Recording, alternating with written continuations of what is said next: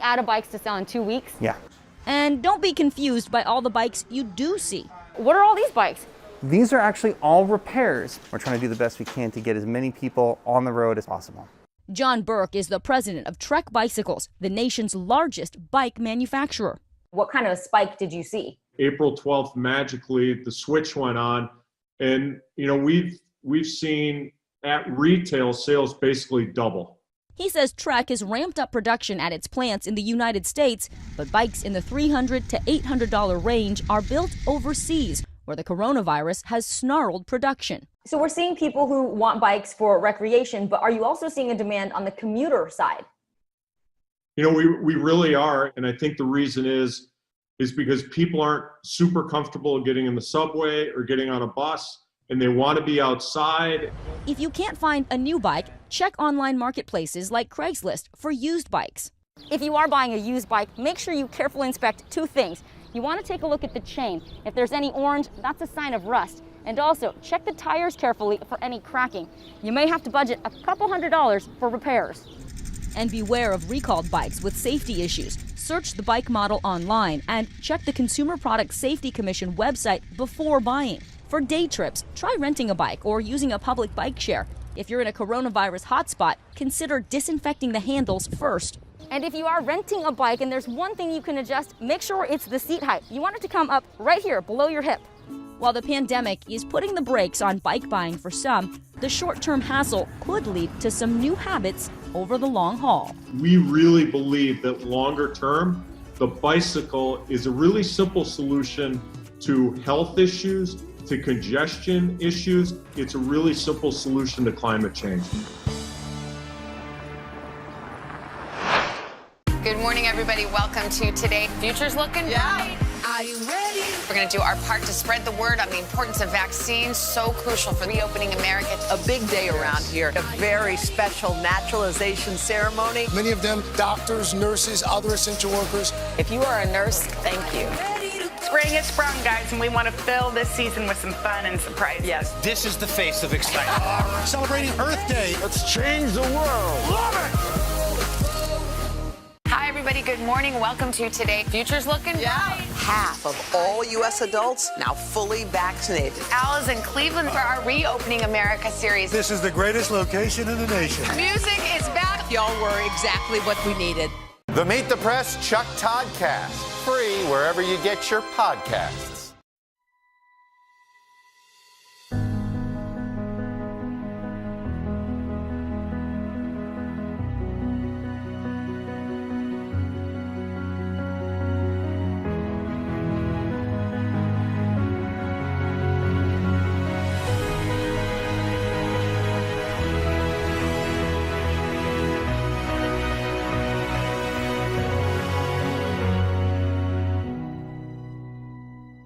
The Meet the Press Chuck Toddcast, free wherever you get your podcasts.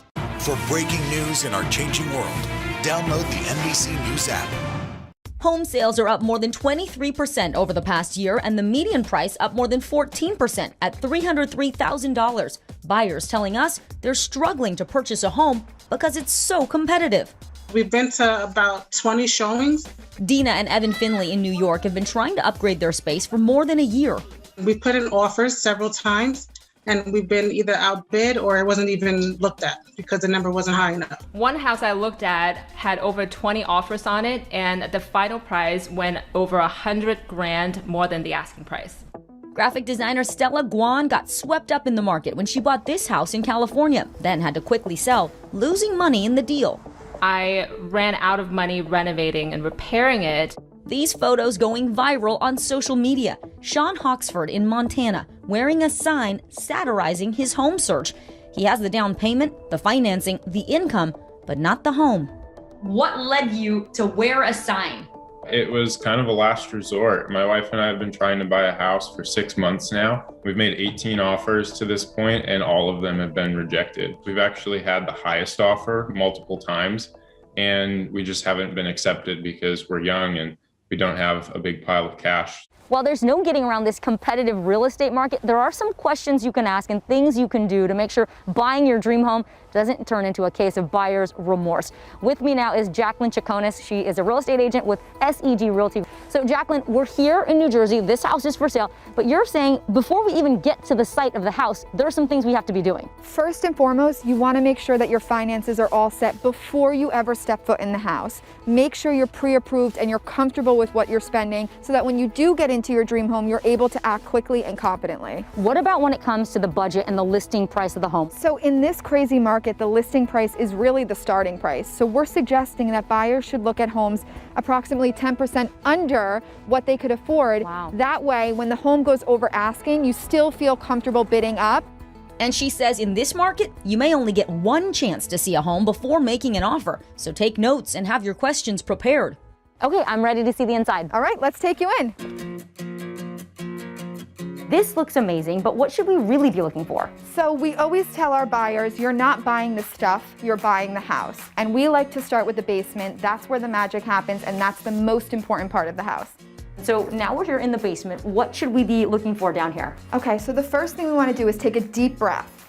Do we smell moisture? Do we smell mildew? Does it feel like there's dampness? Do we see cracks? It doesn't mean that it's something drastic, but it's good to note. If there's no basement, ask to be shown the utility or mechanical room. So you want to look at how old the AC is, how old your hot water heater is. She also says look for cracks in windows. They're expensive to replace. And request maintenance records for the home. That could give you an idea of how well it's been cared for.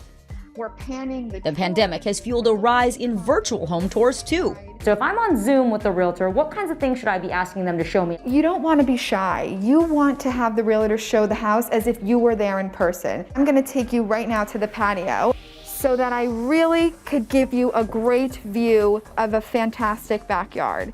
And ask your realtor for a virtual tour of the neighborhood. Vital questions to help you find your home sweet home.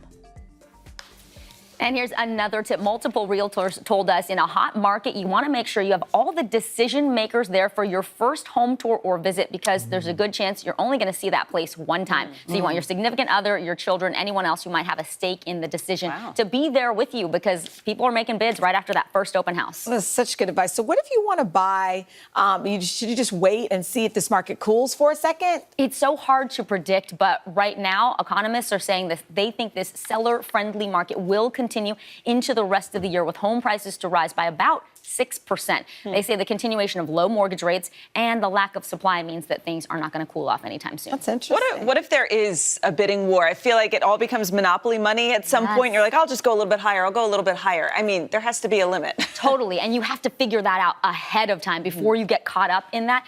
Our realtor was saying, just stop and take a breath. That's a lot of times buyers start acting irrationally. So you want to figure out your budget well in advance, your finances, get that pre-approval letter, and try to stick to your guns at that point, because you don't want to get swept away. So you end up in a home and all of a sudden you think, oh, now you got buyer's remorse. Anything you do? Yeah, well, that woman in our story, Stella, right? So if the seller did misrepresent the home, then perhaps you could take legal action. If it is a case where you just realize, gosh, I really don't like this house or this neighborhood, or shoot, we paid too much, your options there are limited. If you sell, then you're going to expect to take a steep loss, because you got to factor in closing costs. So that's why this buyer's 101 is so important. You got to do your homework in advance so you don't land in that situation. That's good. There's also good news then for the seller, because I think if you're looking to sell a home, I know couples who are older and they just want to either move to the city or move to the suburbs or vice versa. Maybe it's a good time to sell your house. Oh, definitely. This is a great seller-friendly market for sure. It's interesting though. It's what millennials are looking for. Everything's got to be painted all white. It's like no color. It's very interesting from a seller's perspective what they're having to do. And make sure you check the roof. Teeth whitener, because now we can actually see one another's faces, which means people want to look and feel their best. As the country returns to work and play, the masks are coming off, and consumers say it's time for an about face. We've been home for so long that we want to come out with a glow. We're like tired of looking like we've been home for a year and a half.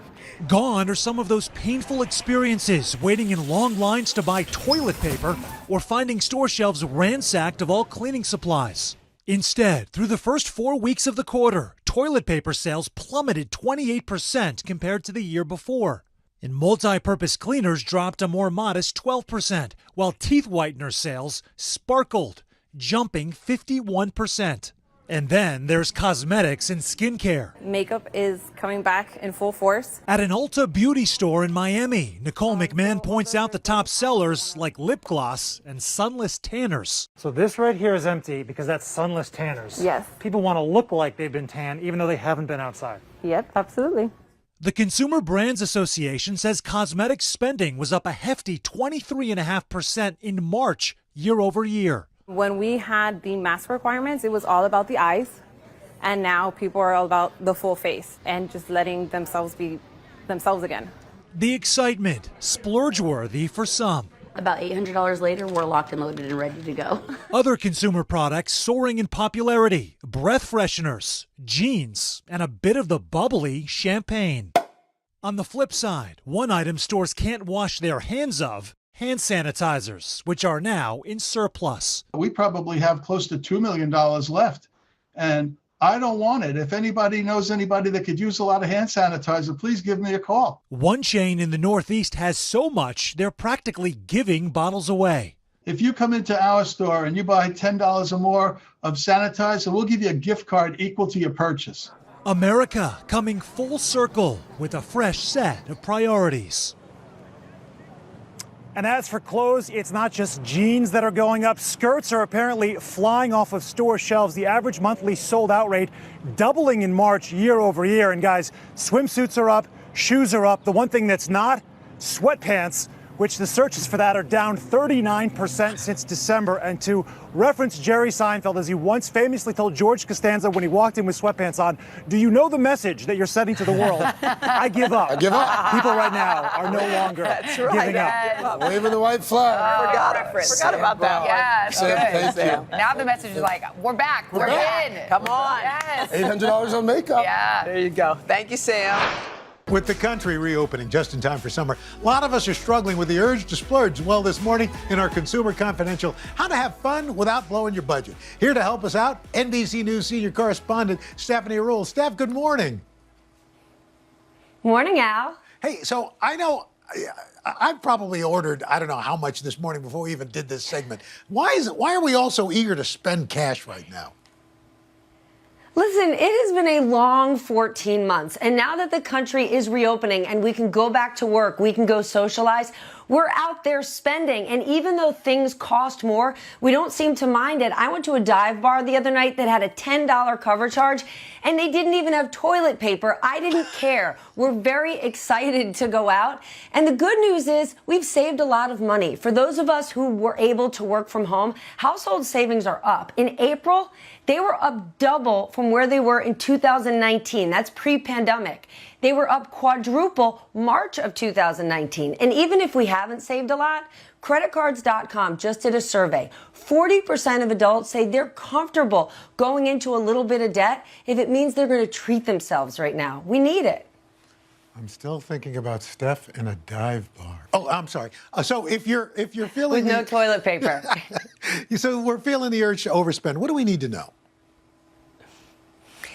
Here's the thing. You said it. You said before, you've already bought stuff online this morning. If you know you're a big online shopper, take a breath. Maybe take your credit card off of a website so you're not automatically clicking. If you're going out to that dive bar like me, don't bring a credit card at all. Go on a cash diet. And if you are thinking about a big purchase, maybe put it on hold and give yourself 24 hours to think about it. You know that spending is emotional, especially at a time like this. Realize it and just give yourself a little cushion. Okay, so all of a sudden you kind of wake up from this spending binge, and now you're on your hangover. What do you do? How do you correct this? Well, the first thing you have to do is give yourself a break. And if you are suddenly overspending, realize if you're overspending by a couple of bucks, it's probably not a big deal, even a few $100s. Now, if you're in the thousands of dollars, it's time to reel it in, take a breath, and prioritize. Say, what do I need most? If I, let's say, gained a little weight during the pandemic or lost a little weight and I need new clothes, don't just go to the mall with your wallet. Go to the mall with a list and say, here are the things I need to buy. Purchase those things and then get the heck out of there. And so you're overspending, and you realize it. How do we get back on track? What are some of the tips we need to do that? Realize what you need most, right? You might say, I don't need to buy a lot of new things, but I really want experiences. I want to go see friends or family, so I am going to splurge on that trip. But what did we do during the pandemic? We realized there was lots of stuff in our house we didn't need, so we threw it out. Don't use this time to then repurchase all of those things. And I know so many people are seeing hashtag Hot Girl Summer. I got to get my game on. I want to go out and meet somebody. Don't do everything at once. You do not need to join a gym, buy a new outfit, get your nails done. Slow it down. One step in front of the other. It is true. Money doesn't buy you happiness. However, spending is a coping mechanism, and we do have a lot to cope for. So you may want to spend some, but just don't go crazy. So in other words, you get the bang for your buck by like spending a whole night at a dive bar. At a dive bar that might charge you a $10 cover charge. Without just bring your own tissue. toilet paper. That's right. Stephanie Ruhle, it is always great to see you. Thanks so much.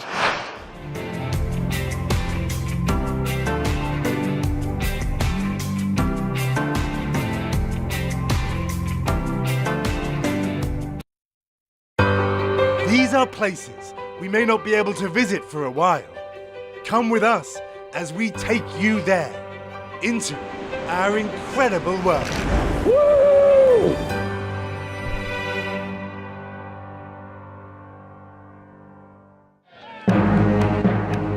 Vikings, warlords of the sea. In Northern Europe, they still celebrate their Viking roots.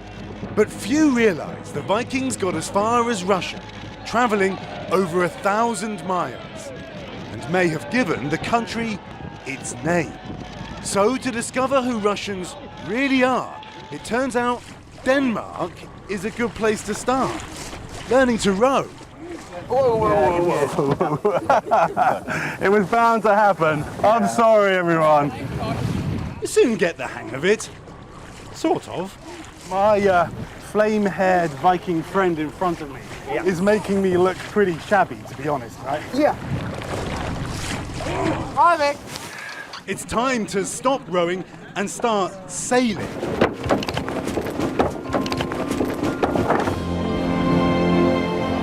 A 1,000 years ago, Viking warships like the Sea Stallion sailed the Atlantic to America, and they went east too, reaching as far as what's now called Russia, in search of furs and treasure, and they became known as the Rus.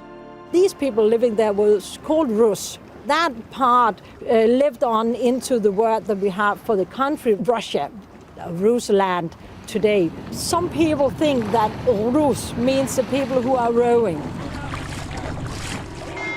They reached what is today one of Russia's most famous cities. St. Petersburg. Centuries before Peter the Great built this magnificent city, the Vikings were here, rowing these very rivers, taking their Viking boats across this vast land. Russia, the largest country in the world, with immense areas of some of the most inhospitable terrain on Earth, populated by the hardiest people. Churchill once described this country as a riddle wrapped in a mystery, inside an enigma, but perhaps St. Petersburg holds the key. What began as a Viking trading post became one of the most beautiful cities in the world. And at its center, the Winter Palace, the jewel in the crown of the empire. For 400 years, this was home to the Romanov Tsars, the Russian royal family. And here, 100 years ago, lived a figure who perhaps symbolizes another aspect of the Russian psyche, their idiosyncrasy. Gregory Rasputin, a monk from Siberia, was said to have healing powers. Those healing powers would bring Rasputin here to the Winter Palace, catapulting him into the heart of the Russian royal family. But he brought into this gilded world scandal and controversy, and ultimately Rasputin would bring tragedy to the throne of Russia. Rasputin's dangerous influence over the Tsars ended with his murder in the winter of 1916. Just 1 year later, the Romanov dynasty fell, swept away by the communist Russian Revolution. Russia marks the first year of war with Germany. Then wars followed, forging Russia's belief in its courage and self-reliance, as Germany fought for a share of its power and wealth. Hitler's timetable called for victory in 60 days. Most of all, they wanted this, a golden room, lined with precious panels of rare amber. It's like a box of jewelry. You can see the detail and it's priceless. 300 years ago, the Amber Room was a gift given to the Russian Tsar Peter the Great. Isn't it stunning? But this is a replica, and you're not going to believe what some folks think happened to the real thing. During World War II, the Nazis ripped the Amber Room from the palace walls, 6 tons of it, packed in 27 crates. Treasure hunters have been searching for this lost prize ever since. Now we're on the trail too, traveling west to Germany to meet a team who think they may have found the final resting place of the Amber Room. Even the way it was transported is a mystery.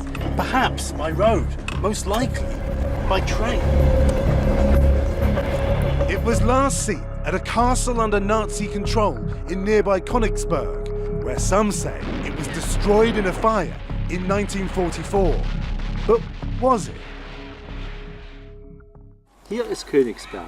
In Germany, huddled around a map from the 1940s, these modern treasure hunters believe the Amber Room was moved again. From here to here to here. We think where we are now. And now they are searching for it in one of 170 underground bunkers beneath their hometown. This one under a school. Okay, here we go. All right. Narrow, dirty, wet. Deep beneath the surface, I find myself in a vast network of tunnels. And in one, the team has come to a dead end. The tunnel has been bricked up. Are there clues here? Gas mask. Yeah. It's risky work. A bomb factory was nearby. This is like thick mud.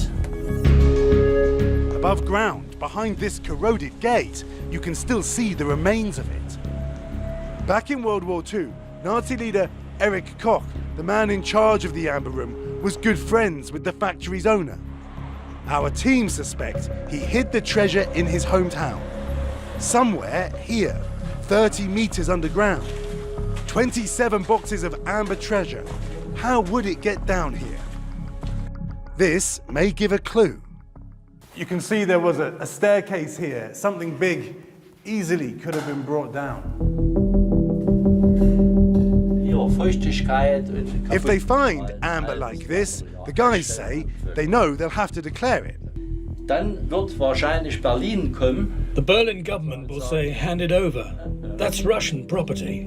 Das ist russisches Eigentum. But 3% vom Wert. 3%. 3%. You'll get 3%, you think, if you find the Amber Room. Even 3% of the Amber Room is a lot of money. Incredible to think that maybe, just maybe, in there is buried treasure. While back in St. Petersburg, do you think it still exists somewhere? I want to believe. Yes, I want to believe that it's so. And one more question. If they find the real Amber Room, what are they going to do with this one? Finding the real Amber Room would be perhaps the ultimate route to restoring Russian pride, reinstating past glories. Next, a man who was born in St. Petersburg, but now occupies another palace, President Putin, in the Kremlin. Good morning, everybody. Welcome to Today. Future's looking bright. Are you ready? We're going to do our part to spread the word on the importance of vaccines, so crucial for reopening America. A big day around here, a very special naturalization ceremony. Many of them doctors, nurses, other essential workers. If you are a nurse, thank you.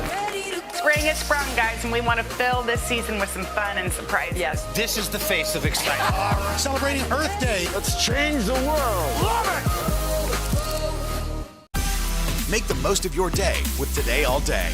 Get closer to all your friends at Today in a whole new way. Today in 30. We give you a mix of everything you love about our show in a mere 30 minutes. Shop today with Jill Martin. We're helping you shop like never before. The latest styles and biggest names. Today Food. Things are heating up in the Today All Day kitchen. Cooking essentials and recipe inspiration. Get ready. Are you ready? Oh, I'm so ready. Only on Today All Day. Make the most of your day with Today in 30. We give you a mix of everything you love about our show in a mere 30 minutes. Savannah and Hoda bring you what you must know. The biggest moments of the morning. One Republic! Exclusive interviews. Why did it work for you? You're right. I am more talented than the rest. And important headlines. Major medical news this morning. Watch Today in 30 on your schedule. Streaming every day on Today All Day. Moscow, Russia's other capital city. This, its walled fortress heart, the Kremlin. For hundreds of years, the seat of Russian power. And today, from where the president runs this vast country. So here we are. Inside the Grand Kremlin Palace. Come with us up the very same steps into the heart of Vladimir Putin's government.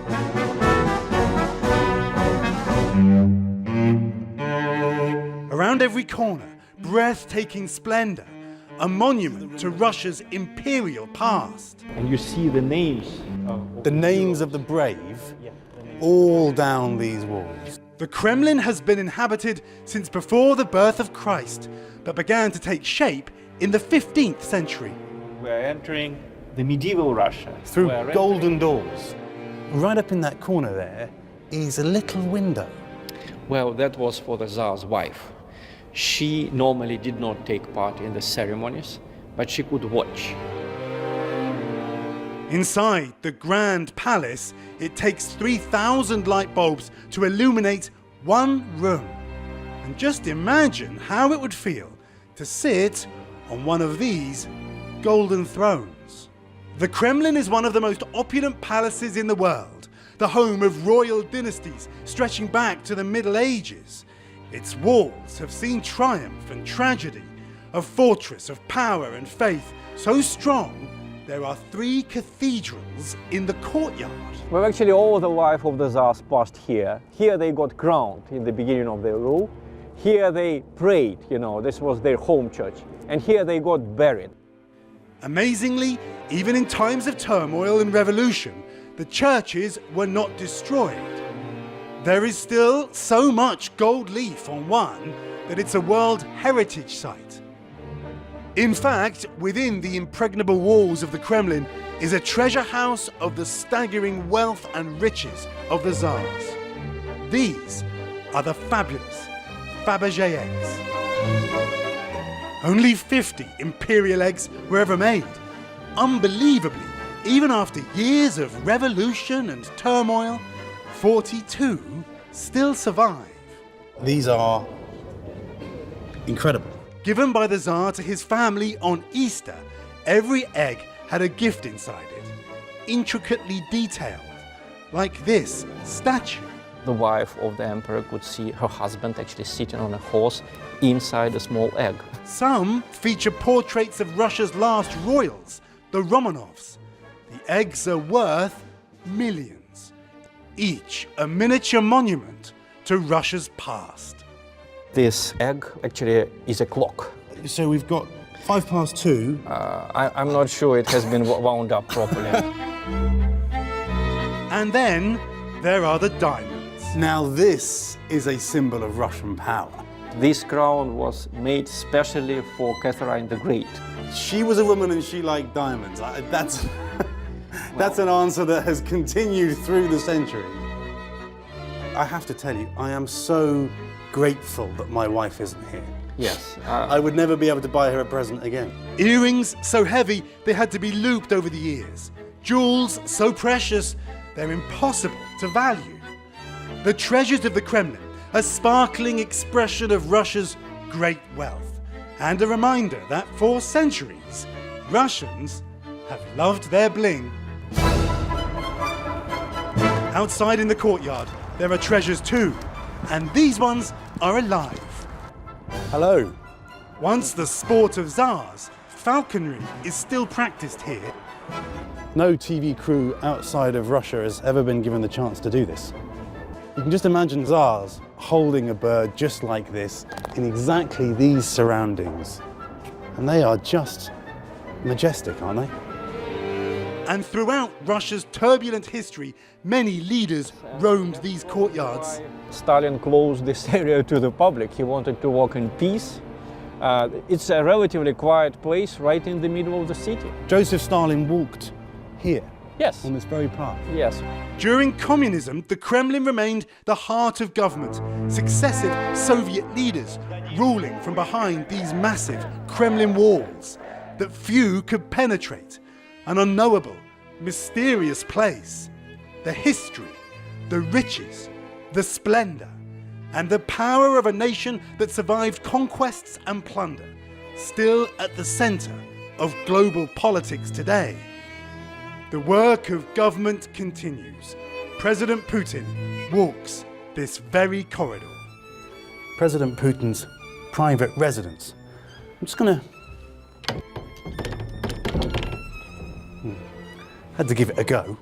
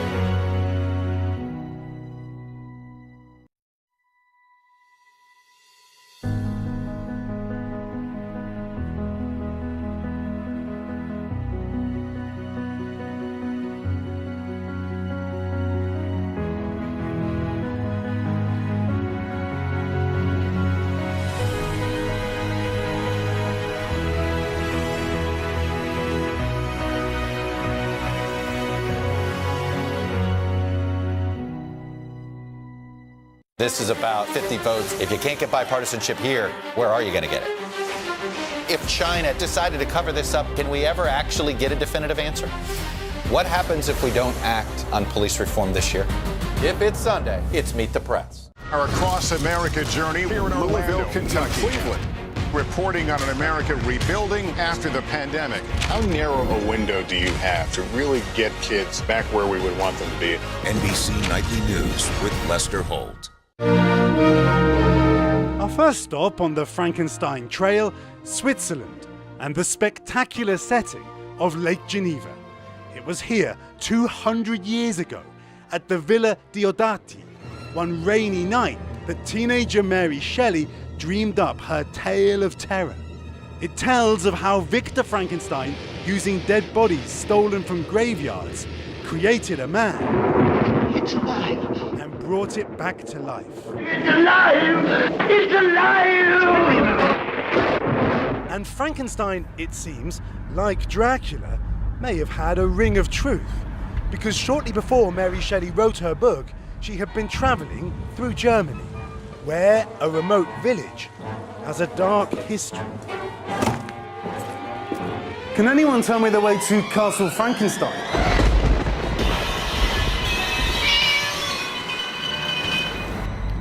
By the time I reached the castle, It is nightfall. Yeah. Can I come in? Welcome to Castle Frankenstein. Walter Sheeler has spent 30 years researching this decaying castle. This is the area Mary Shelley looked around. She was here. It was once home to a noble family. So these are the Frankensteins. These are the Frankenstein families, and these are their tombstones you see here. And one of them was a real-life mad scientist. So this is him. This is Johann Conrad Dippel von Frankenstein. He's the real father of the monster. This is the guy that Mary Shelley was writing about. This is the guy from whom Mary Shelley knew the story of the monster. The real Frankenstein. The real Frankenstein. This Frankenstein experimented on bodies dug up from a nearby cemetery. He made his experiments with the parts of the bodies and with electricity. And this tower was the place where the flashes of lightning threw in and gave electricity to the bodies. To make them come alive? Like in the movie. Unlike in those classic Universal movies, no Frankenstein's monster was ever brought to life. And there was no Walking Dead terrorizing the village. But a lot of people who live around here, and they say this is a very bad place to stay during the night. The devil is playing his fool. I don't know, I've never seen him. You've never seen the devil? No, never. I'm glad I'm with you. Yeah, maybe I'm the devil for them. Good night, my friend. The Meet the Press Chuck Toddcast, free wherever you get your podcasts. Make the most of your day with Today All Day. Get closer to all your friends in today in a whole new way. Today in 30. We give you a mix of everything you love about our show in a mere 30 minutes.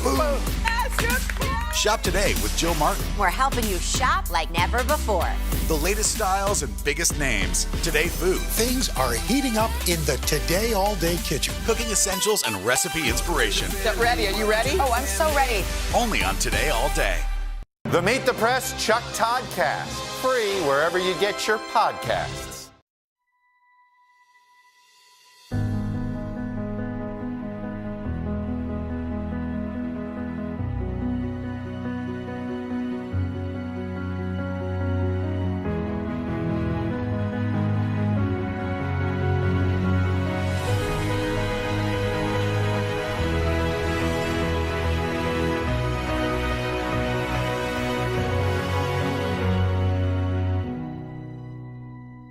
This is about 50 votes. If you can't get bipartisanship here, where are you going to get it?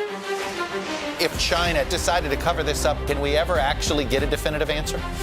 What happens if we don't act on police reform this year? If it's Sunday, it's Meet the Press. The Meet the Press Chuck Toddcast, free wherever you get your podcasts. Scotland, on the road north to the rugged Highlands, a country of breathtaking landscapes, ancient castles and lakes the Scots call lochs. So this is Loch Ness. This vast loch easily lends itself to legend. A monster? Really? Here at Loch Ness, there have been hundreds of so-called sightings describing a huge and mysterious creature. Up behind us here, a little bit up the loch, 20 odd years ago, sitting beside the loch in my car, and I saw this black hump come out of the water, and I've no idea to this day what it was. He saw an object which he described as like an upturned boat. It turned, went against the headwind and disappeared. There were 9 witnesses.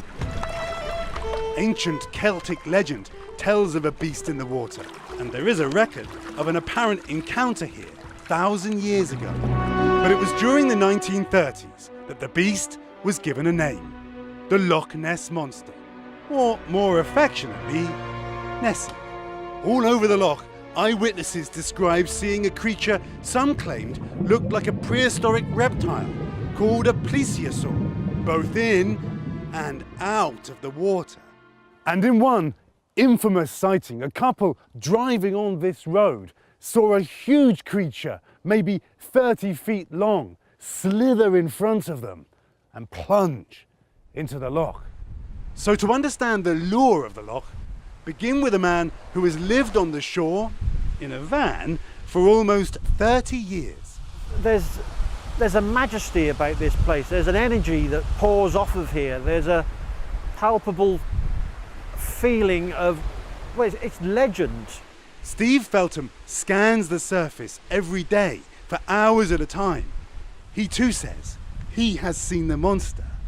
It was like a torpedo going through the water, the size of a car going through there. But does Steve think Nessie is a plesiosaur? Nessie could still turn out to be a dinosaur, but at the moment I see it more likely to turn out to be something like a Wells catfish, the biggest freshwater fish in the world. It grows to about 4 or 5 meters long. They live for 100 years. It's got a smooth back, which is what people describe here. The hump, the upturned boat type hump going through the water. How you doing? How are you? Good, yeah? Hi, nice to meet you. For decades, enthusiasts and even scientists have been searching for facts in this Loch Ness fiction. Skipper Dick Rayner has been investigating the mystery of Loch Ness for 50 years. The thing we were looking for was between 20 and 40 feet long. 40 feet long? Yeah. I think we're going to need a bigger boat. If there is a creature hiding here, Dick says sonar should be the best way to track it down. We're over the deepest part now. Wow. 745 feet. What is that? About halfway down. What is that? It's not an enormous monster appearing on our sonar right there. I don't think so. No. Are you sure? Because that looks pretty... Look at that. Over the years, teams of Nessie hunters have used sonar and submarines to search the dark waters of Loch Ness. But the only monster they ever found was this 30-foot Nessie movie prop that sank 50 years ago. Definite fake. Right. 3 hay bales covered in tarpaulins. The evidence against there being a monster here has been stacking up. Most of the photos of Nessie are hoaxes. He towed a nice bit of fiberglass behind his boat, but this is the famous one, the iconic picture of Loch Ness. Yes, right. But what people think now is that it's actually this little thing. It's a submarine with a plasticine monster's head on top of it. The last best hope of finding some truth here is perhaps the most bizarrely counterintuitive project of them all. They've been looking for the mythical monster in microscopic particles. That deceptively clear-looking water actually contains an abundance of life. An international scientific team, led by Professor Neil Gemmell from New Zealand, is cracking the Loch Ness code using environmental or eDNA. So what we're getting is a snapshot of life in Loch Ness over the last few days. We've got bacteria in there, we've got microorganisms in there. We've also got traces of larger animals, fish, and perhaps there's something mysterious in there too that hasn't been described by science. Who knows? You've got quite a bit out of the northern basin. With the help of a local naturalist, Adrian Shine, who has studied Loch Ness for more than 40 years, the scientist took hundreds of water samples from all over the loch. Back at his university in New Zealand, the samples were analysed by Professor Gemmell and by several other labs around the world. Their results cross-referenced with a gigantic DNA database, producing a complete picture of everything that lives in Loch Ness. All right, well, thank you. A year after we first met him, Professor Gemmell was ready to announce his dramatic findings to the world. Let's get down to it. Is there a plesiosaur in Loch Ness? No. No trace then, he says, of an ancient dinosaur lurking in the loch. No giant catfish DNA either. But, says Professor Gemmell, there is one possibility that may explain all those eyewitness sightings here. Could Nessie be a giant eel? There is large amounts of eel DNA in Loch Ness. Now, is it possible that what people are seeing is a giant eel?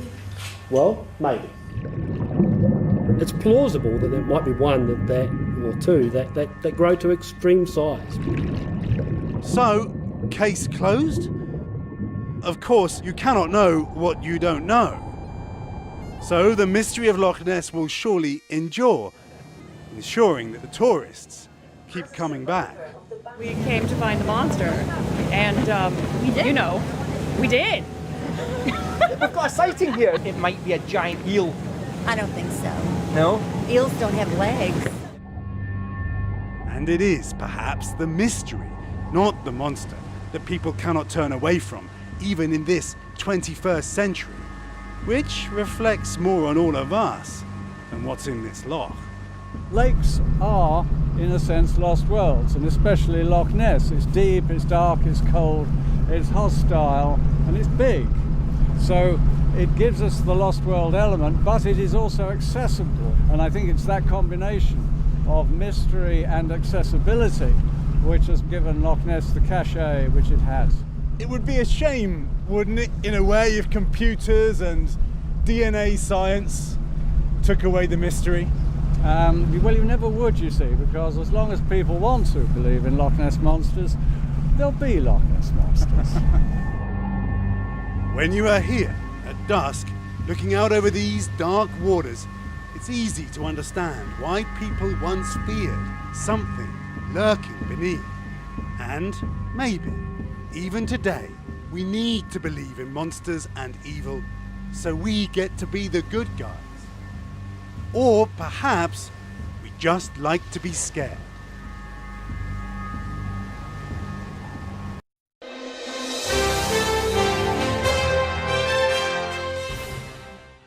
Welcome to Today All Day. Over the next 30 minutes, I'll be sharing some of my favorite interviews with you. These conversations include lessons from dads across the country, inspiring stories of hope, and a few laughs along the way as well. So sit tight, get ready for more Today All Day, right now. Somebody said to me, check out TikTok. I'm like, I am 44 years old. I am not gonna roll up on TikTok to mess with these kids.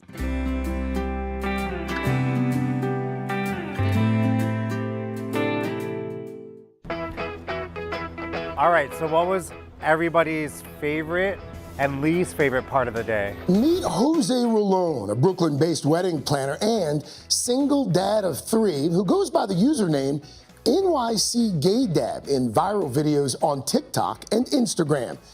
You're making me clean again? Don't make me destroy you. Parenting 3 kids during the pandemic gave him the creative spark that pushed him to the platform. LGBTQ rights have been going on for quite some time. But I do think in the parenting space, we really sort of still are at the forefront of that. This was a platform to be able to highlight LGBTQ plus family here that is doing the same things that you do. Was there a conscious decision to try and use it to break down barriers and shatter myths and preconceived ideas about what fatherhood is? You know, I grew up with a father who was all about like machismo and, you know, you couldn't talk about your feelings. And so I think one of the things that I wanted to highlight too on social media is as a man, you can be vulnerable. Growing up, Jose always dreamed of one day becoming the kind of dad that he wished he'd had. You had this killer smile, beautiful eyes.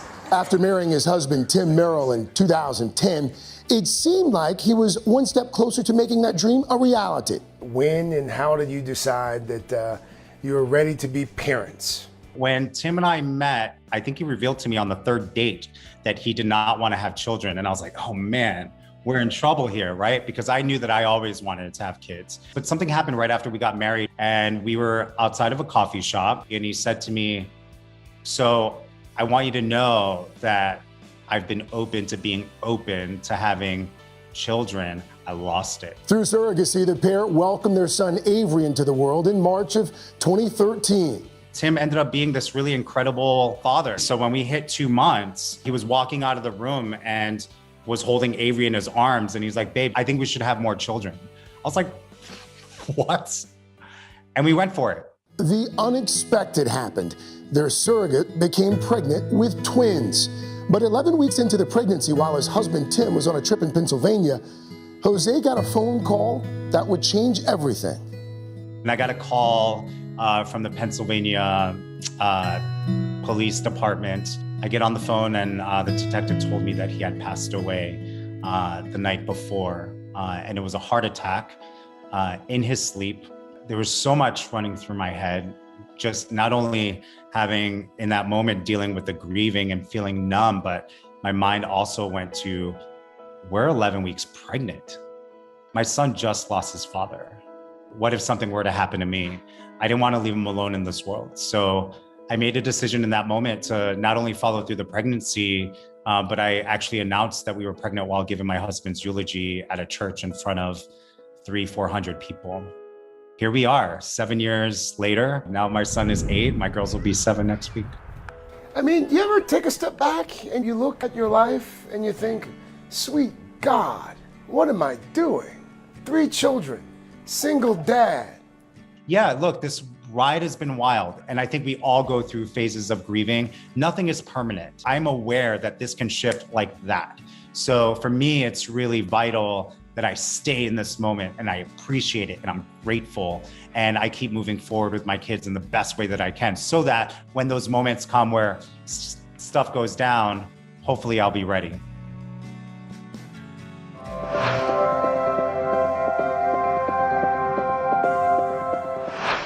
This is about 50 votes. If you can't get bipartisanship here, where are you going to get it? If China decided to cover this up, can we ever actually get a definitive answer? What happens if we don't act on police reform this year? If it's Sunday, it's Meet the Press. I'm rolling up my sleeves for science, so I'll survive if I can track this virus. For family dinners, family vacations, family anything. For traveling somewhere beyond my living room. And for the Rebels, there is no greater feeling than being in the stadium and cheering on Ole Miss. And now it's your turn. Roll up your sleeves, America. Plan your vaccine, because every shot counts. Visit planyourvaccine.com and make your plan.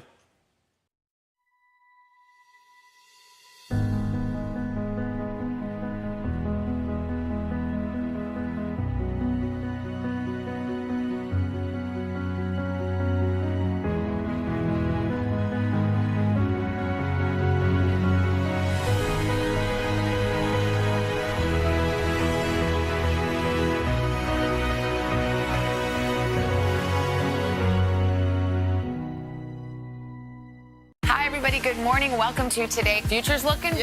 Half of all U.S. adults now fully vaccinated. Al is in Cleveland for our Reopening America series. This is the greatest location in the nation. Music is back. Y'all were exactly what we needed.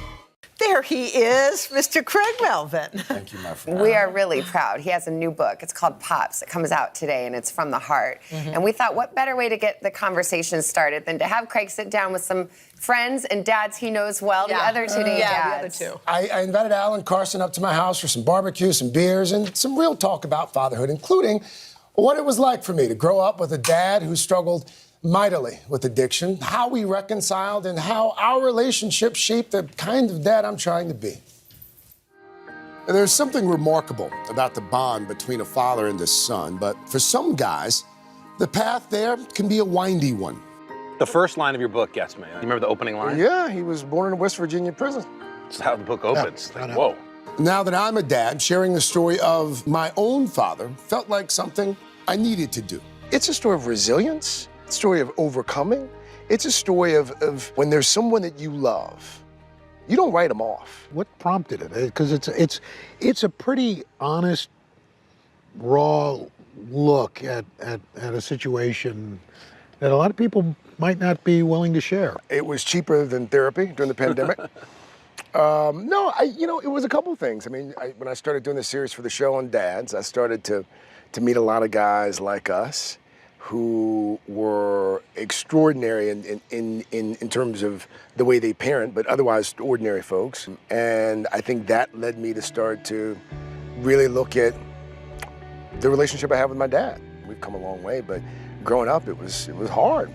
Growing up in Columbia, South Carolina, my mom, Betty Jo, was a constant presence for my brother Ryan and me, showering us with love and attention. We never doubted that our father Lawrence loved us too, but he worked the overnight shift at the Postal Service and he drank. Was he around much? Yeah, I mean, he was there. He was there physically, but, and when he worked third shift, which didn't help, Obviously, he was sleeping during the day, working at night. The older we got, the worse the drinking got. And by the time I left for college, like we were, almost estranged in some ways. He was a black man in the South that at a tough time, a different time. Yes. He, and this is something I found out during the course of the book. Like, my dad didn't know who his father was until he was almost a teenager. And I think it's wholly unrealistic to expect someone to be something that they haven't seen. Right. So my dad didn't, he didn't have a dad. And so he did, exponentially better than his father had done. After decades of struggling with alcohol, in 2018, my family staged an intervention. Dad agreed to enter a rehab facility in Georgia. I'll never forget my first visit there. And he gives me this hug, and I'm crying. He's crying. He gives me this letter that he's written. 40 years, my dad's never written me a letter, but he's written me this letter. And we sat, and we had breakfast, and it was just, like, it's one of those, like, I know on my deathbed, I'll remember that day. And in that moment, like, I knew it had worked. Everything changed between us, and after years of strife, we forged a real connection. What is your relationship with him now? It's the best it's ever been. Like, he'll call now, and just a random, middle of the day, hey, just come check on you. Has he read the book? Oh, he was the first person that read it. What did he say about it? It's probably the most nervous I've been, minus when I proposed to my wife. He said, it's all there. It's good. It's good. Yeah. That was it. That's all he said. My father's struggle and his resilience shaped me as a dad. I consider it the luckiest role I've ever had. And I've seen you as a parent, as a dad. You're a terrific dad. How did you make the jump? I mean, fortunately, along the way, I've always had men in my life who I could look at and emulate their behavior personally, professionally, like you two. I consider both of you mentors. You for different reasons than Carson. Age. Yeah, well, I mean, longevity. Yes. Although, hell, I guess the same could be said for you. I mean, Carson Daly's been in the game a long time. I have 4 kids. I've heard you talk about the relationship you had with your dad. I mean, you had a pretty, sounds like a pretty solid relationship with your dad. Yeah. I have one now. I'm thankful for it now. Right. I wish I'd had it, 20 years ago, but what can you do? If there's anything I've learned, it's that sometimes you can make up for lost time. And seeing my own dad dote over his grandkids, there's really nothing better. We went to Dell's soccer game. He's on the sideline. Like, he's like coaching the team. Like, he was that into it. First 30 seconds of the game, my son hadn't scored all season. First 30 seconds of the game, dribble, dribble, dribble, shoot, score. Having him experience that, in terms of our relationship right now, it's just, I'm so thankful for it. I see these pictures of your dad with your kids. And it makes me smile. I think about it now, and what a great gift. It's the greatest gift, Al.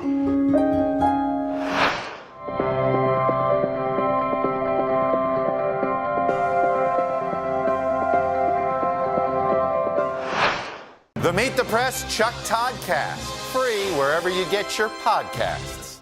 For breaking news in our changing world, download the NBC News app.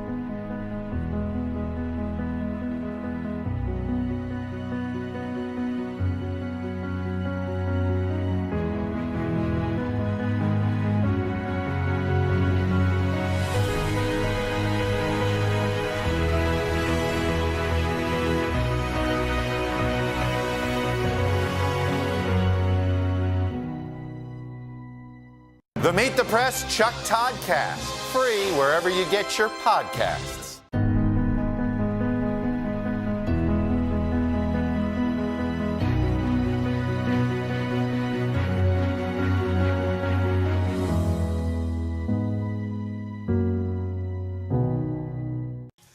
As we've been telling you, this is a big and important morning for our dear friend Craig. A deeply personal new book that he's written, Pops, is out today. Yeah, as you guys know, I've been holding on to this story for a long time about my father's struggles, but ultimately his resiliency. So in honor of the book, I invited two of the best dads I know, Al and Carson, out to the house to have a candid chat about all things fatherhood.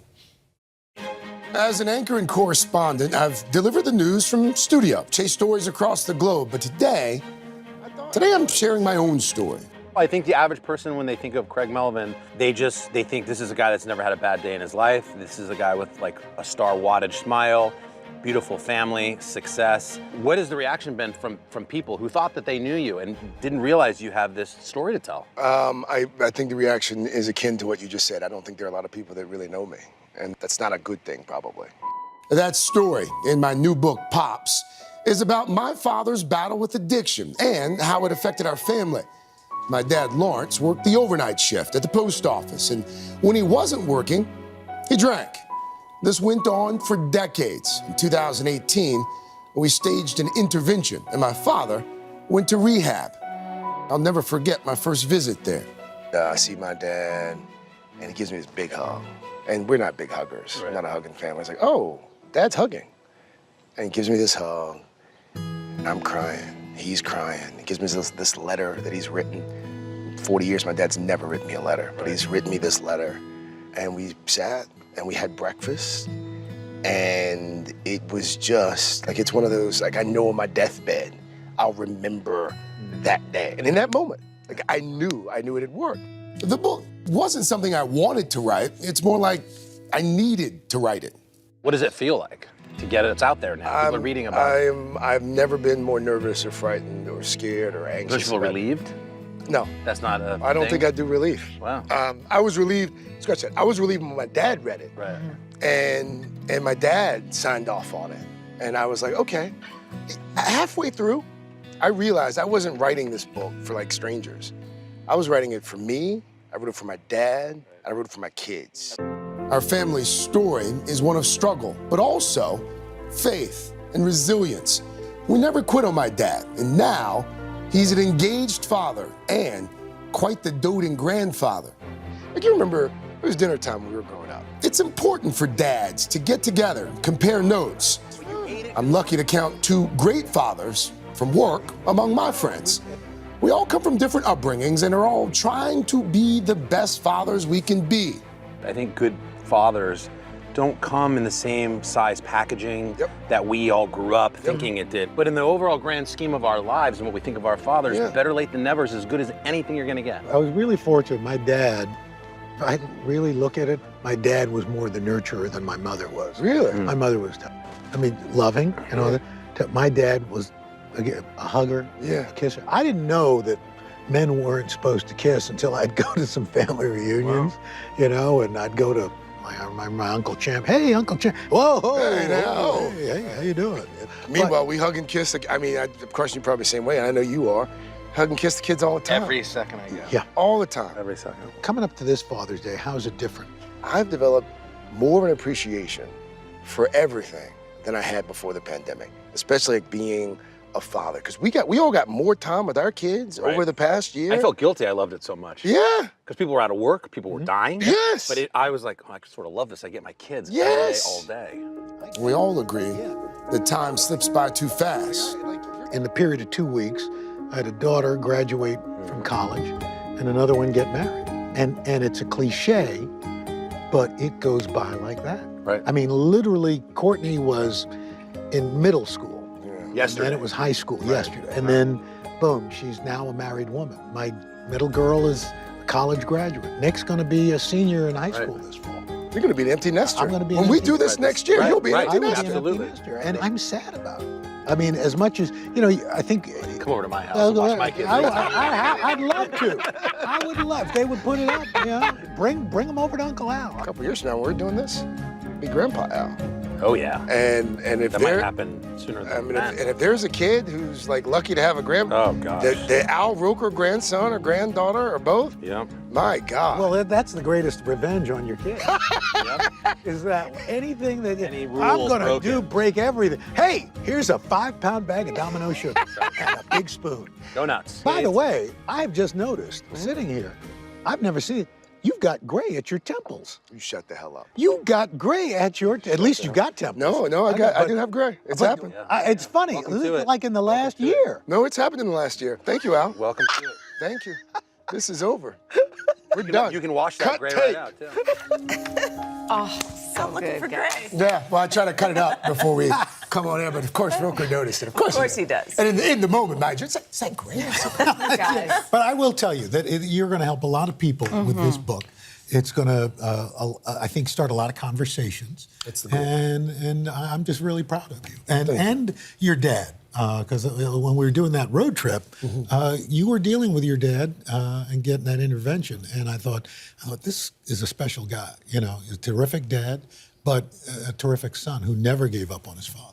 So good. The goal is what you just said, to start some conversations and to help anyone who's struggling mightily with addiction and to help families, reconnect, reunite if they've ostracized someone because of their addiction. Amen. Love You you. guys. And to Betty Jo. We're proud of you. Thank you. Thank you. So good. I'm like, you guys are such good men. I'm glad you mentioned Really Betty are. Jo, because that book could have easily been called Pops and Betty Jo. What did Betty Jo think about it?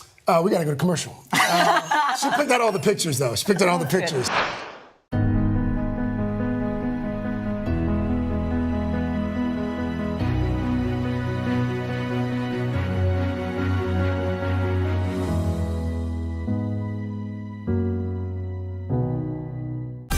Make the most of your day with Today in 30. We give you a mix of everything you love about our show in a mere 30 minutes. Watch Today in 30 on your schedule, streaming every day on Today All Day. This is about 50 votes. If you can't get bipartisanship here, where are you going to get it? If China decided to cover this up, can we ever actually get a definitive answer? What happens if we don't act on police reform this year? If it's Sunday, it's Meet the Press. Make the most of your day with Today All Day. Get closer to all your friends at Today in a whole new way. Today in 30. We give you a mix of everything you love about our show in a mere 30 minutes. Shop today with Jill Martin. We're helping you shop like never before. The latest styles and biggest names. Today Food. Things are heating up in the Today All Day kitchen. Cooking essentials and recipe inspiration. Get ready. Are you ready? Oh, I'm so ready. Only on Today All Day. Make the most of your day with Today in 30. We give you a mix of everything you love about our show in a mere 30 minutes. Watch Today in 30 on your schedule, streaming every day on Today All Day. Well, we're back with our good friend and today colleague Craig Melvin, who gets very personal in his new book. It's called Pops, Learning to be a Son and a Father. In it, Craig writes about the complicated relationship he and his dad had and how they struggled for years to get to the beautiful place that they are now, and it's a journey he's celebrating. Yeah, we're going to talk to Craig in a second, who's looking right at us as we read this intro. Oh, there's a setup spot. But first, look at his very personal story. I never questioned whether he loved me. I questioned whether he liked me a lot. I mean, there were times where we were just so disconnected growing up. Growing up, Craig Melvin thought of his dad, in his own words, as a ghost, there, but not there. It impacted me more when I was younger than I fully realized. I developed a deep-seated resentment because I didn't understand why. At the time, I was, really active in a bunch of stuff at school, and, I was a good kid. Like, why wouldn't you want to be there? It wasn't until I became a journalist and doing stories on people that struggled mightily with myriad addictions. And then I started to understand, that was sick. Lawrence Melvin, or Pops as Craig calls him, struggled with addiction for the majority of Craig's life. The memories became dad drinking, dad being drunk, dad passed out, or dad at work. I mean, that was kind of it for a long time. As a society, I think, unfortunately, there is a tendency to cancel people, to write them off. No one wants to be bothered with the addict after the first or second try. And we did that for a while. But for me, like if you're a person of faith, you can't do that in good conscience. We're all climbing different mountains, and my father was climbing a mountain. It was an uphill climb Lawrence would eventually conquer. At 67 years old, Pops went to rehab and is now celebrating 2 years of sobriety. These days, Craig marvels at the kind of father-son relationship he now has with his Pops. I hope that I have the kind of relationship with my son 20 years from now that I've had with my dad for the past 2 years. Does that make sense? That's what I want. That's what I want. That's what you want. That's what you're going to get. We have a feeling, Craig. Yes. How are you? I'm okay. Thank you guys for having me. This is so nice. Craig, this book is personal, and it's very vulnerable. You know, I think Hoda and I are both so proud of you because we see you as this friend and this colleague who's buttoned up and telling the news, and I can tell you're a little bit uncomfortable, a little nervous about telling your own story, but it is brave. So, what ultimately made you decide to do this? A couple of things. I mean, my dad and I just got to such a good point, and he and I had some conversations about his story doing some good, and he wanted to do some good. And then the pandemic hit. I had a lot more free time on my hands, so both of those things just sort of converged, and that's how we got it. Did you ever think you'd see your dad go to AA? I mean, No. like you said, you knew him your whole life. No. Were you shocked when finally the intervention happened and finally he said yes to it? Because he still needs to say yes. Stunned. Yeah. Because we tried before. Yeah. I mean, we tried interventions over the years and it just didn't stick. And this time, the last time we did it, we enlisted a professional. And that made all the difference. We enlisted a professional, and I write about it in the book. It also helps, it's funny now, it wasn't funny at the time, it also helps that when we had the intervention, he was blackout drunk. The next morning, I called the facility where he went, and I checked in on him, and the doctor was like, "Oh, yeah, he's fine now. He's in our sober tank." He didn't remember going. I think the other part of this story is that it's a true love story because it's about forgiveness. Yeah. It is. And redemption. It is. And grace. Yes. Those are things that I think we see glimmers of them in our society, but not like as clearly as I think you were raised to see. It became apparent to me over the last couple of years, especially, that I had to forgive my dad, not for him, for me. I had to forgive him for myself, but I also wrote this to help him understand that he's forgiven, because for a number of years he would feel so bad about the years that he missed and how he wasn't really there, and I wanted him to know. While he's, still with us. I wanted to give him his flowers to make sure he understood all is right. Well, you gave him his flowers. He gave you that letter that you talked about. Those were your flowers. And we know that faith is like real big in your heart. You talk about it here. You feel it. We feel it from you. And how special it is. There's one particular hymn that you love. It's called "Guide Me, O Thou Great Jehovah." Yes. Well, New Life Baptist Church. No, they didn't. Oh, yes, we did, honey. Let's take a listen. It's my childhood to that. church. Listen. Oh my gosh! Oh my gosh!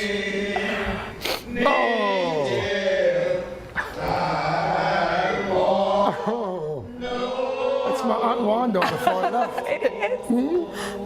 That's my childhood church. Yeah. I know. And that's your aunt at the end? That's who you went with. Your grandma took you there, right? Oh, I grew up.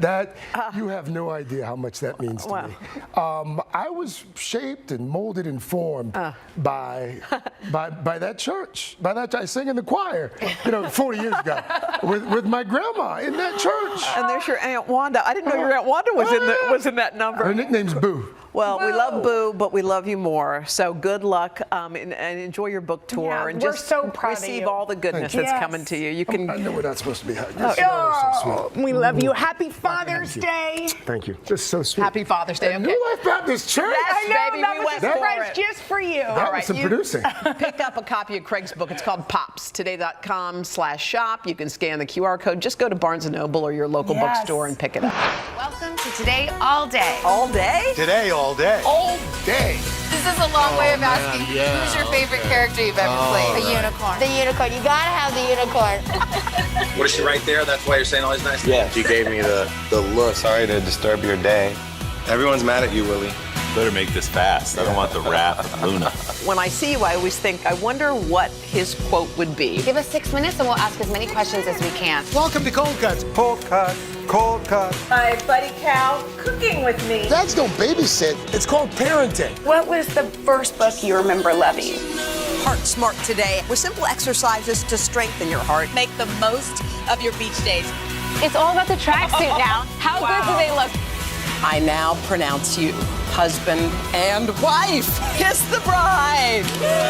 This morning, a story of people helping people. You've received tons of letters from people who have been inspired.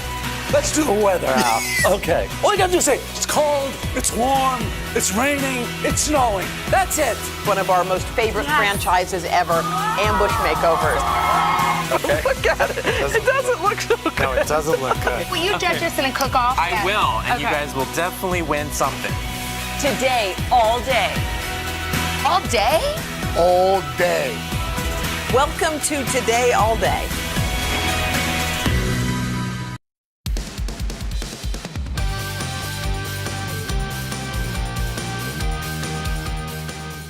Hi, Today All Day. We've got a great show for you on this Wednesday morning, including an all-day exclusive chat you can only see here. But let's kick it off with Pop Start. Saturday Night Live had a historic 46th season, getting 20 episodes on the air with COVID safety protocols, and Peacock was there to capture it all. We have the exclusive first look at Peacock's Stories from the Show, a look back at SNL season 46. Check it out.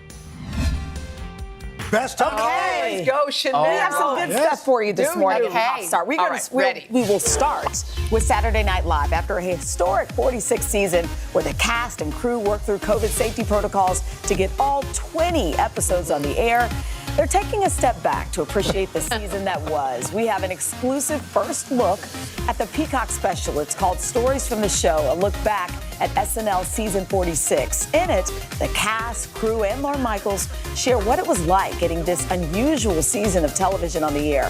Here's a peek. What's going on? Hi. Well, you start. You're the smart one. Let me go. Okay. Okay? You go. Okay. This season. This is what this season's been like. I would say in a normal week of making the show, it's normal to cry once or twice. And in a pandemic version of making the show, you might cry every day. And that's comedy.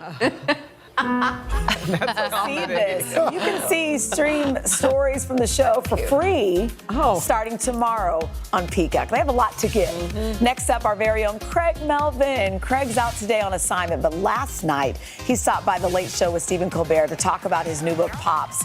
And during their conversation, listen to this, Craig revealed he credits his career to a chat he had with Stephen years ago on a flight to New York to interview at NBC News. Here's why Craig says that chance encounter changed his life. You talked about how when you got the call to go to The Daily Show, how up until that point you were writing for some sitcoms and you weren't killing it. And then you became Stephen Colbert. And I remember in that moment thinking, if this guy can do it, if this guy can make it, and You're welcome. thank you. You're welcome. Seriously. You're welcome. It was the pep talk that the kid from Columbia, South Carolina desperately needed. How great is that? Sweet. Go back and watch the whole interview. Yeah. It is spectacular. Craig knocked it out of the Really park. good. Oh. Craig kills it. He did. And Colbert, there look, two guys from South Carolina. I know, I love that. They got a real bond. So there you go. We can thank Stephen Colbert for Craig. Finally, Rachel Zegler, the star of Steven Spielberg's upcoming West Side Story remake, just landed another iconic role. Zegler is set to play Snow White in Disney's live-action reimagining of the 1937 animated film. Huge news for someone who hasn't yet to make her official big screen debut. Prior to being cast as Maria in West Side Story, Zegler had never acted professionally before. She just had this beautiful voice. She was 17 years old from New Jersey, beat out more than 30,000 other actresses for this role. And you may remember, this was a sweet moment back in April when she recorded herself seeing the trailer for the first time. Oh my God. Oh my God. Oh my God! I'm in a movie! That's pretty cool. Production for Snow White is set to start next year. We're rooting for her. And Spielberg's West Side Story hits theaters in December. You're in 2 movies. I know. It's good to feel someone else's joy. Yes, it is. Coming up on Today Talks, we meet the newest Muppets on Sesame Street. And one of them has something in common with Dylan and Al. Stay with us to find out. Our Across America journey here in Louisville, Kentucky. Cleveland, reporting on an America rebuilding after the pandemic. How narrow a window do you have to really get kids back where we would want them to be? NBC Nightly News with Lester Holt. For breaking news in our changing world, download the NBC News app. I'm rolling up my sleeves for science, so I'll survive if I can track this virus. For family dinners, family vacations, family anything. For traveling somewhere beyond my living room. And for the Rebels, there is no greater feeling than being in the stadium and cheering on Ole Miss. And now it's your turn. Roll up your sleeves, America. Plan your vaccine, because every shot counts. Visit planyourvaccine.com and make your plan. Make the most of your day with Today All Day. Get closer to all your friends at Today in a whole new way. Today in 30. We give you a mix of everything you love about our show in a mere 30 minutes. Shop today with Jill Martin. We're helping you shop like never before. The latest styles and biggest names. Today food. Things are heating up in the Today All Day kitchen. Cooking essentials and recipe inspiration. Get ready. Are you ready? Oh, I'm so ready. Only on Today All Day. The Meet the Press Chuck Toddcast. Free wherever you get your podcasts. For breaking news in our changing world, download the NBC News app. Welcome back. Today on the third hour, Al takes a trip to Sesame Street and meets the 2 newest neighbors. Take a look. Hi, my name is Wes. Hey everybody, I'm Elijah Walker. Hi, Elmo's name is Elmo. There are 2 new neighbors in the neighborhood. It is so great to meet you, Wes and Elijah. And Elmo, it's good to see you again. Good to see you too, Mr. Roca. While Sesame has always celebrated differences and diversity, a father and son tackle a tough issue, race. Why was it important to address race and differences now? After what happened last summer, we knew that we needed to be more explicit about talking about race because children and families needed it. With Sesame's Coming Together initiative, creating the ABCs of racial literacy, seeing the issue as Sesame always does through the eyes of a young child. 5-year-old Wes and his meteorologist dad Elijah's experiences, but starting with the basics. Elmo wants to know why Wes's skin is brown. Oh, I know why, Elmo. My mom and dad told me. It's because of melanin. Right, Dad? That's right. Melanin? What's that? Well, melanin is something that we each have inside our bodies that make the outside of our bodies the skin color that it is. It also gives us our eye and our hair color. Experts say children begin to notice the differences in race in infancy and start forming their own sense of identity at a very young age. So Sesame decided to tackle race and racism head on. One of the great things about Sesame Street is that people accept people for who they are. But Wes, there have been times where people have done things or said things that didn't make you feel good. There was one time at my old school when I wanted to be the pretend guitarist. But they said that I couldn't be the pretend guitarist because of the way that I look, because people who look like me should be rappers because they rap the best.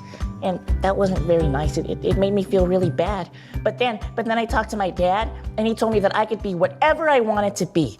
A study commissioned by Sesame Workshop of parents with kids ages 6 to 11 reported that 42% had personally experienced discrimination. Nearly 2/3 of those with black children reporting racist incidents. So to help, Sesame created videos like Breathe, Feel, Share to help kids have open conversations about race and racism. Breathe. To calm down. Feel. Notice how I'm feeling and say it. And then share. Tell a grown-up what happened. For the grown-ups watching, a guide to help with those tough conversations. Elijah, I've had to have difficult talks with my kids, but it's particularly tough when you've got to talk to a 4 or 5-year-old about race. How difficult is that? Yeah, we talk about being proud of things. We talk about things that make us unique, and we talk about some of the difficulties that can come. Were you surprised that after all this time, you still have to have those conversations? I'm not surprised. I'm disappointed sometimes. But things do seem like they're getting better, but we want to make sure that we equip our kids with the tools that they need to talk about and to exist in this world. Teaching these lessons through Sesame characters allows for a directness, a lack of nuance that young kids are looking for. It was important for us to make sure that people understood not only what was right, which is what we were modeling, but also what was wrong. And so this initiative is trying to really represent that for children and to use language that families and children feel comfortable with. Coming up on Hoda and Jenna, Bobby Thomas sits down with Hoda for a very personal, exclusive interview. I'm rolling up my sleeves for science, so I'll survive if I can track this virus. For family dinners, family vacations, family anything. For traveling somewhere beyond my living room. And for the Rebels, there is no greater feeling than being in the stadium and cheering on Ole Miss. And now it's your turn. Roll up your sleeves, America. Plan your vaccine, because every shot counts. Visit planyourvaccine.com and make your plan. This is about 50 votes. If you can't get bipartisanship here, where are you going to get it? If China decided to cover this up, can we ever actually get a definitive answer? What happens if we don't act on police reform this year? If it's Sunday, it's Meet the Press. Our week-long journey begins here in Orlando, Louisville, Kentucky, Cleveland. Our Across America journey reporting on an America rebuilding and reimagining a future after the pandemic. Breaking news tonight, the ceasefire in the Middle East after 11 days of deadly violence. Richard Engel is on the ground. Do you think there's a connection between policing and racism? How narrow a window do you have to really get kids back where we would want them to be? NBC Nightly News with Lester Holt. The Meet the Press Chuck Todd Cast, free wherever you get your podcasts.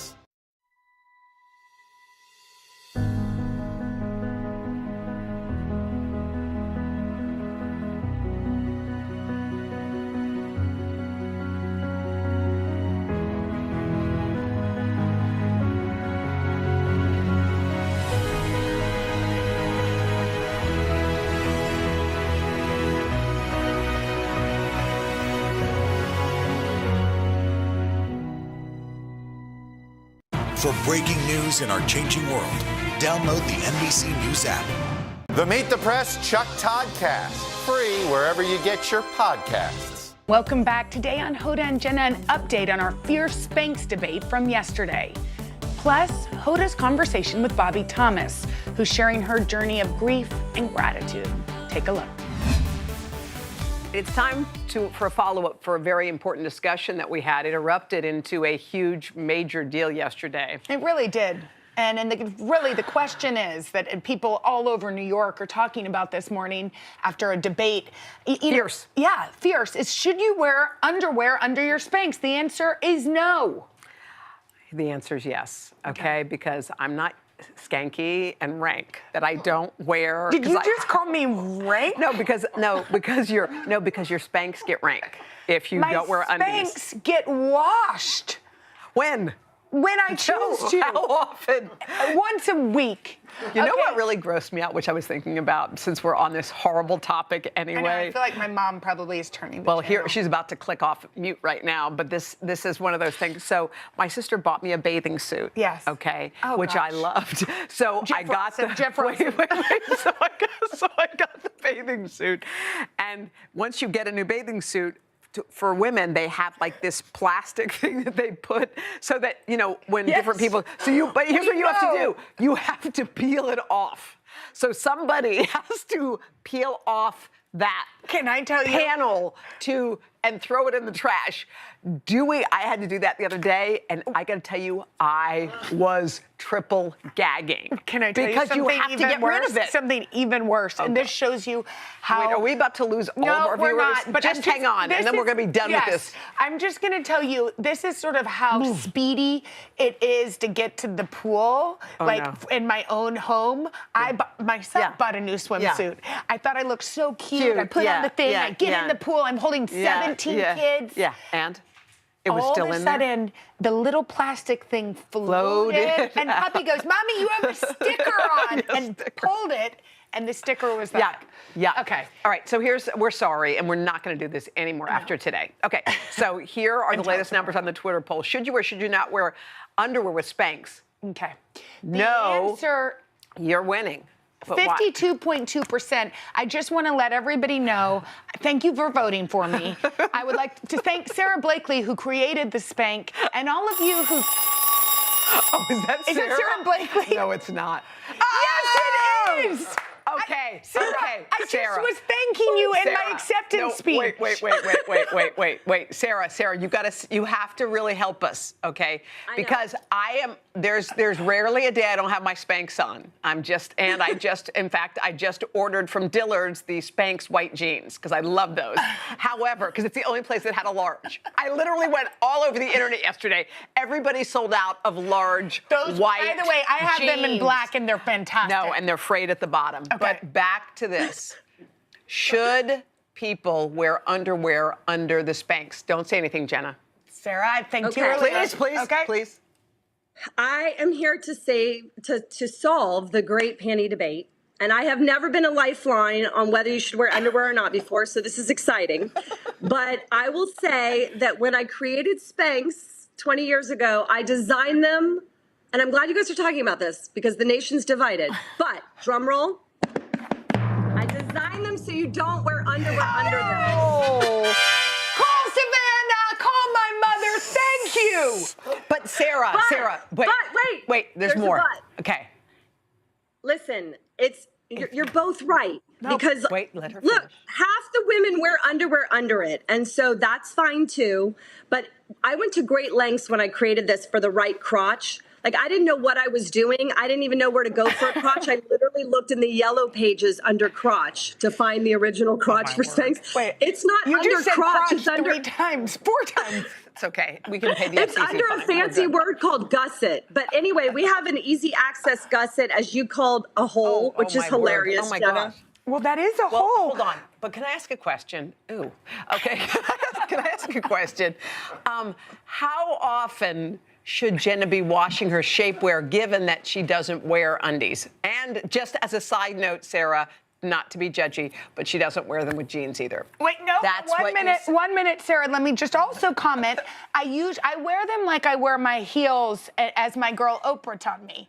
I wear them Now she's only Oprah for the name hour. And Oprah agrees with me. I wear them only for the hour on the show, and then I usually just let everything hang out. Even so, though, would So you 1 just hour put a day, old but I'm very underwear clean. in I've just gotten out of the Okay, shower. So, Sarah, how Listen. often should she be washing them?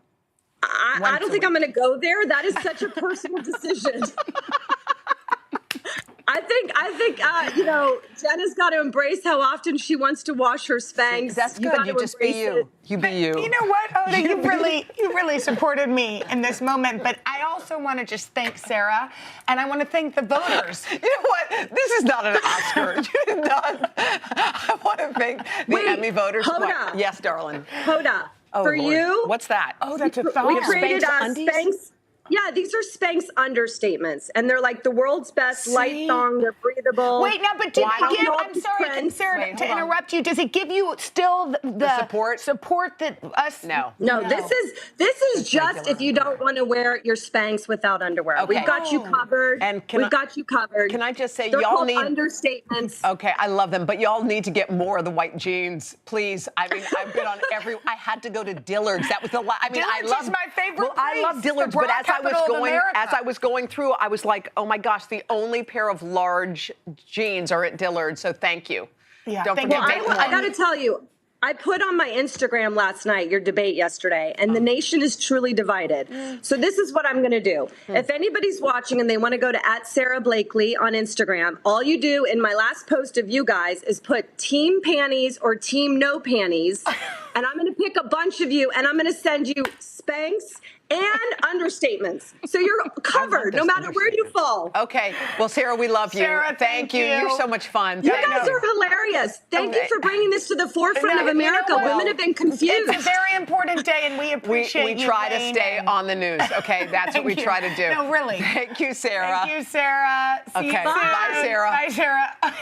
All right. Okay. By the way, that was the coolest. And we didn't know she was calling in. I just thanked her in the acceptance speech because she invented the Spanx. By the way, she just by doing something like she did. Yes. That was such a. Can you believe that she created No, Spanx? she's an incredible She's woman. an incredible entrepreneur. Hats off maybe to her. we'll give a real story about her.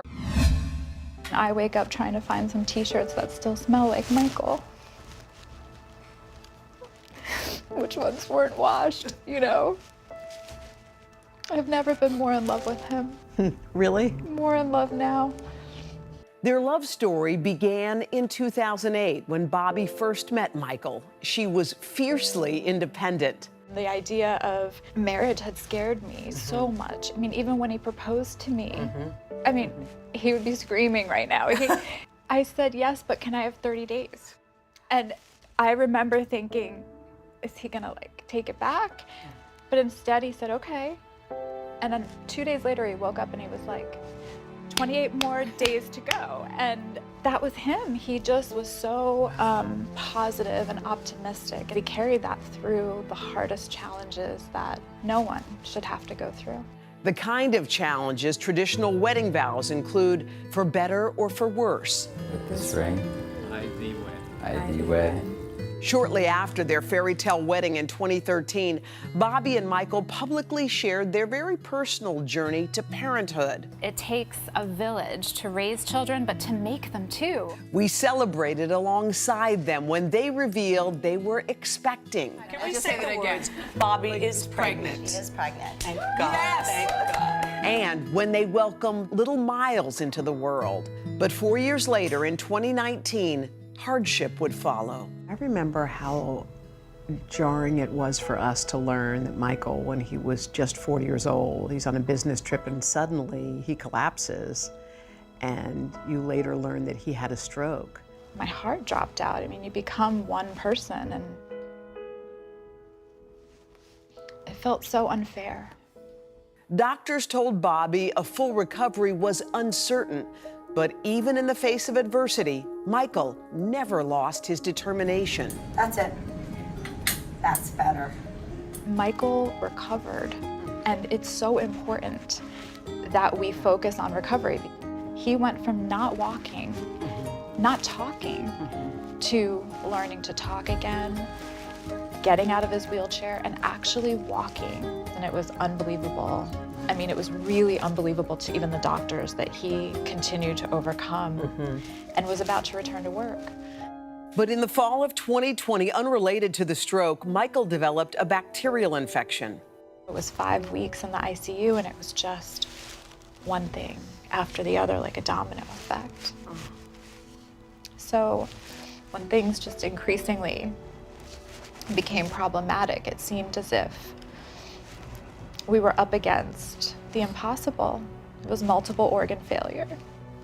And besides the very worst memory of my whole life of seeing his last was having to look at his parents and his mom. I will never, ever be able to love anyone more deeply, and I will do anything for them and his family and his sister.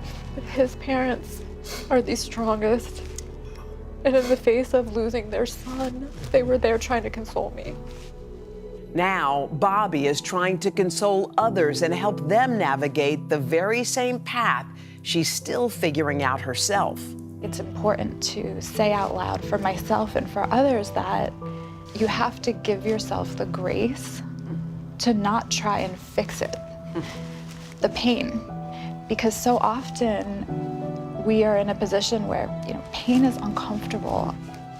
The pain is so precious to me.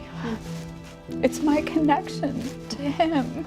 And it's like, I don't want the hurt to go away because it gets further away. And that sounds crazy to say out loud, but I'm starting to embrace that. And if I can do anything to tell other people who are going through this, because I know how alone I feel and I have so much support, it's to not feel like the problem.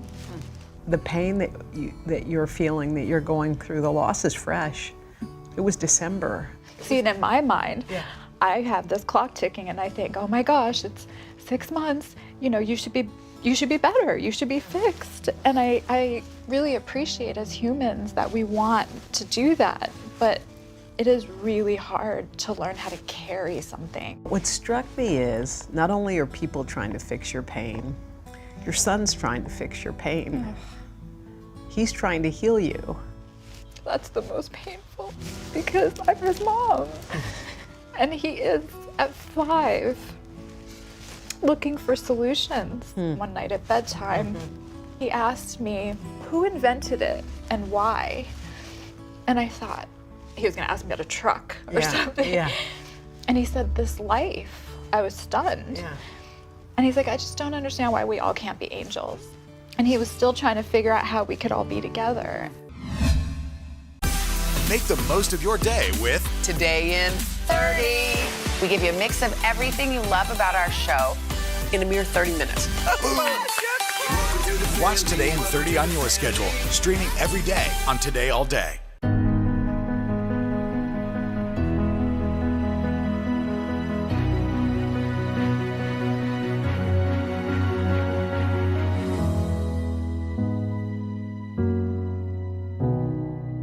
Good morning, everybody. Welcome to Today. Future's looking bright. Are you ready? We're going to do our part to spread the word on the importance of vaccines, so crucial for reopening America. A big day around here, a very special naturalization ceremony. Many of them doctors, nurses, other essential workers. If you are a nurse, thank you. Spring has sprung, guys, and we want to fill this season with some fun and surprises. Yes. This is the face of excitement. Celebrating Earth Day. Let's change the world. Love it!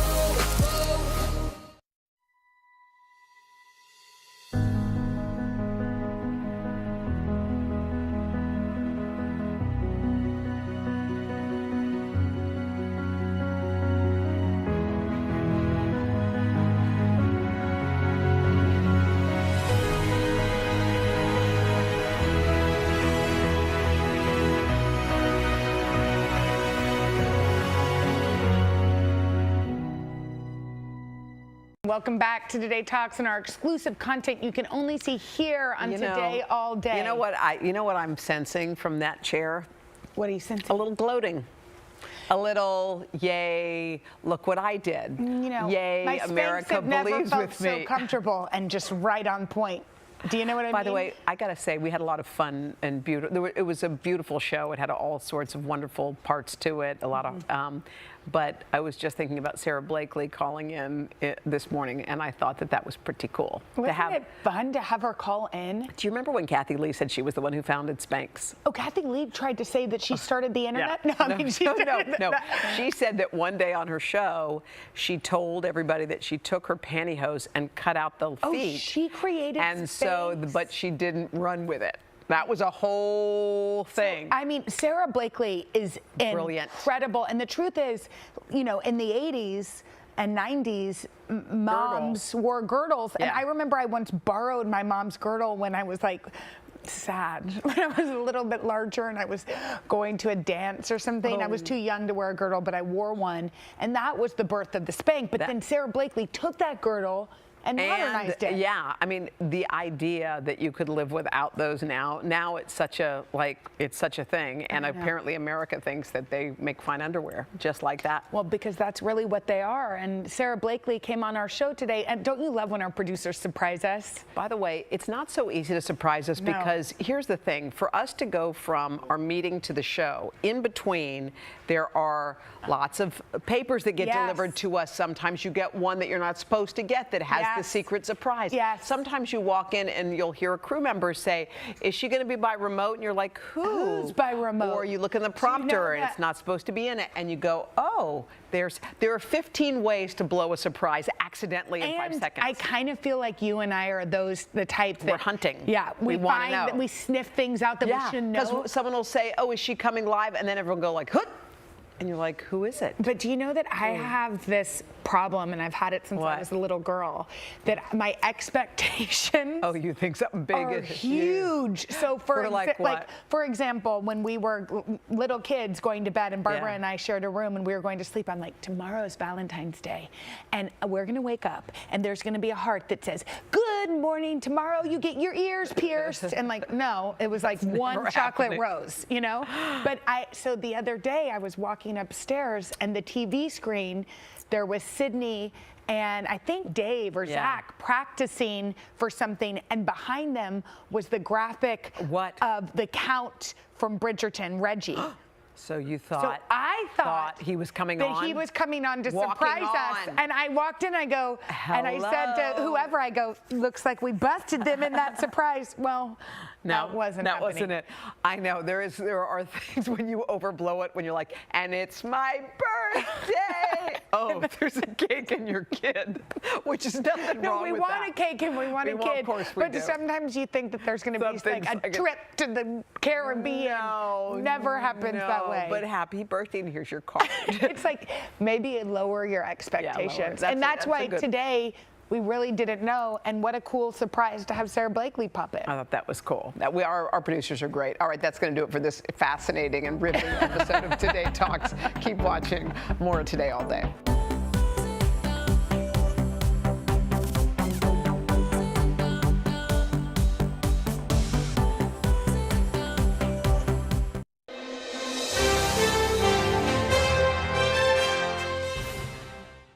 You're joining Walgreens in the middle of a pandemic where Walgreens is really key in administering vaccines. And I know because all of our entire show got ours from a Walgreens, but that's a lot of pressure. There's stuff with J&J that was going on. This wasn't like an easy entry.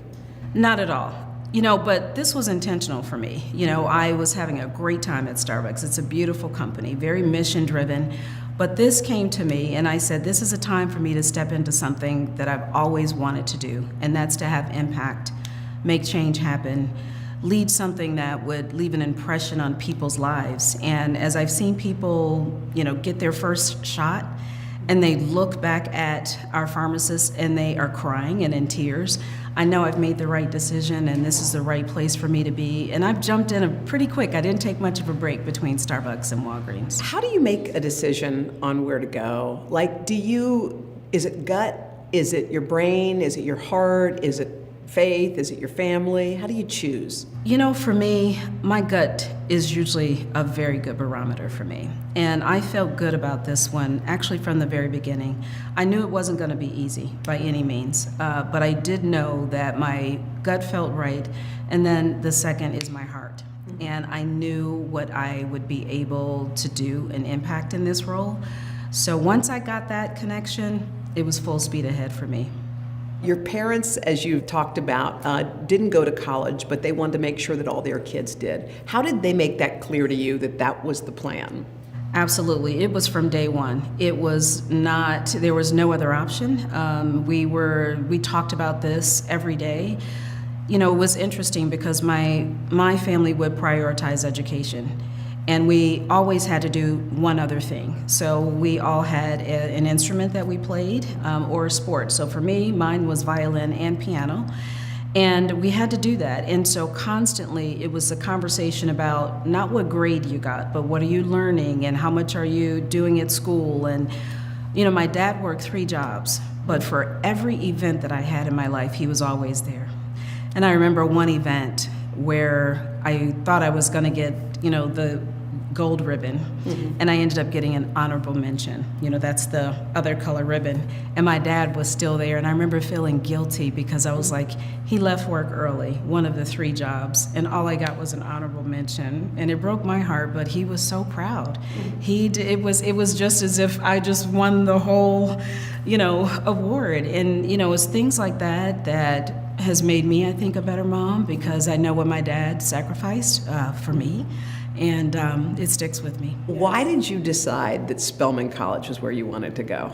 So, it was a few things. One, I have one sister that's closest to me in age, and she really wanted me to leave the state of Michigan. She wanted me to do something different. And, when you're first generation, your parents, they can't help you with your college applications. So my older sister really talked me into it, but then there was a second person. My college counselor for high school was a Spelman graduate, Dr. Geneva Carter. And she brought me in her office one day and said, I think you need to think different about where you're going to go to school. Because I was going to apply to one school, Lawrence Tech. And I was going to go there, and then I was going to work in the automotive industry. I had it all figured out. 'Cause that's where your parents worked. That's where my parents worked, in the auto industry. And she saw something different in me. And at that time, there was no internet. So I'm looking at the catalog, and I see these beautiful green trees, and I said, I'm in. Let's I think I want to do this. And my sister helped me apply to Spelman College, and then my financial aid package, which was so important so that I could afford to go to school. Wow. So without the financial aid, would you have been at Spelman? Wouldn't have happened. At one time, there were 4 of us in college. Jeez. And I was number 4. And so by my sophomore year, my parents were like, I know you love it there, but I think once you come home for Christmas, we're going to have to keep you at home. And so I was like, no, I can't leave this place that I'd fallen in love with. And so I went to speak to the college, and lo and behold, because of the community service work that I've done on campus and in the city of Atlanta, there was a private donor who gave me a full scholarship all the way through to graduation. Well, you have a love affair with this college. This isn't like a normal, I love my school. No. Yours is different. Oh, absolutely. I think sometimes a lot of who I am came from my experience at Spelman. The faculty here nurtured me in a way that I've never seen in my life. My father was diagnosed with cancer my sophomore year. I had organic chemistry, physics, calculus, and my dad was really not doing well. And 6 weeks before my graduation, my dad passed away. And the college just rallied around me. And I finished, and I took my exams, and my organic chemistry teacher helped me through. And that doesn't happen every day, and I know that. And this is the place where I came alive, I think. So it's your mom, your dad, and Spelman? Absolutely. My mom, my dad, and Spelman College. Wow. Losing your dad in college. Yeah, not good. Not good. Very hard. His service was, just a few weeks before, and I was taking the GMAT trying to go to graduate school the next day, and I left the funeral and I flew right back to Spelman at the end of the day from his service, and that was quite difficult. I didn't deal with it until maybe a few months after graduation, and I think it was so interesting. I know you're going to laugh at this, but Marvin Gaye passed away, and I was watching that on television, and then I just lost it, right? It just all came back, right? And I was thinking, how does that happen? And it just hit me like a ton of bricks. It's so funny, my dad died when I was in college, too. Yeah. It's a hard thing. It's one of the hardest things in the world. You don't realize it, like No. You think you're going to be okay, and you got to go back to school, and you got to get back to your books, and then you just sit here and think, Yes. Did this moment, and the world goes on. It goes on, and you feel like you're on a treadmill, and just keep it going, and then life will stop you. It'll put you on hold for a minute, and it did for me. How often do you think about what he would be thinking of you, like in this moment, maybe? Oh my God, I clearly know he would be quite excited. He would be. I think about that a lot.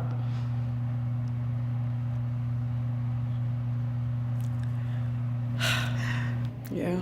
It's so funny. and weird, but I think, and I wondered this even about myself too, but sometimes when you don't get the atta girl, when you're, you just keep going. Yes. And you're not even, Yes. I know it's not the reason, but it is one of those things I think about sometimes, Absolutely. Am I there yet? Am I there yet? You know? Right. Another thing that struck me was you said, you've been quoted this way, but you said, as a Black woman, you're mistaken a lot.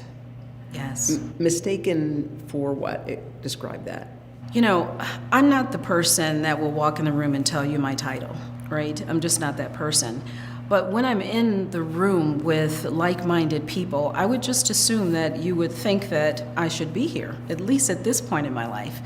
And, Hoda, it's just amazing to me that sometimes I have to tell people who I am, and I refer often to a situation where I was at a meeting just for CEOs, right? Private attendance, under 25 people. And I had one gentleman ask me constantly, what did I do for a living? Almost like, why are you here, right? And it was so interesting to me because I said to him, this is a CEO function. I'm the CEO at the time of Sam's Club. And he just couldn't understand that. He must have asked me 20 questions like marketing, like sales, was like, no. And so I was just amazed. And that was 2018, 2017. And I'm like, why are you asking me that question? So, and many times, I just find that we are still so underrepresented in so many different places that I understand it. But I feel like I'm on a mission to help people understand that, we're here. We're here to stay. Don't question my character or my being. I'm here. Make the most of your day with Today in 30. We give you a mix of everything you love about our show in a mere 30 minutes. Watch Today in 30 on your schedule, streaming every day on Today All Day. Good morning, everybody. Welcome to Today. Future's looking bright. Are you ready? We're going to do our part to spread the word on the importance of vaccines, so crucial for reopening America. A big day around here, a very special naturalization ceremony. Many of them doctors, nurses, other essential workers. If you are a nurse, thank you. Spring has sprung, guys, and we want to fill this season with some fun and surprises. Yes. This is the face of excitement. Celebrating Earth Day. Let's change the world. Love it!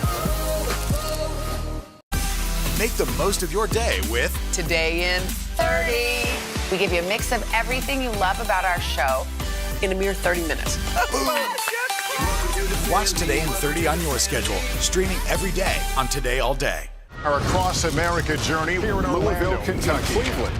Reporting on an America rebuilding after the pandemic. How narrow a window do you have to really get kids back where we would want them to be? NBC Nightly News with Lester Holt. Make the most of your day with Today in 30. We give you a mix of everything you love about our show in a mere 30 minutes. Watch Today in 30 on your schedule, streaming every day on Today All Day. You don't seem to have, because I think if people did that to me constantly, I think I might be kind of pissed off. I don't think But you seem like you have this, and one of the things I admire about you is you have this refreshing, almost like,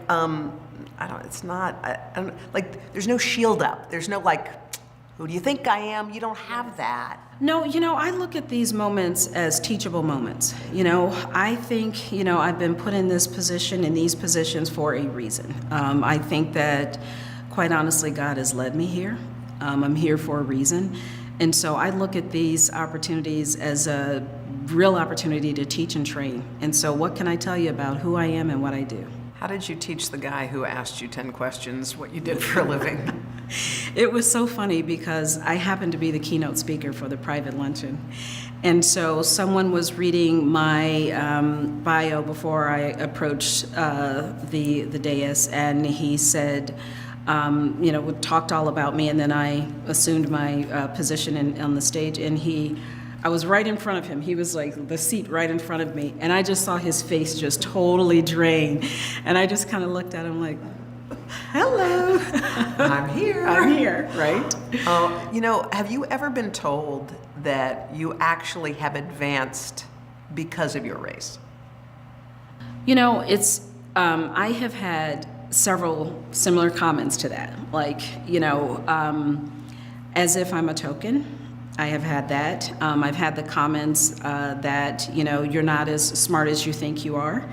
I've had a lot of those, Hoda, and they've been painful, but they've been energizing at the same time. They really give me energy because I feel as if I'm going to teach a couple of lessons, through this, and I'm going to be my best. And so, when people ask, you're taking on a new responsibility, the first thing I do is I study like mad, right? I'm an agile learner. I constantly read, learn, and train because, sometimes there's not somebody sitting next to you saying, let me tell you this, let me show you this. That doesn't happen for me.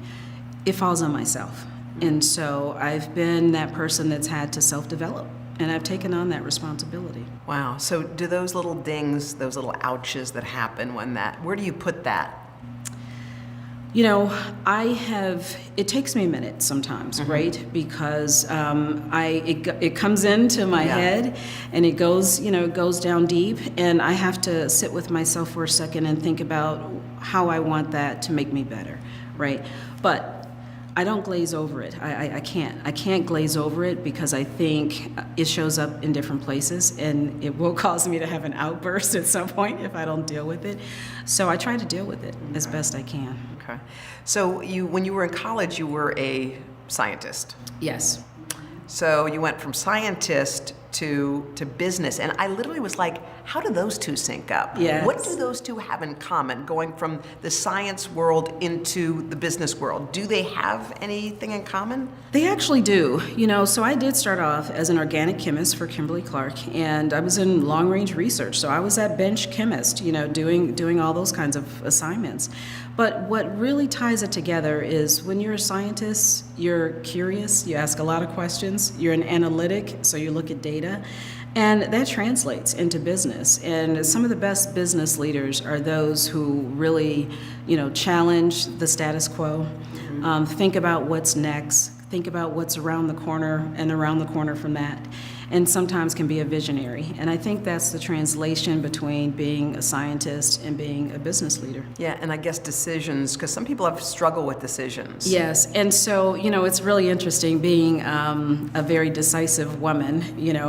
I've been told that I'm can be rigid, stubborn, but, I make a decision and I stick and move. I have to. And a lot of men do that too, but I haven't heard them talked about in the same way.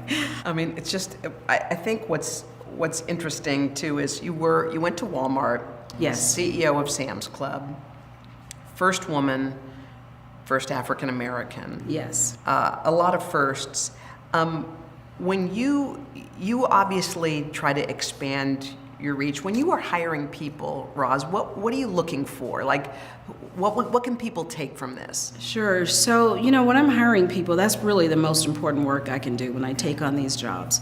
And I really look for, first of all, diversity of thought when I'm building a team. And a lot of times that comes with diversity of race and gender.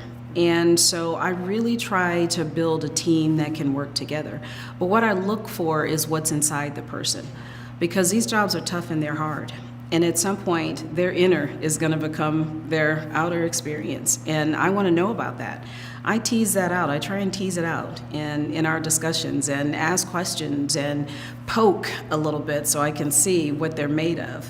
What questions? Is there a question you ask? I ask some questions that, sometimes people might feel uncomfortable about. Like, I'll ask them about, tough decisions. What do you do when there's tough decisions? How do you make the trade-off between when it's time to make that decision when your daughter has to go to a soccer game and I'm the CEO, I'm going to call you on the weekend. What's your response to me? Yeah. And I want them to tell me the response is, Roz, let me call you back 40 minutes, I'm going to watch this play and we can talk. That's what I'm looking for, right? And so, but they'll give me the other answer and I'll lean in and say, the other answer is like, oh, I'll call you right away, so what would you need? And I'm like, that's not the answer I'm looking for, because you know what? I'm going to go to the soccer game. So, I'll be at my kid's soccer game. So I want you to be at your kid's soccer game. So tell me about that. How do you make those big trade-offs? Because that's what these jobs are about. I think people would be shocked to hear this. They would be, and I think I throw people off when I say that, and it's not the woman or the mother thing, because there are men that have just as much dedication, and I want them to have that dedication because these jobs are tough. The other thing about that is that if you're not your whole person at work, I get half of your performance, and I want you to be your whole person at work. I really do, because if you can do that, if you have the jubilation of having seen your child do something great, the next day you can come in and just give it all, right? And so I know that. I experience that.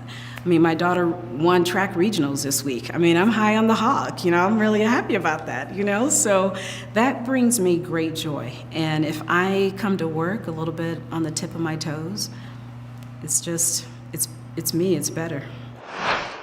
Hi, everybody. Good morning. Welcome to Today. Future's looking bright. Half of all U.S. adults now fully vaccinated. Al is in Cleveland for our Reopening America series. This is the greatest location in the nation. Music is back. Y'all were exactly what we needed. Our week-long journey begins here in Orlando, Louisville, Kentucky, Cleveland.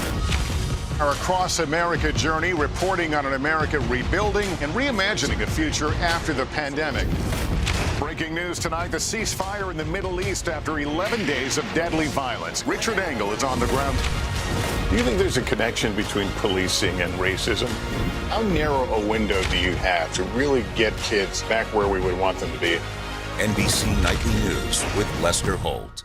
Good morning, everybody. Welcome to Today. Future's looking bright. Are you ready? We're going to do our part to spread the word on the importance of vaccines, so crucial for Reopening America. A big day around here. A very special naturalization ceremony. Many of them doctors, nurses, other essential workers. If you are a nurse, thank you. Spring has sprung, guys, and we want to fill this season with some fun and surprises. Yes. This is the face of excitement. Celebrating Earth Day. Let's change the world. Love it! For breaking news in our changing world, download the NBC News app. This is about 50 votes. If you can't get bipartisanship here, where are you going to get it? If China decided to cover this up, can we ever actually get a definitive answer? What happens if we don't act on police reform this year? If it's Sunday, it's Meet the Press.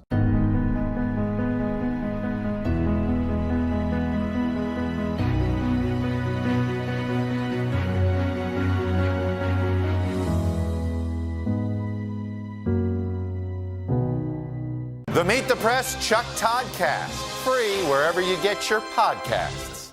For breaking news in our changing world, download the NBC News app.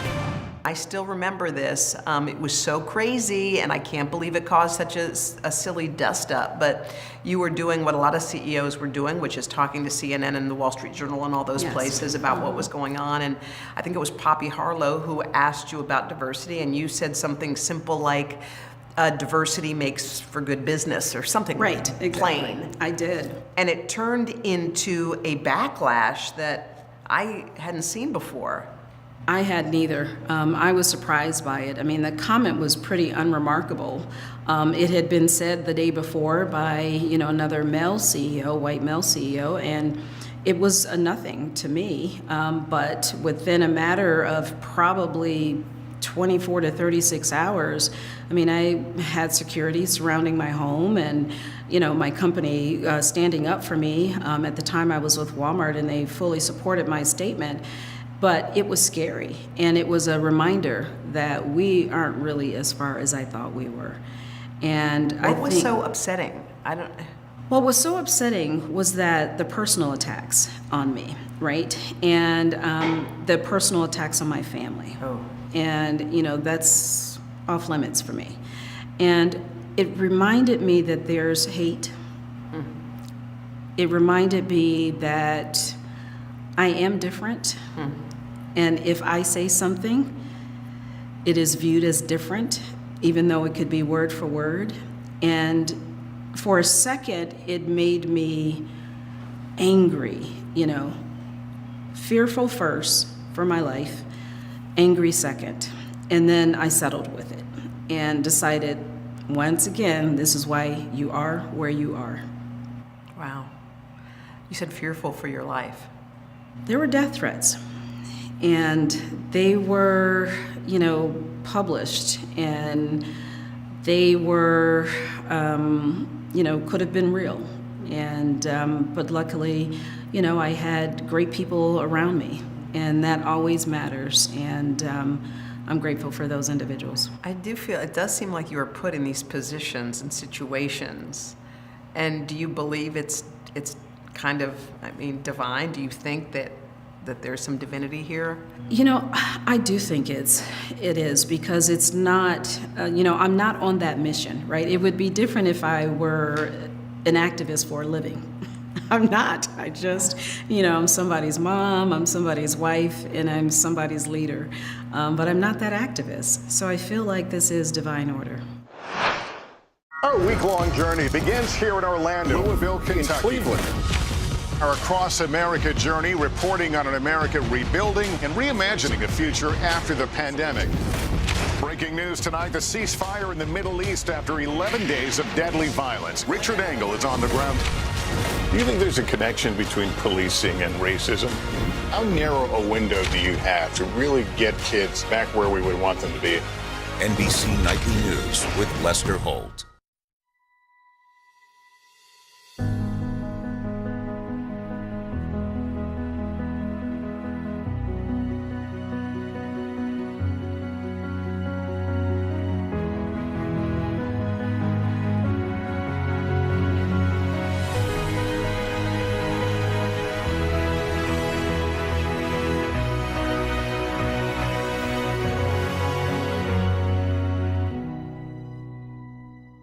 For breaking news in our changing world, download the NBC News app.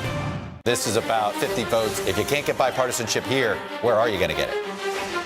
If China decided to cover this up, can we ever actually get a definitive answer? What happens if we don't act on police reform this year? If it's Sunday, it's Meet the Press. For breaking news in our changing world, download the NBC News app. The Meet the Press Chuck Toddcast, free wherever you get your podcasts. You go to Starbucks and you have an incredible run as COO, and you have a whole bunch of other fancy titles, but you're a big deal there. And when you step into Starbucks, there was a situation that grabbed headlines everywhere, of course, Yes. and that was those two African-American men being arrested for loitering or whatever they called it. Yes. But you dove into that one head first because to you it was personal. It was very personal. These two gentlemen, as soon as I heard what happened, you know, I saw pictures and I saw these two young men, and what really struck me was they were the same exact age as my son, John. And I knew right away that I had to dive into this one. This one was deeply personal. This could have happened to him. And these two young men look so innocent to me because I'm so used to seeing African-American males just having a great day, right? I know what that looks like, and I could see it in their face. And I knew also that this happened on my watch. And I had to take control of the situation, and I had, you know, a great team with me, but, you know, it was a time for me to step up and admit that we had done something probably that needed correcting. Our policies were not updated. Our store manager acted too early, too soon, and I felt like it was my fault. I felt like, did we train well? Are our policies up to date? You know, people sit for a minute, right? That's how we are now. You know, we congregate, and it's okay. And business deals are done in coffee shops. But our policies were probably 10 or 12 years old and behind the thinking of what happens inside our buildings. COOs and directors and VPs don't usually say they're sorry when something goes wrong. They usually don't. But you guys did. Immediately said we were sorry because we created a situation that could have ended up a lot worse. Wow. What'd your son say? Well, he texted me right away because, you know, this hit Black social media before it hit anywhere else. And so he knew right away. Mm-hmm. And he texted me, he said, "Mom, you have to get after this right away." I mean, and when you hear his voice, and I'm already thinking about him, Yes. you know, that mother thing Yes. comes in, and Yes. it just takes over you. Wow. That right there, and you shut down stores, you did We training. did. I mean, there was a whole... We did. We shut down all of our stores. We did a day of training, and that wasn't the only work that we did. I mean, it went on from there, training every month, and still happens today at Starbucks on this very subject around looking at unconscious bias. I'm thinking about where we are today in our world, and I feel like there's a real kind of racial reckoning that's happening. It's a very significant moment. Where do you think corporate America fits into that? You know, I don't think corporate America is immune to it. I think that the work that needs to happen, it's going to come from a process of the private sector and the public sector coming together. You know, many businesses are retailers. You know, we have physical units where things happen. You know, we're in communities. You know, if you are a great company, you take care of the communities that take care of you the most. And so I think companies are going to have to engage, and they are. I've seen many companies step up. I'm really proud of a lot of the work that's going on, but we're not done yet by any means. So, and I feel like corporate America sometimes leads the way. It's sort of like change happens because corporate America kicks it off. Right. You know, this past summer, you know, during the middle of the pandemic, everything that happened, I had so many other fellow COOs, CEOs call me and say, what do you think? What can I do? And, you know, I was actually overjoyed by that, right? It gave me a chance to tell them what I was really thinking. It gave me a chance to help. And I took all of those calls, and you know, companies that I didn't even have any relationship with, because I saw something different in these leaders that wanted to help and engage, and I thought I could maybe help them. You are the first woman, first African-American woman on so many of these things. Like I can't even keep track of all of them. It's like first African-American woman to be a president of this or of that, of all these companies and corporations. When do you think that is going to be old news, that there's an African-American in charge? Can you actually see that day? I know, I can't wait. I can't wait. You know, I really think that, you know, if I sit here and continue to hear the word first, you know, I'm going to blame myself for that. You know, this can't be. You know, this just can't be. And I just hope that I'm bringing people along with me on this journey, that I'm mentoring and sponsoring and giving people opportunity. And the work I do here at Spelman, helping women graduate, you know, that's part of it, because it's not a prideful moment when you hear that verse. I mean, you know, that's interesting. It's really not. It's not, especially because I've been at this for a while, you know, and so I would have hoped that we are at a better place, and we're not. So I just feel like I still have work to do.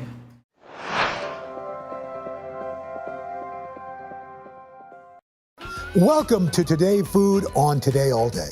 So when life hands you lemons, you know what they say? Make limoncello. Today on an all-new Saucy, Anthony Contrino showing us how to make the boozy Italian spirit plus 2 lemony sweet treats that will want to make you pucker up. Everyone loves a sweet treat every now and then, and I have 3 that are stunning, delicious, and use one of my favorite ingredients in the entire world, Sorrento lemons. First up, a traditional Italian liqueur, limoncello. Then, my lemon curd tartlets. Finally, my favorite, a lemon and olive oil bundt cake with limoncello glaze. So grab a lemon and pucker up.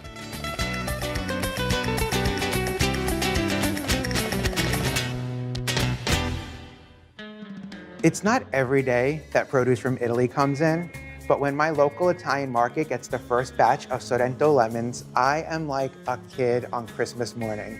Aside from the obvious difference in size, this lemon has more bumpy skin, which contains more oils. So if you're using its zest or steeping it for something like limoncello, you're gonna get that much more flavor. Let's start making our limoncello. The first thing we need to do is peel these beautiful lemons. Grab your favorite peeler and just start peeling strips of the skin. Take your time. We don't want to leave any of the skin behind. We don't want to waste any of that flavorful skin.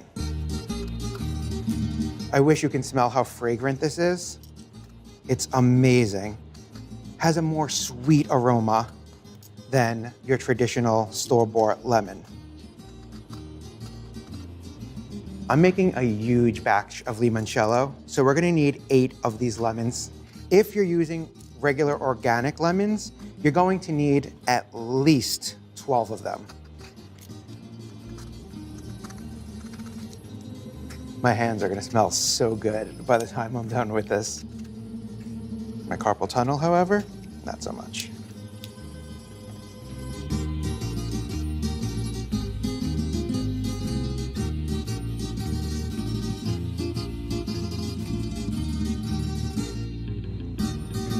Last one.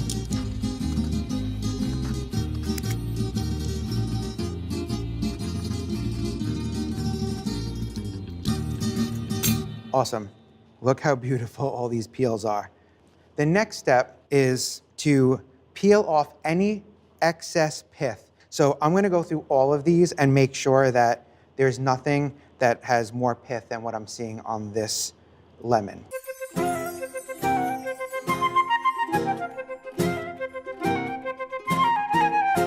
Now for the fun part. Grab yourself a fairly large glass jar, at least 56 ounces if possible, and simply add your hard work right into the jar.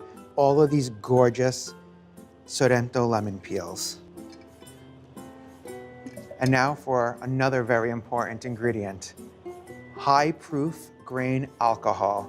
This stuff is strong. It is extremely flammable. It's 190 proof. You cannot drink this as is. It will literally burn your insides. But it's that power that is going to help pull all the flavor, all of the oils out of these lemon peels. Madonna. Whew. Do not drink it. And I'm gonna add the whole 1 liter bottle right to our jar.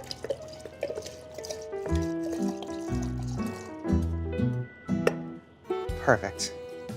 Now all that's left to do is wait. For me, it's more of a visual cue. I want the lemon peels to be pale, which means that all of the flavor, all of these oils have been sucked out of the peels. So around 1 to 2 weeks is probably best. Thankfully, I have a little trick up my sleeve.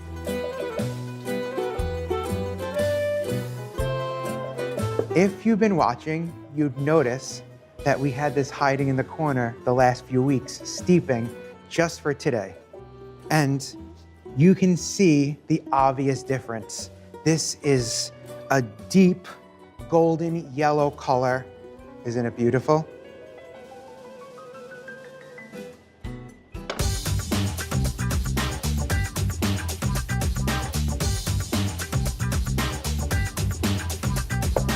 We have everything we need. I made some simple syrup earlier that we're going to add to our strained limoncello.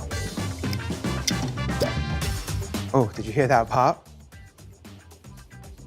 It smells a little bit like cleaning supplies right now. Don't worry about that. We'll take care of it. Get yourself an even bigger glass jar. Just going to place a strainer on top of our new jar and carefully, to hopefully not lose any of this liquid gold, pour it. I didn't think this part through, did I? All right, we're just gonna go for it. Oh my God, how cool is that? That was easier than I thought it was gonna be. Now we're gonna pour our simple syrup right in. Look at how the color changes. It's this beautiful, sunshiny yellow color. At this point, it's almost done, but it's still way too strong to drink. So we have one last ingredient to add. Some cold water. This recipe makes a lot, so I hope you have a lot of friends. Just give it a little bit of a stir. Then it's just time to start bottling. Funnel will make this process a lot easier.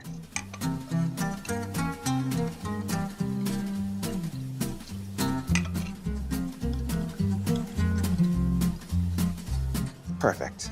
Just seal them up as you finish bottling them. Is that beautiful?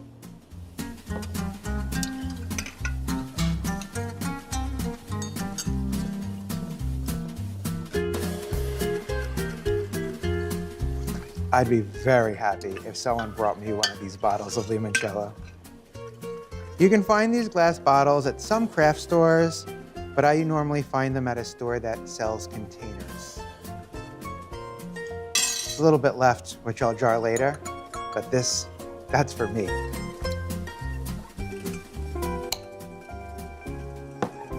Gorgeous. I'm going to let these cure in the freezer for a week. The good news is they could live in there for a year, just in time for the next Sorrento lemon season. Well, hello. Are you ready to whip up Anthony's delectable dish? Just text food to 34318 and we will send that recipe right to your phone. For breaking news in our changing world, download the NBC News app. Make the most of your day with Today in 30.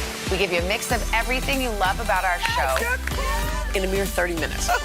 Savannah and Hoda bring you what you must know. The biggest moments of the morning. One Republic! Exclusive interviews. Why did it work for you? You're right. I am more talented than the rest. And important headlines. Major medical news this morning. Watch Today in 30 on your schedule. Streaming every day on Today All Day. It has been a long year. Yeah, where it's been anything but normal. Well, now there's hope. The COVID vaccines. I know. It's been a little confusing. Like really confusing. So it's more important than ever to make a plan. Visit planyourvaccine.com to find out where and when to get your vaccine. What are you waiting for? Roll up your sleeves and plan your vaccine. Plan your vaccine. Plan your vaccine. Hi, everybody. Good morning. Welcome to Today. Future's looking bright. Half of all U.S. adults now fully vaccinated. Al is in Cleveland for our Reopening America series. This is the greatest location in the nation. Music is back. Y'all were exactly what we needed. The Meet the Press Chuck Toddcast, free wherever you get your podcasts. For breaking news in our changing world, download the NBC News app.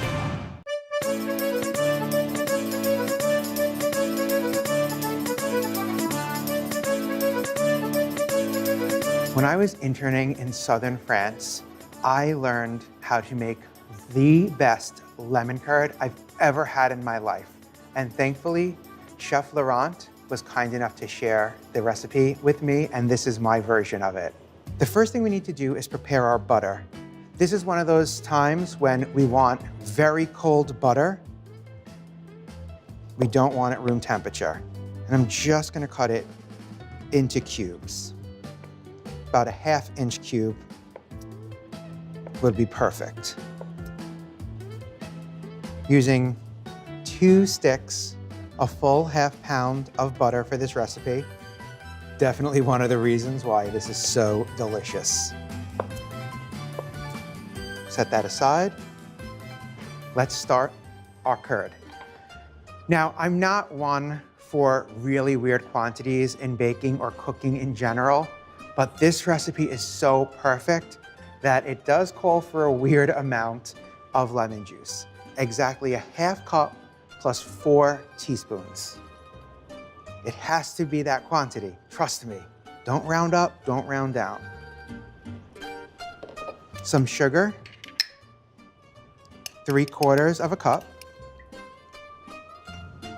1/2 teaspoon of salt, and then some eggs.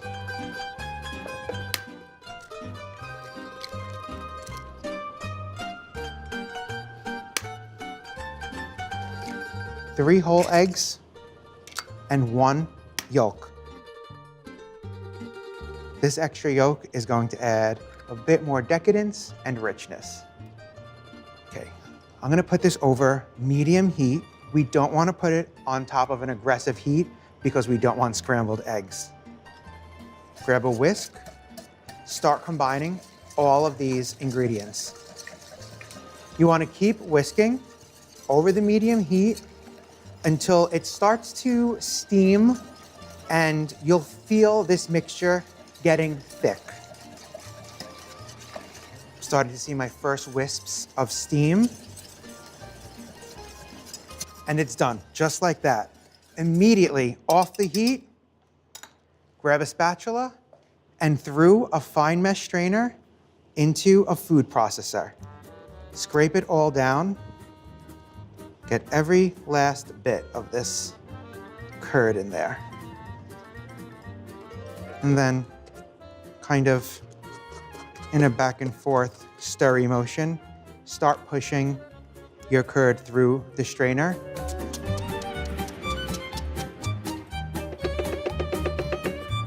Put on your lid the right way. Turn your machine on, and then we're gonna start adding our butter, a cube at a time.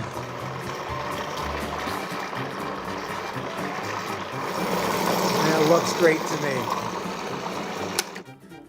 I'm gonna transfer this to a bowl.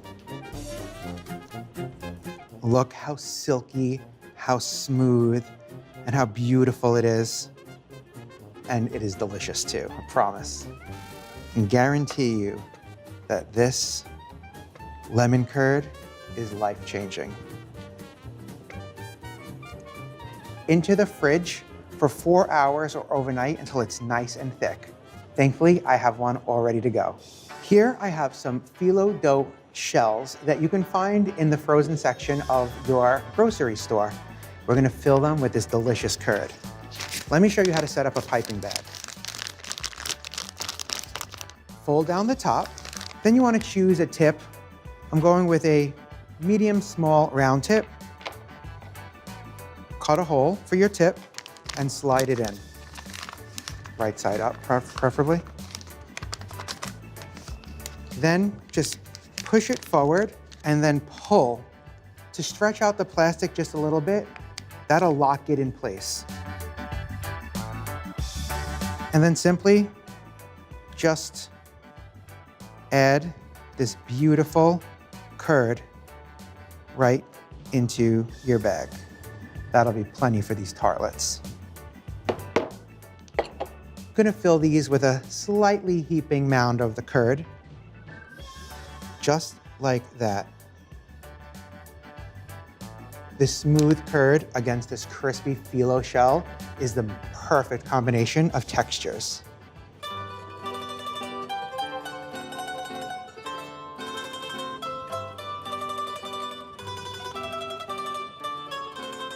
I'm gonna finish these off with a couple of things. First, a fresh raspberry for a little bit of color and just a sweet little pop of extra flavor.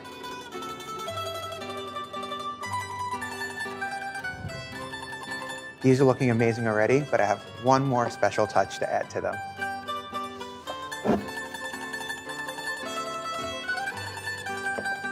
A little powdered sugar. It's pretty and adds just a kiss of extra sweetness.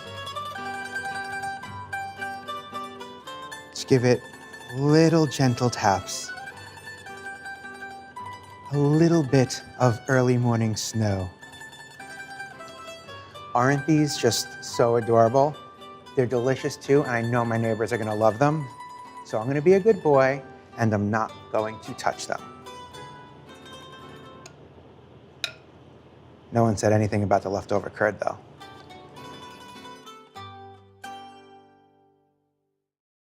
I'm rolling up my sleeves for science, so I'll survive if I contract this virus. For family dinners, family vacations, family anything. For traveling somewhere beyond my living room. And for the Rebels, there is no greater feeling than being in the stadium and cheering on Ole Miss. And now it's your turn. Roll up your sleeves, America. Plan your vaccine, because every shot counts. Visit planyourvaccine.com and make your plan.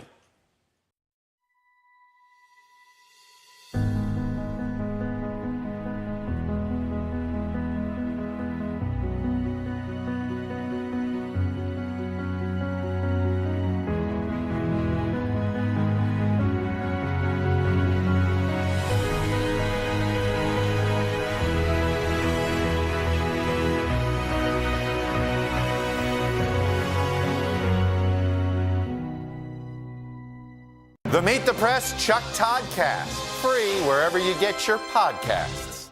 Good morning, everybody. Welcome to Today. Future's looking bright. Are you ready? We're going to do our part to spread the word on the importance of vaccines, so crucial for reopening America. A big day around here, a very special naturalization ceremony. Many of them doctors, nurses, other essential workers. If you are a nurse, thank you.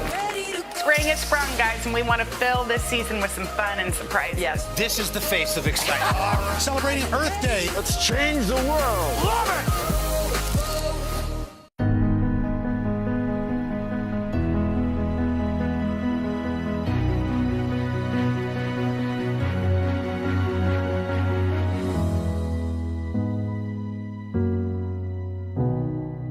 The Meet the Press Chuck Toddcast, free wherever you get your podcasts.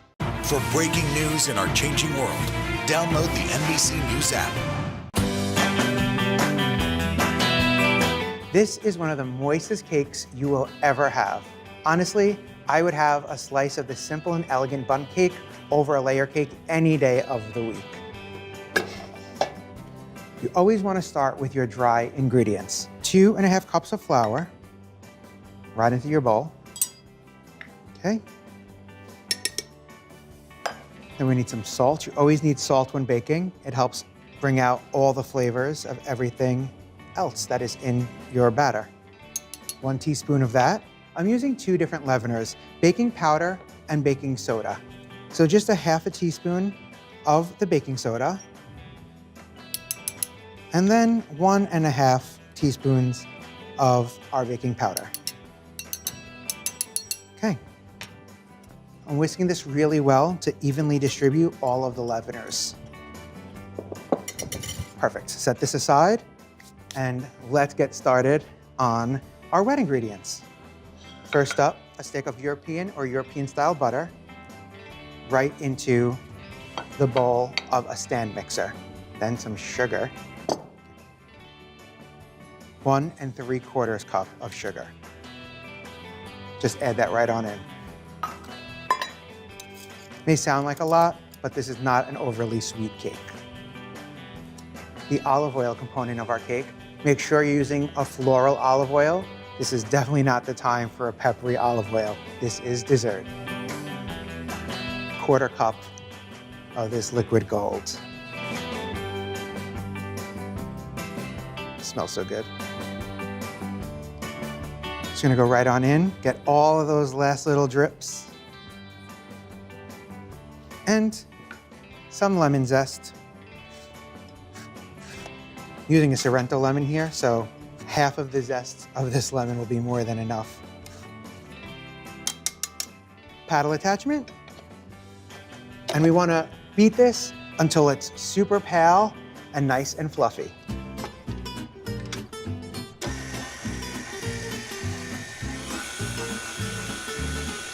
You can see it lightening in color already.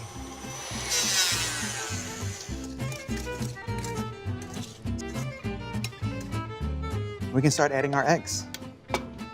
3 large eggs.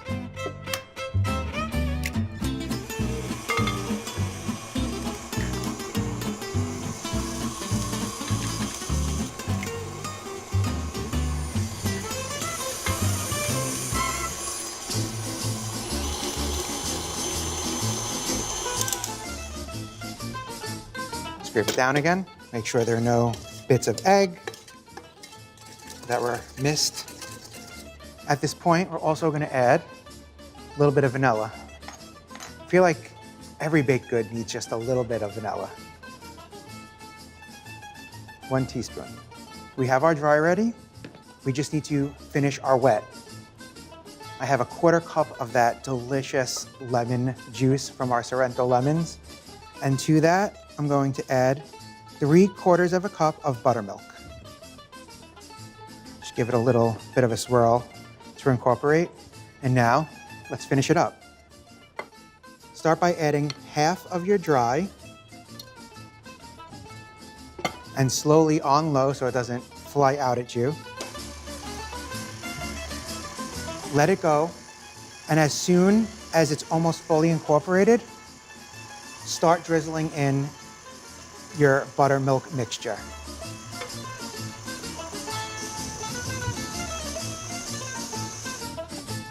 All that's left is our remaining dry ingredients.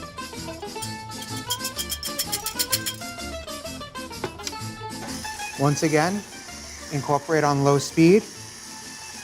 And you want to stop the machine as soon as it looks like it's almost all incorporated. Right there. I'll finish the rest by hand. You never want to overmix a cake batter. It'll get really tough. I want to lick this, but I'm not. Just going to make sure that any bits of flour are fully incorporated at this point. This looks great. Let's get into our pan. It's a nice, thick, luxurious batter.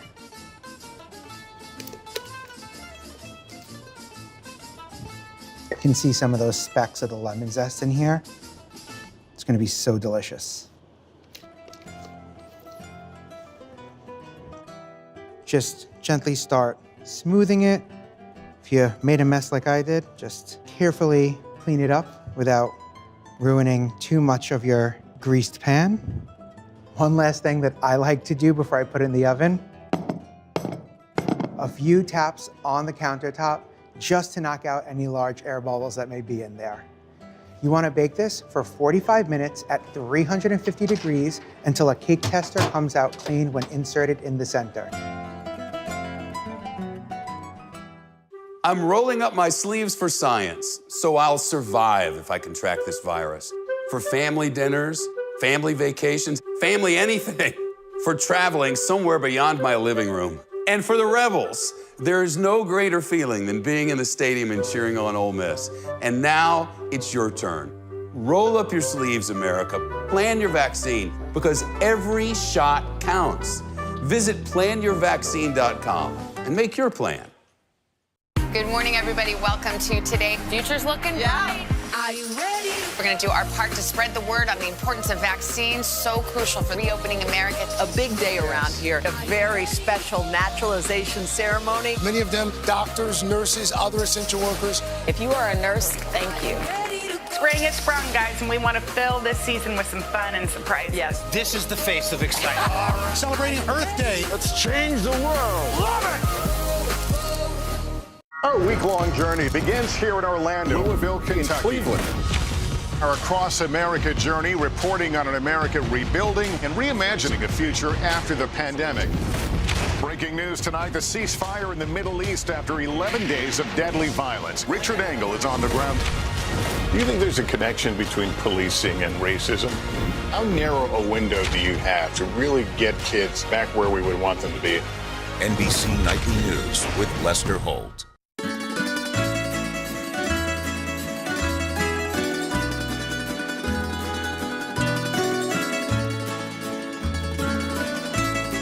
Is this cake not stunning? You want to allow your cake to cool completely till it's cold to the touch, basically, at least room temperature, or your glaze will not set. So let's get started on it. 1.5 cups of confectioner's sugar. I'm putting it right into a fine mesh strainer because we want to sift out any lumps. We want a nice, smooth glaze. Then using a spoon or spatula, whatever you have, just start working it through the strainer.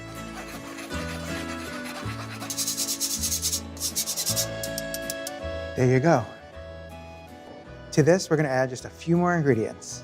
Some melted butter, 4 tablespoons, and then 2 tablespoons each of whole milk, and of course, our limoncello.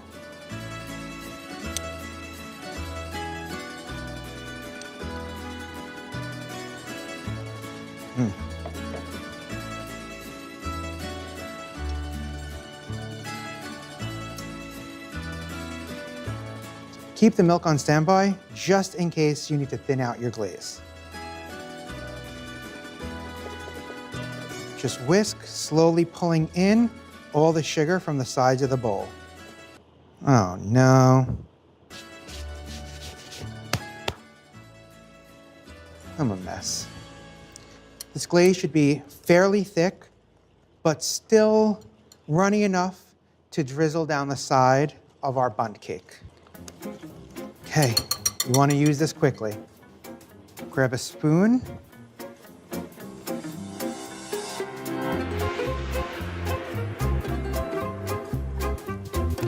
Then work your way around your cake, allowing it to drizzle down the sides into the center and across the top.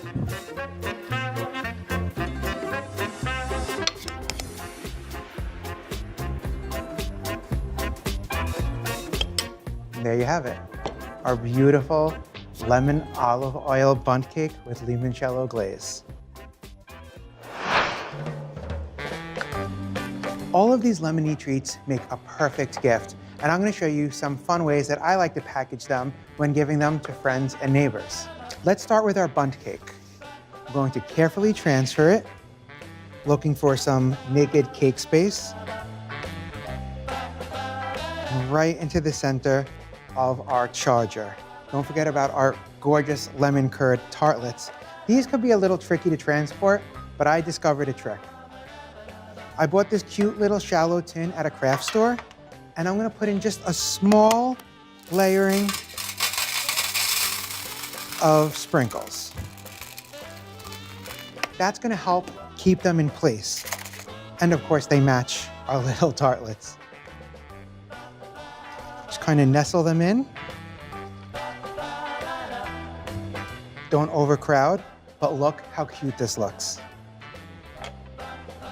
A lot of people are going to be begging me for this limoncello. Have a solution for that too. Have this cute lemon rubber stamp and some yellow ink. Just give it a little pat, and then with just any fine tip marker,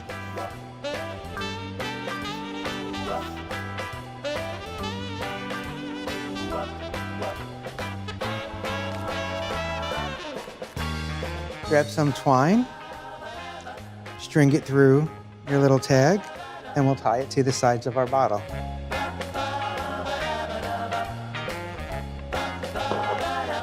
Aren't these so cute? And there you have it, 3 delicious and adorable gifts that I know my friends and family are just going to love. They also happen to make an excellent bribe.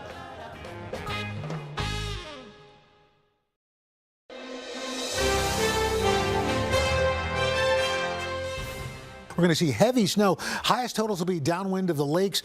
Rare early season snow south to Tennessee. A foot to Jim Gaffigan. How's it going? I'm doing well. I'm a little concerned that there's no weather in Canada. Is there a reason? Well, we built a wall. There's no weather in Canada, and they're known for winter. They are. How do we know that this isn't Canadian weather invading our country? Well, it's actually starting in the North Pole. How long have you been doing this, Al? 40 years. And you still don't know what you're doing? I don't. Let's talk a little bit about what we're going to experience. There's a pressure. Yes. A pressure, which is like, that causes anxiety. That makes me want to eat. You know what I mean? Yes. But anyway, people Al, gain weight during the winter. I think that to sum things up, it's November. Yes. No, it's November-wary. It's November-wary. It is very cold. It is. Do you feel personally responsible? I do.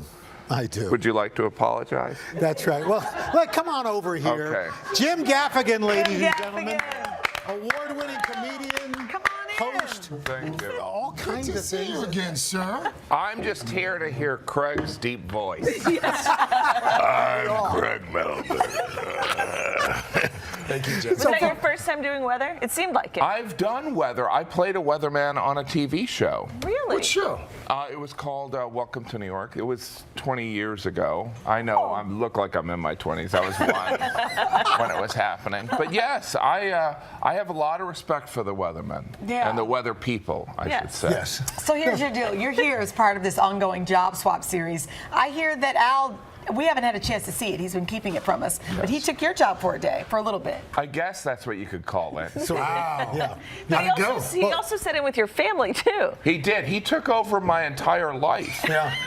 He became a father to my children. Right. And that's where we left it. They still call him Well, hold my on. wife. Not in the biblical sense. Well, I Give don't you a know. long morning. They'll have to watch the package. Welcome back. We're hanging out with Jim Gaffigan. He and I are doing a job swap, which means I had to tell jokes.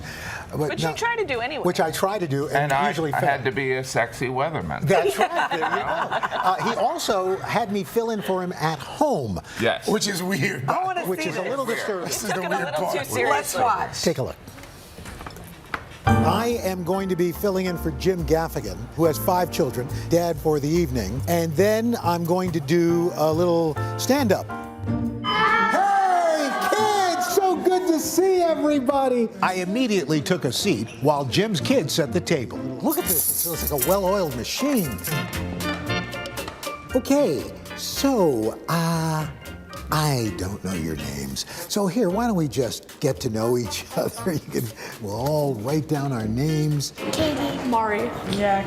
Michael. Patrick. And I'm Al. So, how was everybody's day? Good. Good? What was the best thing that happened at school today? I forgot.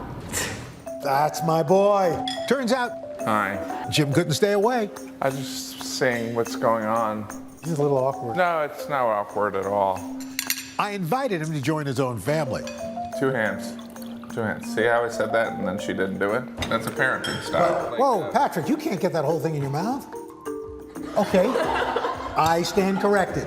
Al is a host of the Today Show. He also does the weather.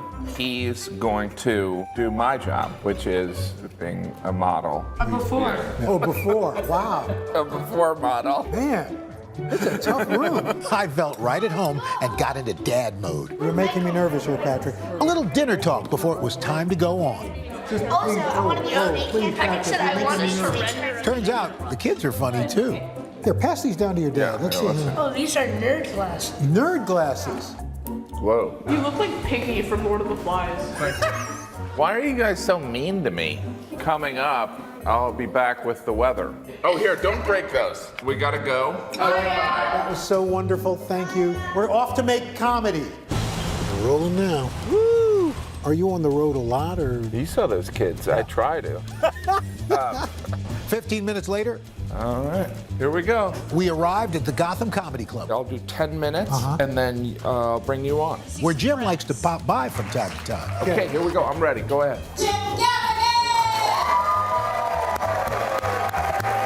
Thank you so much. Thank you, especially the people pretending to know who I am. Did some shows in Europe this summer. I brought my family because I didn't want to make any money. I have a big family, and one of the advantages of having a big family is when you travel, it's very similar to shoveling cash into a furnace. How many kids do we have? But it was euros, so it was like pretty flames. Then it was my turn. There's somebody that is going to be trying stand-up for the first time. Let's give a big round of applause to Mr. Al Roker.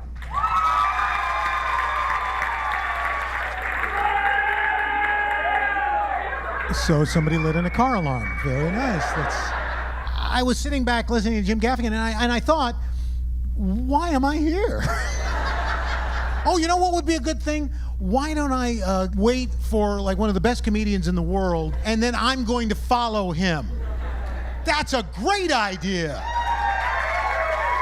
You know, when you're a weather person, people say things to you, like they come up to you and they'll go, "Hey, Al, what's it like out?" And I'm like, "Well, it's pretty much where you're standing.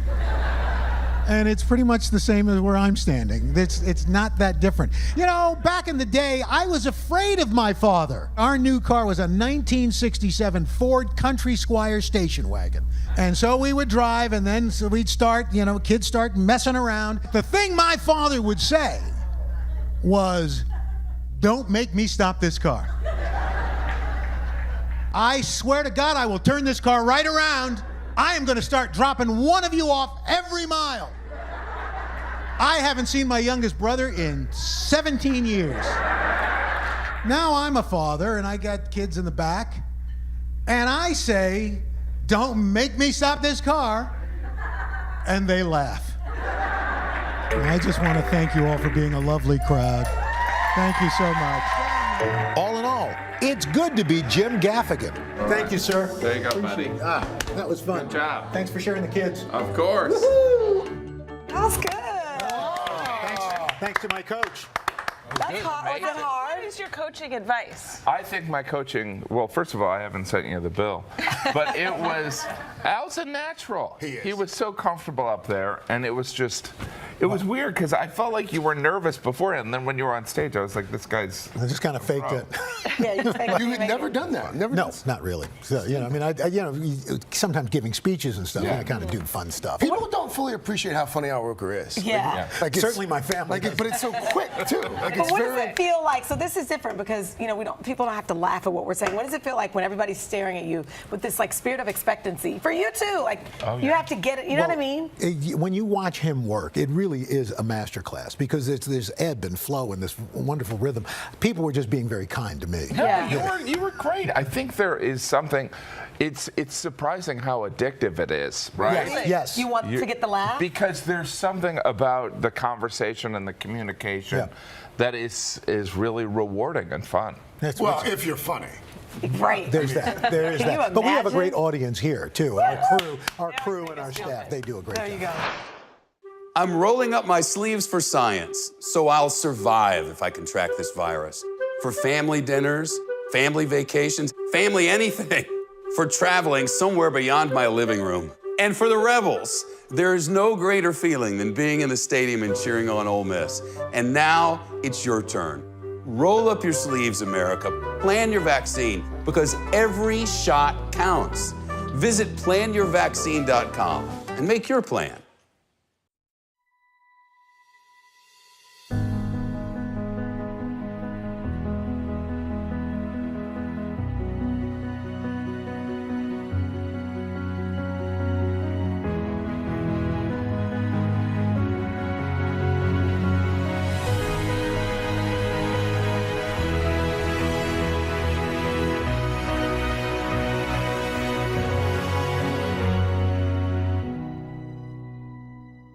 I'm rolling up my sleeves for science, so I'll survive if I can track this virus. For family dinners, family vacations, family anything. For traveling somewhere beyond my living room. And for the Rebels, there is no greater feeling than being in the stadium and cheering on Ole Miss. And now it's your turn. Roll up your sleeves, America. Plan your vaccine, because every shot counts. Visit planyourvaccine.com and make your plan. McKenna Grace is a star on the rise. You probably have seen her playing a young Tonya Harding in I, Tonya, or as a young and fearless Carol Danvers in Captain Marvel. Well, now, Jim and McKenna, they're teaming up as a father-daughter duo in the upcoming Amazon film Troop Zero, about a group of misfits who form a birdie scout troop. They earn badges to compete at the Jamboree Talent Show. Hi, this is so fun. McKenna, we want to start with you. I need you to be totally honest. 100% honest. How would you rate Jim Gaffigan as a dad, as an on-screen dad? I like that you just did Girl Scout honor. On my honor. You can lie. You can lie on television. It's perfectly fine. We live in an era where there's a lot of lying. What do you think? Well, I mean, like, his character? No, him or to you as a person. Wait a minute, are you supposed to be nice to kids? I didn't know if you're supposed to be nice to kids. What do you think? Well, I mean, like, everyone has their different, like, opinion, but I think that his character in the film, he's trying his best. I mean, he's doing everything that he can, and he's a good dad for Christmas. But I mean, in real life, I think that you're killing it as a father. So I mean, well, you got 5 10 kids. out of 10. I paid her $5,000 for that. That was worth it. Jim, right? 5 children. 5 children. How much of that knowledge did you bring to this role? Well, you know, I like to think that I'm a mediocre dad so that I can portray a mediocre dad. I've done research. Agree that mediocre is what you do best? I don't really allow them to speak. Oh, So, children should be seen and not heard. Yeah, no, I try my best. I think that's half the effort, right? Yeah. Mm-hmm. But I'm not good at it. I'm not good at it. I try. Do you now? What about laughter on this set? Was there a lot of laughter? Were you cracking up? Oh, it was. I mean, we had a good time. I mean, it's. And there was a great group of kids with her, and so they were, it was just such a. And the directors, Bert and Bertie, were like set the tone. Did you guys have any Scout experience? Because that's, I understand it's important.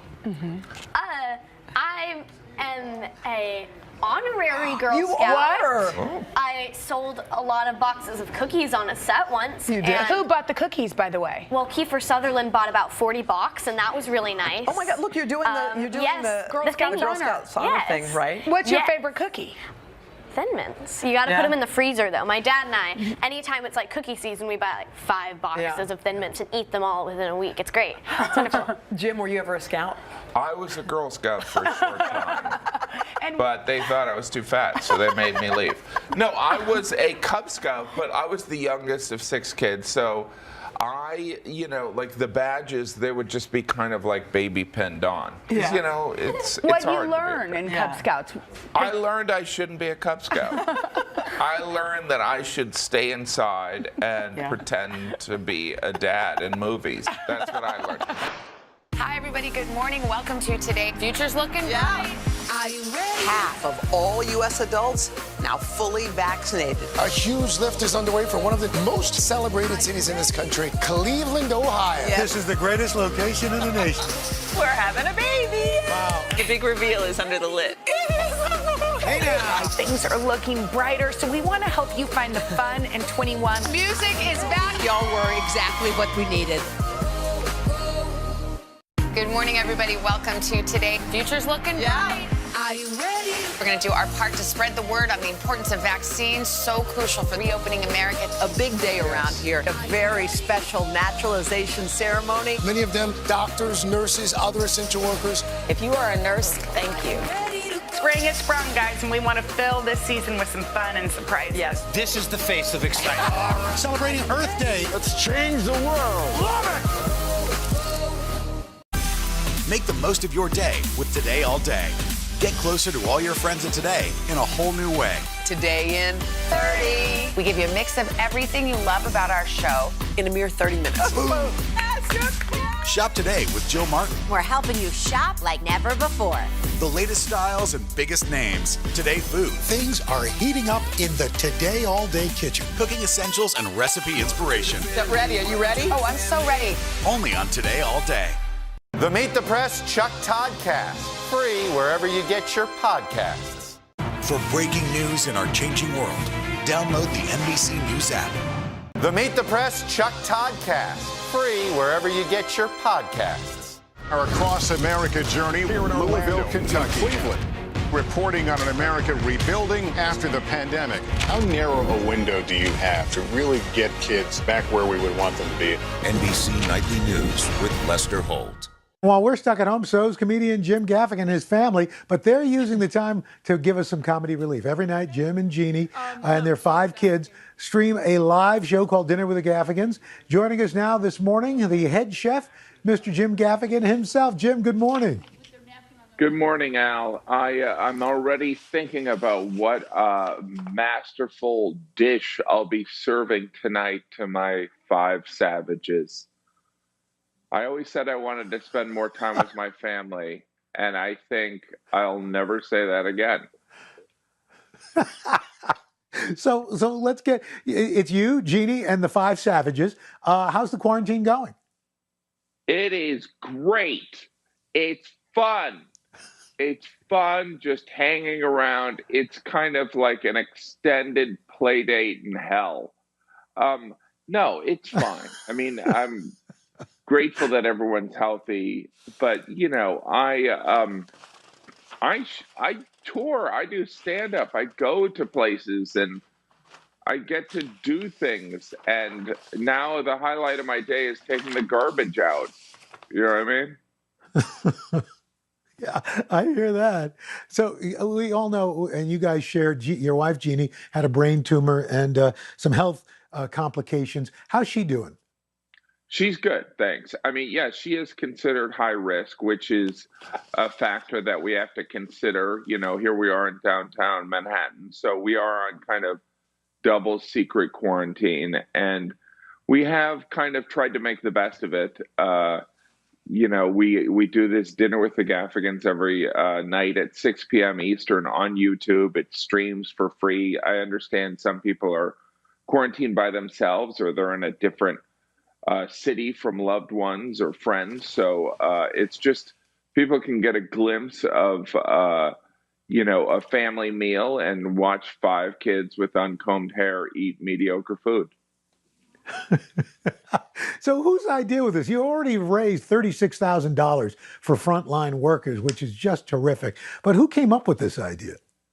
Well, it's like so many things. It's a combination with my wife. I was on tour of Latin America when this was all going down. Yes. So when I was coming back, I was very aware that there was a possibility of me being separated from my family. So I was kind of aware that there were people that were going to be alone, that were going to be quarantining alone. And then my wife, who runs this organization with a bunch of like-minded parents and teens called the Imagine Society, we decided to shift it into a fundraising thing where every night we have dinner and people who donate, we kind of talk to them online. And then, I'm cooking and I'm not good at it. And I don't know, this is, I'm definitely raising my children's cholesterol. I don't even think that a fraternity would like my food.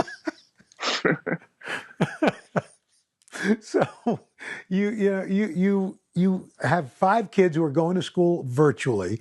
So they're on screen time, more time than ever. And I think you stole an idea from me. You're actually locking up their stuff at the end of the day. Oh, yeah. No, we have this contraption that charges, because it has to be charged, the device, when you give it back to them. Because if it's not charged when you give it back to them, the panic ensues. So, yeah, we have this. We have to lock it away. There's a combination lock, and I had to change it last week because, they're children. So they're essentially spies that are figuring out what the combination is. I feel such compassion and empathy for the students and the teachers, and obviously the parents who are supposed to help with this distance learning, which was created as a way to just punish parents. But it's hard. We have 5 kids on 5 screens, 5 different schedules. Let me just show you. This is our schedule for today. This is just today. We're not running an army or anything. That's just different classes and Skypes and Zooms, and it's a blast. I'm rolling up my sleeves for science, so I'll survive if I can track this virus. For family dinners, family vacations, family anything.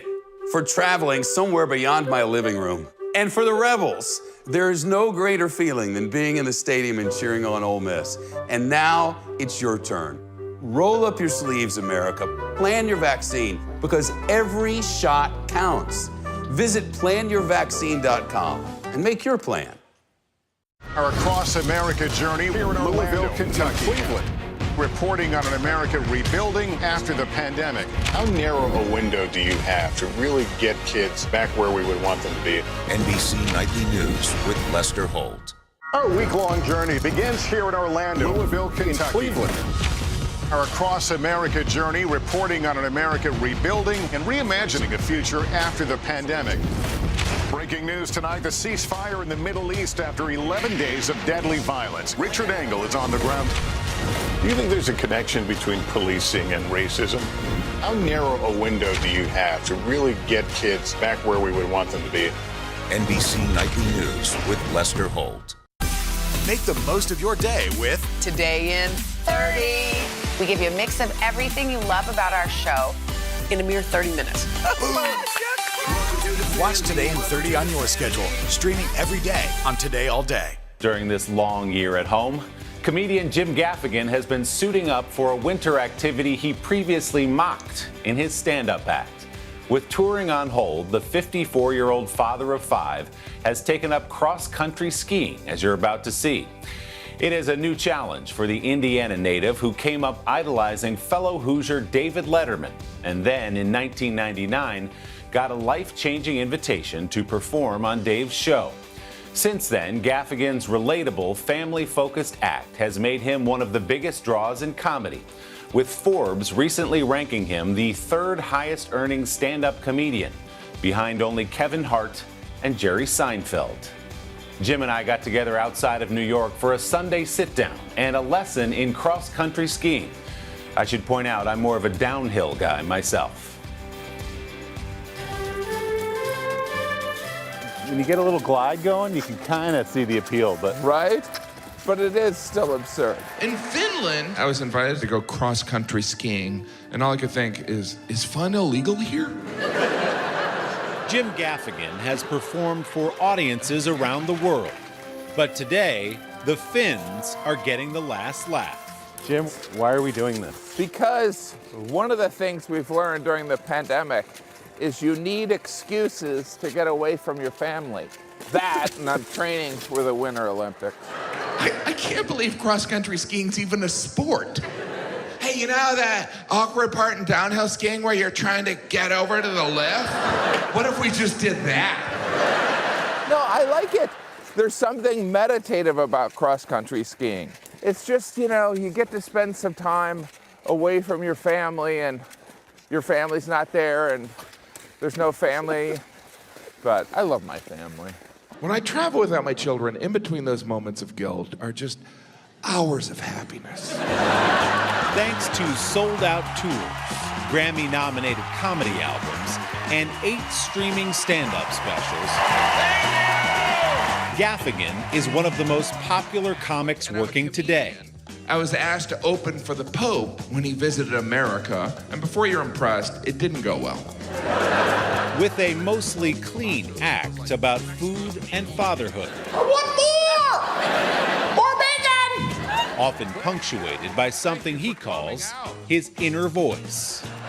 Oh, he's doing that voice already. But for the last year, Jim has had to bring his set closer to home.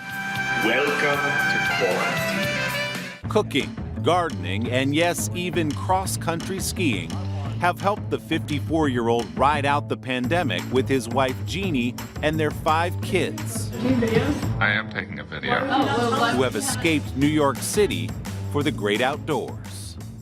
Do you have a technique you like to use? It's kind of like you have slippers on and you're trying to make as much noise so that your wife knows that you're getting up and getting her coffee.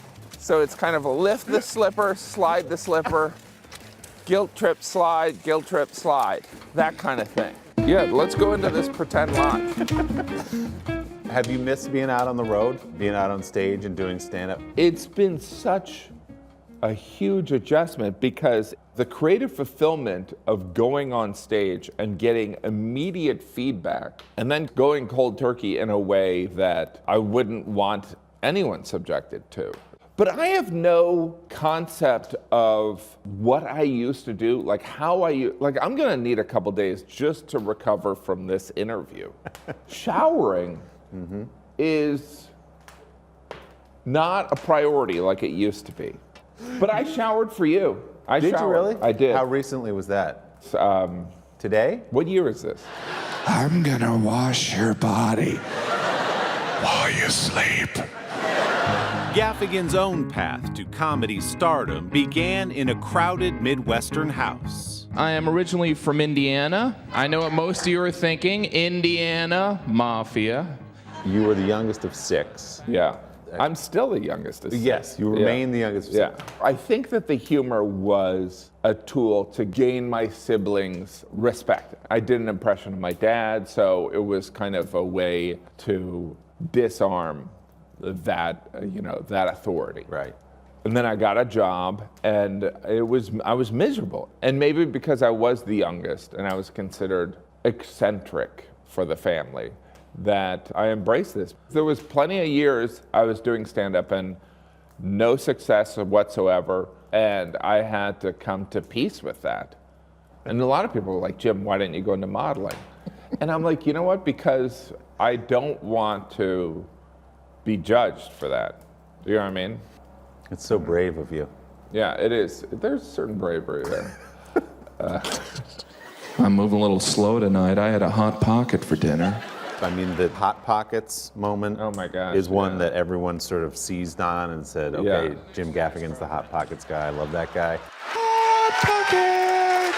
I tried the bit a couple times in New York City at comedy clubs, and no one in New York knew what it was, because in New York City you could just go and get a piece of pizza. But I knew that the rest of the country, this was the next stage of the 7-Eleven burrito. There is the vegetarian Hot Pocket for those of us that don't want to eat meat but still would like diarrhea. It will pay for my children to go to college. But I don't know if I need more drunk people yelling Hot Pocket to me. Look at that guy. He's wasted in a bar. I came here to read a novel. You've been described as clean and family friendly. As a comedian, I guess I am, I don't curse, but as an individual, I'm a horrible person. But I would also say that the only adjective comedians want is funny. You know, whether you're clean or, in my case, good looking. I don't need that. I just want funny. Gaffigan's appeal is broad, and his comedy is mostly apolitical. So some fans were stunned last summer when he posted a viral Twitter rant condemning then-President Trump's speech at the Republican National Convention. Why did you make that turn? I wanted to alienate as many people as I could. No, it was, I saw the way things could go. And also as a parent, I didn't want my kids to not see me take a stand for things that I believe in. Yeah. And I don't think people care about who I vote for. I care about who they're voting for. And that's why I'm running for governor of Texas against Matthew McConaughey. Because he's in the pocket of China. Is this your first attack ad here exclusively This is my with first us? attack ad. No, you can't use any of this. Jim, this has been fun. This is fun. You know what? Don't turn around. Let's go across the country. And you've earned your own nap after this. I've earned my own nap. Yeah. You know, so many of the problems of this world could be solved with naps. Maybe the Israelis and the Palestinians need to nap together. You know what I mean? I'm just saying, I'm just pitching that. If that comes up later on, you're like, oh, you know what? Jim Gaffigan brought up that. And he's a diplomat on top of everything else. Jim's latest comedy special, The Pale Tourist, is streaming now on Amazon Prime. And if things go as planned, he will be coming to a stand-up stage near you later this year.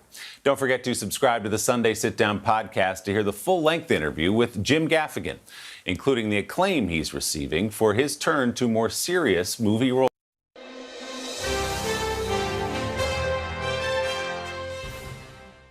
From clinical research to diagnosis to treatment, studies still show women are either underrepresented or treated differently than men.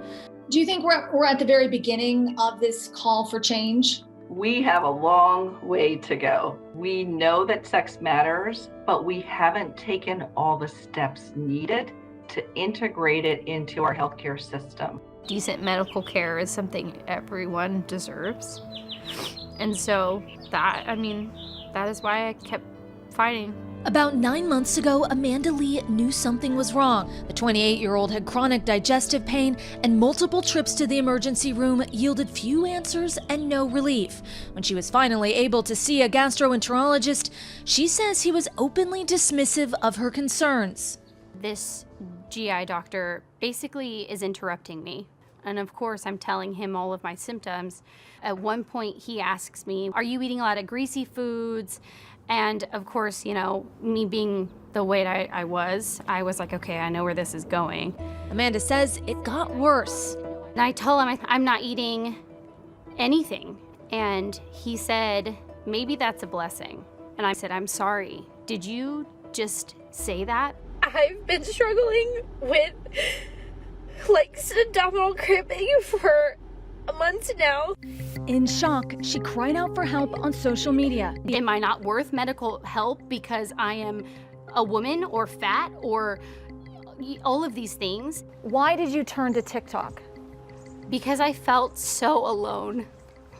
I felt like, does anybody even want to hear this, young chunky girl talk about how this doctor called her fat again. Amanda's story went viral, and her followers pushed her to seek another opinion. In March, she was diagnosed with stage 3 colon cancer. Why do you think gender bias is such a problem in healthcare? I think it comes down to not being able to be listened to. Dr. Patricia Scott says being dismissed can happen to any woman, especially if their symptoms are not commonly seen in younger women. She's an experienced high-risk obstetrician who suffered a stroke at the age of 45.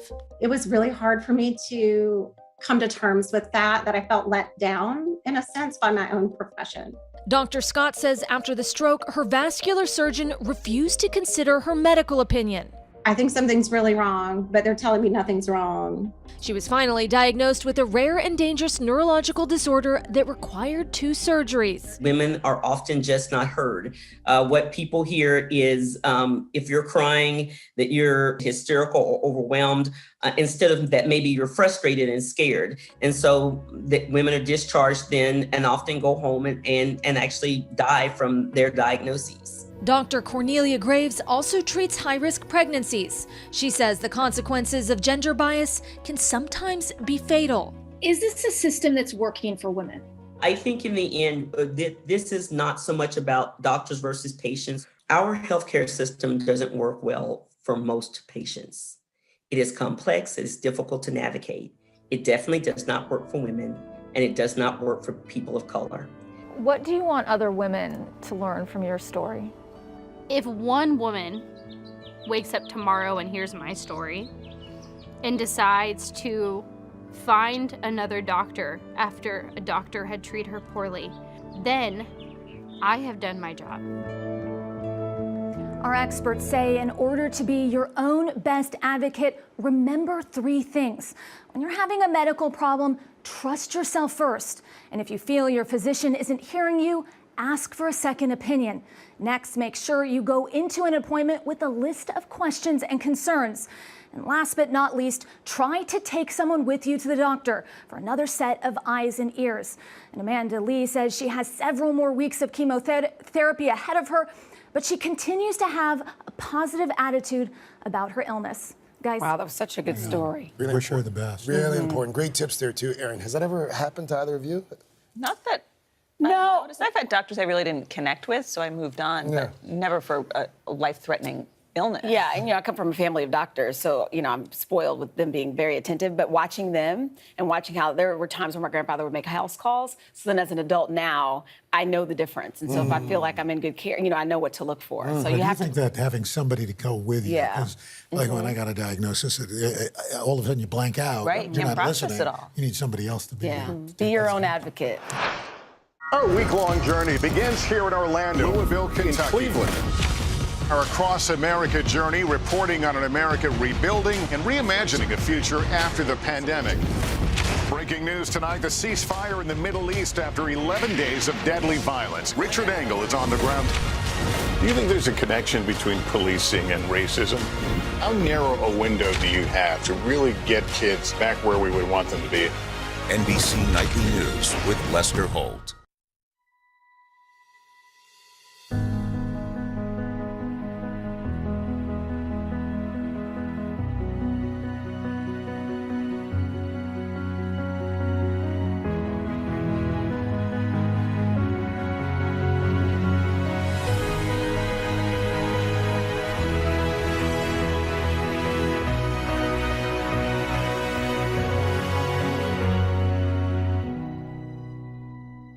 The Meet the Press Chuck Toddcast, free wherever you get your podcasts.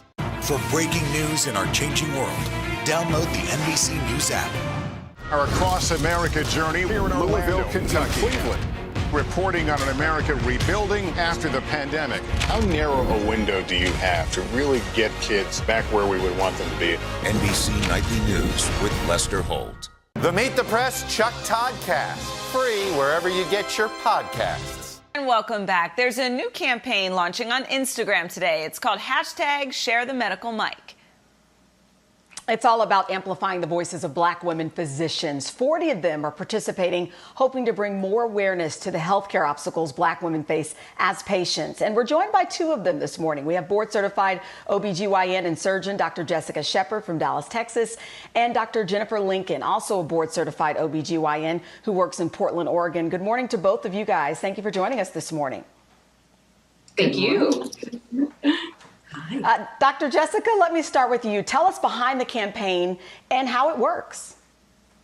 So the campaign was started by Dr. Renee Parro and also Dr. Lauren Powell. And the real impact here was to group 40 physicians of color and 40 physicians that are non-color, and grouping these 80 women together to really get the impact and the voice out there of Black women who are in medicine, so we can share our voice, our experiences, some of our struggles, and some of our triumphs. Dr. Jessica, one of the primary healthcare topics that you plan to bring the attention of Jennifer Flowers is the maternal mortality in Black women. It's something I know in my circles we've been talking a lot about. Talk to us a little bit about that. Yeah, absolutely. When we think of systemic racism and how it's a public health concern, we see that transpiring into maternal mortality rates. And we know that 4 to 6 times likely that a Black woman is to die from maternal mortality. And so when we look at those statistics, they're completely staggering. And the issue really is, taking all socioeconomic status of Black women, is that really that there is a racial bias, and we have to address that when we think about racial inequalities and how it impacts mom and baby as well. And Dr. Jennifer, so you're a white doctor working with a population in Portland that's, not as diverse as many cities across the country. However, you feel it's necessary to discuss these inequities in healthcare. So why is this important for you, and how did you get on board? So as an obstetrician, I train to be ready for emergencies that are extremely rare, 1 in 100, 1 in 1,000, 1 in 10,000, and I'm expected to know how to handle them. The same thing, even though I live in a city where there might not be as many Black women as in other cities, I still have to be ready to handle the racial disparities that come with their care. And I was invited into this campaign, and when I saw that Dr. Shepard was in on it, I said, please, ask her if she'll pair with me, because she is I look up to her so much, what she's done. And Dr. Jessica, so, going into some of the details of specific conditions, you deal with a lot of women who suffer from fibroids. July happens to be Fibroid Awareness Month, but you say this is an area in particular where you've seen firsthand the disparities when it comes to treatment. Absolutely. I have had numbers of women walk into my office who have been only offered an option of hysterectomy, when there are countless amounts of ways that we can deal with that medically and surgically. So to see, again, firsthand experience as a Black women physician, Black women coming into my office and really seeing that racial disparity in my face has allowed me to be even louder about talking about the oppression that we see in healthcare today, and using platforms such as this to allow women to see representation in myself, but also to get the word out there for all physicians that this is something that, coming together, we can all tackle and we can all do better. You talk about, we begin by addressing a lot of racial bias, if you will, within the medical care system. So overall, how do we do better? Probably one of the things that I love about this campaign is having action items and taking action that we can use, even from just today, is voicing our concern. One of the things that we've missed throughout decades now when we talk about racial injustices, no matter what area that we look at, is the ability to voice our concern, but also representation. So now, as we're taking over IG accounts today and Share the Medical Mic, we're allowing ourselves to be seen, we're allowing ourselves to be heard through the platform of others. But as we continue this in the future, we are hoping to see that we can be a face, we can be a voice of advocacy for our patients and representation in the future, so that we can all share our voice and make sure that we are doing everything that we can to decrease the disparities in racism in healthcare.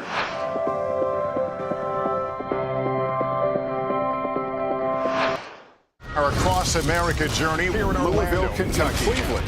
Reporting on an America rebuilding after the pandemic. How narrow a window do you have to really get kids back where we would want them to be? NBC Nightly News with Lester Holt. For breaking news in our changing world, download the NBC News app. This is about 50 votes. If you can't get bipartisanship here, where are you going to get it? If China decided to cover this up, can we ever actually get a definitive answer? What happens if we don't act on police reform this year? If it's Sunday, it's Meet the Press. Make the most of your day with Today in 30. We give you a mix of everything you love about our show in a mere 30 minutes.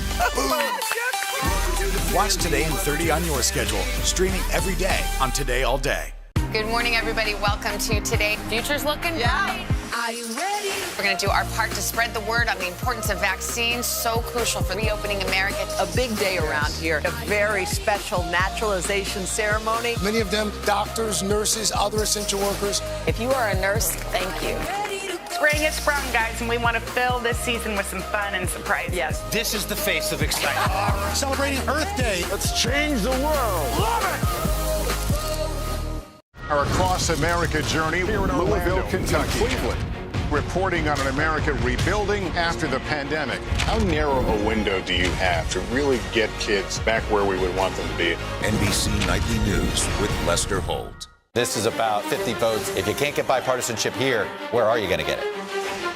If China decided to cover this up, can we ever actually get a definitive answer?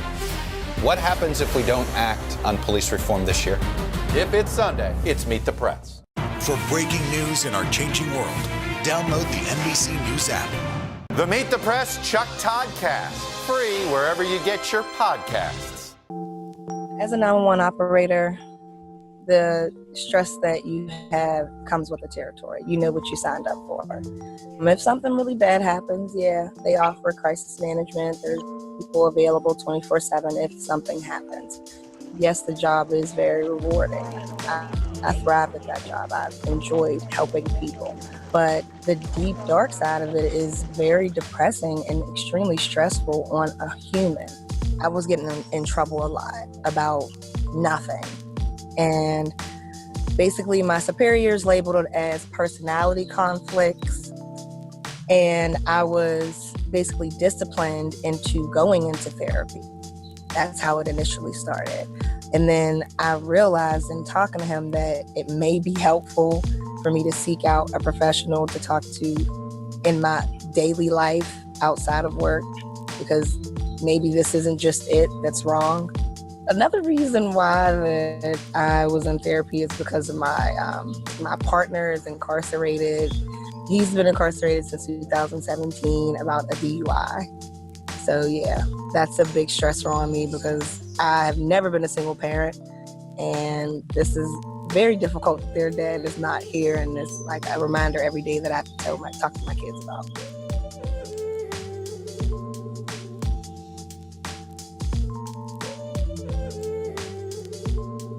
Growing up, therapy was not an option, wasn't even spoken about within my household. I didn't even know what a therapist literally did, besides what I saw on TV, which was go into a room, sit on the couch, close your eyes, and someone's going to talk to you. You know, as I got older and I was experiencing specific circumstances within my life, and my friends weren't, you know, the ear that I needed when my marriage wasn't on the same level. And I wanted to go with my wife as well, but she was kind of reluctant. And I said, okay, no problem. I'll take that step on my own. When it comes to some common mental health issues that Black women face, it's a variety of things that fall on a spectrum. It's anxiety, it's depression, it's dealing with racial trauma, either from direct racism or subtle forms of racism that manifest through microaggressions. The reality is Black women and their mental health, it kind of looks the same amongst other people in different communities. However, the stigma and access to care might look different. There is still a significant stigma related to mental health in the Black community. And so I think there are lots of misconceptions about why somebody would ever see a therapist. Lots of us have grown up in families where what goes on in your house stays in your house. So the idea of talking with someone, a complete stranger, about some very private and secret information is really just unheard of.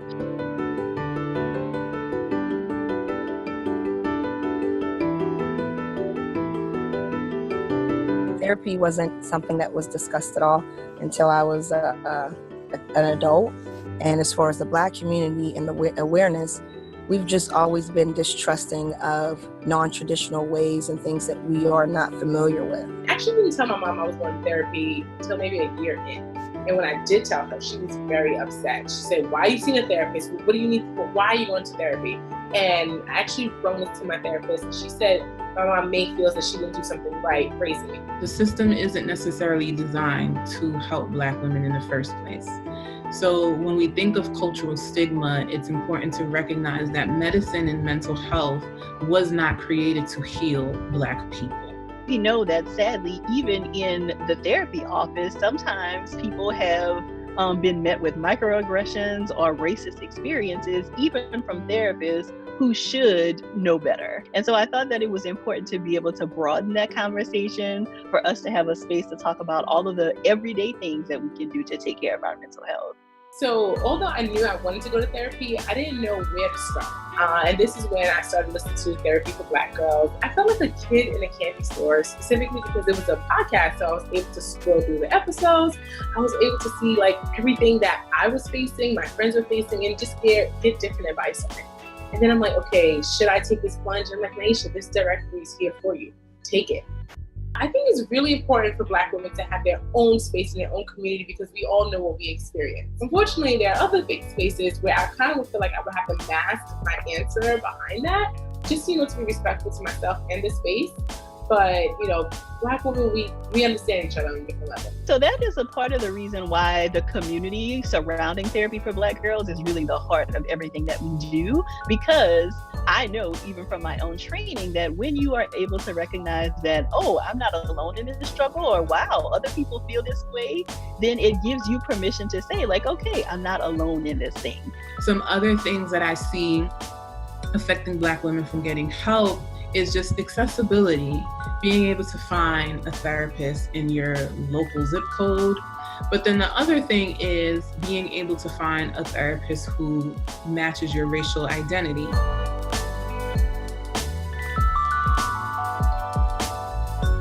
Studies show that when you work with someone who's culturally competent and you work with someone who matches your racial identity, clients tend to report feeling like they received higher levels of care, they received quality care, and nobody wants to go to therapy to have their feelings dismissed or to be gaslighted into believing that racism isn't an issue and that that's not impacting their lives.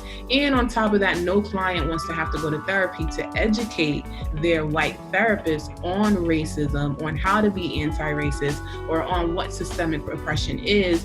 There are also different stereotypes, like the strong Black woman stereotype that exists in our community, that makes some people feel like it's not okay to be vulnerable. It's not okay to say that you're struggling, because we are expected to kind of be everything for everybody. And so having to admit to someone that I'm not okay, or that I'm really struggling here, can be really difficult for lots of Black women. That was one of the first things that my therapist, she threw out the window for me, strong Black woman. And she's like, it sounds like you have this control thing about having to, be the strong Black woman. And she was like, you don't have to. She said, that is unrealistic. You have feelings. You are normal. You are okay. It's okay to not be able to handle everything. And it is unfair that a lot of Black women are raised, and a lot of Black girls are raised, that you have to be able to handle everything with a straight face. This is how we end up with burnout. This is how we overextend ourselves, and then we're seeking support and we don't have no one available, because we've set ourselves up to, again, be the strong person that carries everyone, and then we're like, well, who's carrying me? And so it's really important to just shift that perspective and that narrative, as asking for help doesn't make me weak. Asking for help actually makes me wise. You pay attention to your intuition. And so if something is telling you that it feels a little off, or you feel not quite right, then that is something and a message that you need to pay attention to. I think that's really key. Oftentimes when we're seeking change, we seek it externally without reflecting and looking inwardly. And I think there's a lot of power in taking inventory. There's nothing wrong with being strong. There's nothing wrong with you being who you are. It's about recognizing, what are some things that I need in order to feel supported? What does it look like to sit in solitude? and just be with yourself. I think what I've gained from therapy and what I've learned has been reassurance. You know, you don't have to always get closure on things. Sometimes you don't always get an apology. So I think what I've gained mostly is that reassurance in who I am and being okay with my choices that I've made. I know I want to be happier. I'm thankful that it's over 1.5 years and I'm still going. So for me, I feel like with my grandparents and my mother, their anger is going to skip my generation.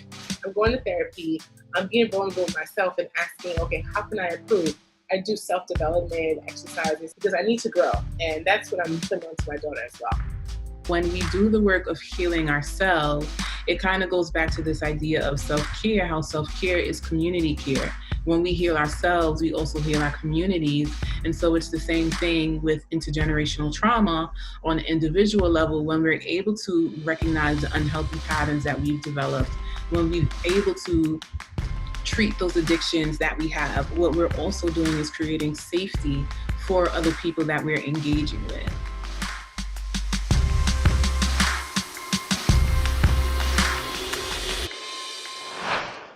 Good morning, everybody. Welcome to Today. Future's looking bright. Are you ready? We're going to do our part to spread the word on the importance of vaccines, so crucial for reopening America. A big day around here. A very special naturalization ceremony. Many of them doctors, nurses, other essential workers. If you are a nurse, thank you. Spring has sprung, guys, and we want to fill this season with some fun and surprises. Yes, this is the face of excitement. Celebrating Earth Day. Let's change the world. Love it! Hi, everybody. Good morning. Welcome to Today. Future's looking bright. Half of all U.S. adults now fully vaccinated. Al is in Cleveland for our Reopening America series. This is the greatest location in the nation. Music is back. Y'all were exactly what we needed. Make the most of your day with Today All Day. Get closer to all your friends at Today in a whole new way. Today in 30. We give you a mix of everything you love about our show in a mere 30 minutes. Shop today with Jill Martin. We're helping you shop like never before. The latest styles and biggest names. Today food. Things are heating up in the Today All Day kitchen. Cooking essentials and recipe inspiration. Get ready. Are you ready? Oh, I'm so ready. Only on Today All Day.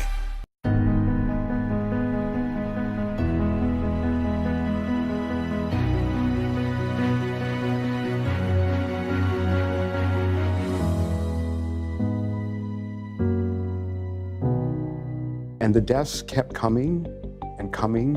The fear was palpable. I was terrified of passing on HIV to someone else. But in the years that followed, it was pretty miraculous for me. So was the bravery. Because of them, I can live a healthy and happy life. We sat down with 4 gay men from 4 different generations, all living with HIV. The oldest is Jesse Myland, who's still haunted by the beginning of the epidemic. People who, because they had been diagnosed, suddenly disappeared. And we all knew what that silence meant. Jesse was diagnosed in the 80s after losing his partner, George, and so many others. It was hard. It was very hard. At the time, many leaders were accused of ignoring the crisis because it was deemed a gay disease. President Reagan didn't give his first major speech on AIDS until 1987, 6 years after the first diagnosed case. We must have a definition of AIDS. For Dr. Anthony Fauci, the epidemic was a turning point. In 1984, he became the nation's top infectious disease expert, the same job he holds today. When there is resistance, was it hard to get the resources you needed? Well, in the beginning, it was. I mean, we were trying to convince people that this was not something that was going to go away. This is something that was going to get worse and worse. To raise awareness, the AIDS memorial quilt was unveiled on the National Mall. Joe Frattini. As organizers read the names of those who died. Some shared their stories publicly, including actor Rock Hudson, teen Ryan White, who tested positive after a blood transfusion, Real World star Pedro Zamora, and basketball legend Magic Johnson. In 1995, a combo therapy known as the AIDS cocktail was ushered in, followed by even better medications offering hope. But there was no cure for the stigma. Right now, there are millions of people with HIV suffering from social rejection because they and other people believe that they're infectious, and they're not. Diagnosed in 2003, Bruce Richmond says he was terrified of giving HIV to someone else. So I didn't love. I isolated myself. I was depressed, and at times I was suicidal. But then he learned medication could reduce his viral load to undetectable levels, meaning he couldn't transmit the virus. So Bruce started an advocacy group and coined the phrase U equals U, undetectable equals untransmittable, a message endorsed by the CDC. It gave me hope. It meant that I could be intimate. People with HIV can live healthy lives and not pass on the virus to anyone, and that's a revolution. Today, about 38,000 Americans are still diagnosed each year. DeAndre Moore was 19. Remember staring at a window covered in butterfly stickers. In that moment, all I could think was, damn, if I could be one of those butterflies and just fly away from here, then everything is gonna be okay. Raif Darazi had a similar reaction. He was 27. So I knew next to nothing about what it meant to be diagnosed with HIV. It was a steep learning curve. And what did you learn? Well, I learned that I'm not gonna die. I'm alive and well. You think back to that moment with the butterfly, what would you tell yourself in that moment? You're gonna be okay. You're gonna be just as beautiful. Today, all 4 of these men are undetectable, and all are advocates, sharing their stories to educate the public and fight the stigma. It's taken us 30 years of the AIDS crisis to teach the whole world that our lives and our loves are equal to everyone else. It blows my mind just how far we've come, and then just what's possible now. So, what is possible now? My mind immediately says what isn't possible. That's the answer.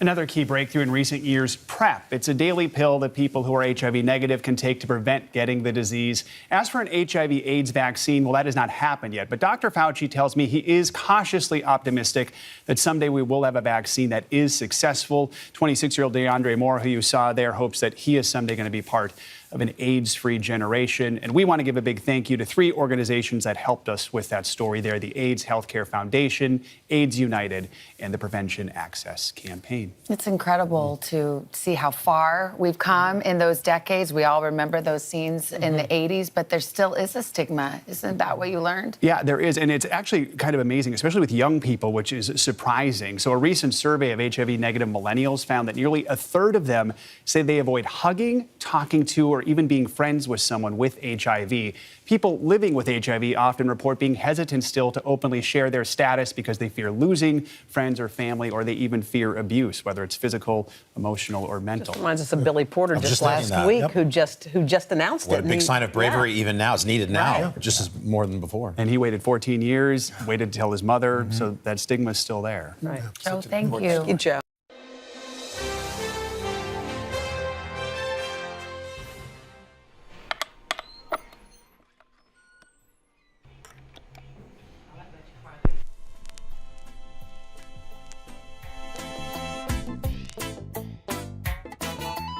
In 1958, I started Randy's Record in Kingston, Jamaica, selling new and old records and producing records.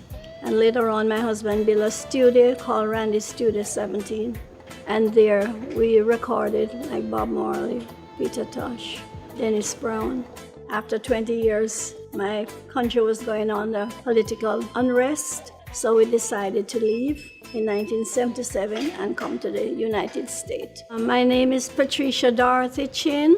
They call me Miss Pat, and I'm the co-founder for VP Records. Right now, you're going to do it the 1st of next month, you said? Mm-hmm. Coming to America was a very hard choice for us. When I left Jamaica, we took a whole trailer load of food together with our music. And when I came to get the things cleared, the custom officer said, "Mrs. Chin, why are you carrying so much food here?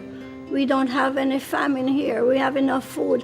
I said, "But we don't have any money to buy the food because we're only allowed to take out $50 American. And my daughter was only 12 when I came, so I had to get a school for her. And my second son was 15. We had to get a school for him. And my other son, Chris, he was 17, so we had to get a college for him too. It was very tough, but we did survive. When my husband first came, and we were looking somewhere to live and to open a store, we went to Brooklyn, we went to Bronx, we went everywhere. He chose Jamaica, Queens because it's reminding of back home. And then we called the store VNP because my husband is Vincent and I was Patricia, so we just called it VP Records.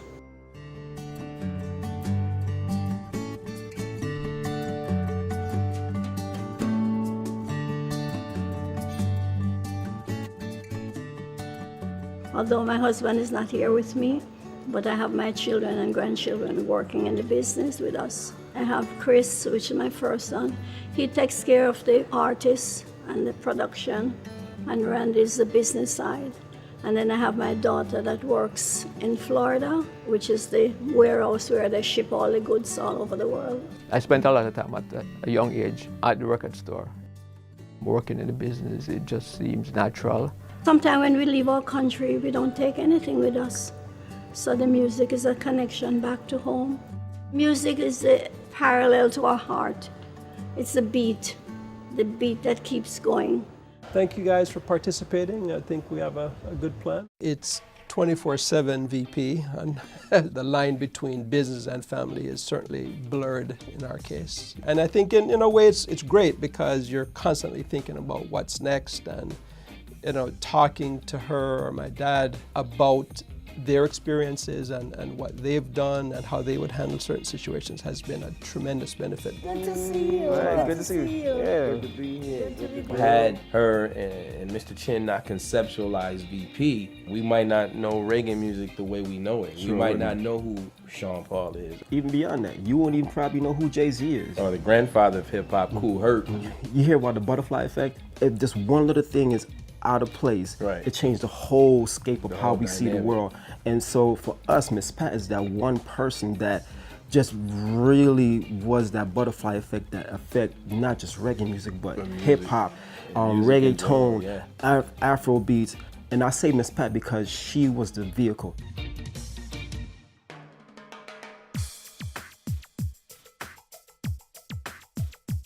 They call me Neil Diamond Edwards. I'm the senior A&R VP. I basically scout talent, work with producers, and create albums and help to develop artists. Before streaming, digitals and MP3s, this was how you got your music. When I was growing up and you wanted to buy music, you had to go to the record store.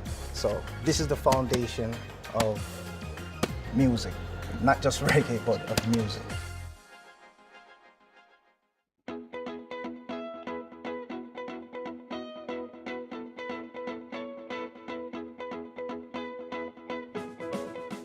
The record store is important in the business because the customer would come in and buy the record, but not only buying it, they'd play the record to hear if they like it. It's not only buying the record, but the experience they gain from coming in the store. And that's why I have remodeled my store so that it will have that same feeling of a community service, an educational service, and to just be there to listen to a vinyl versus a CD, because there's so much of a difference in the music. It just reminds me of when I was back home in Jamaica where I started. The long counter, the woodwork, the tiles, the brick. It just brought me back a lot of memories. After 60 years, that's changed so much. And my husband foresaw it, and it came to pass. So thank you, Vincent, wherever you are, looking down. This is a dream come true.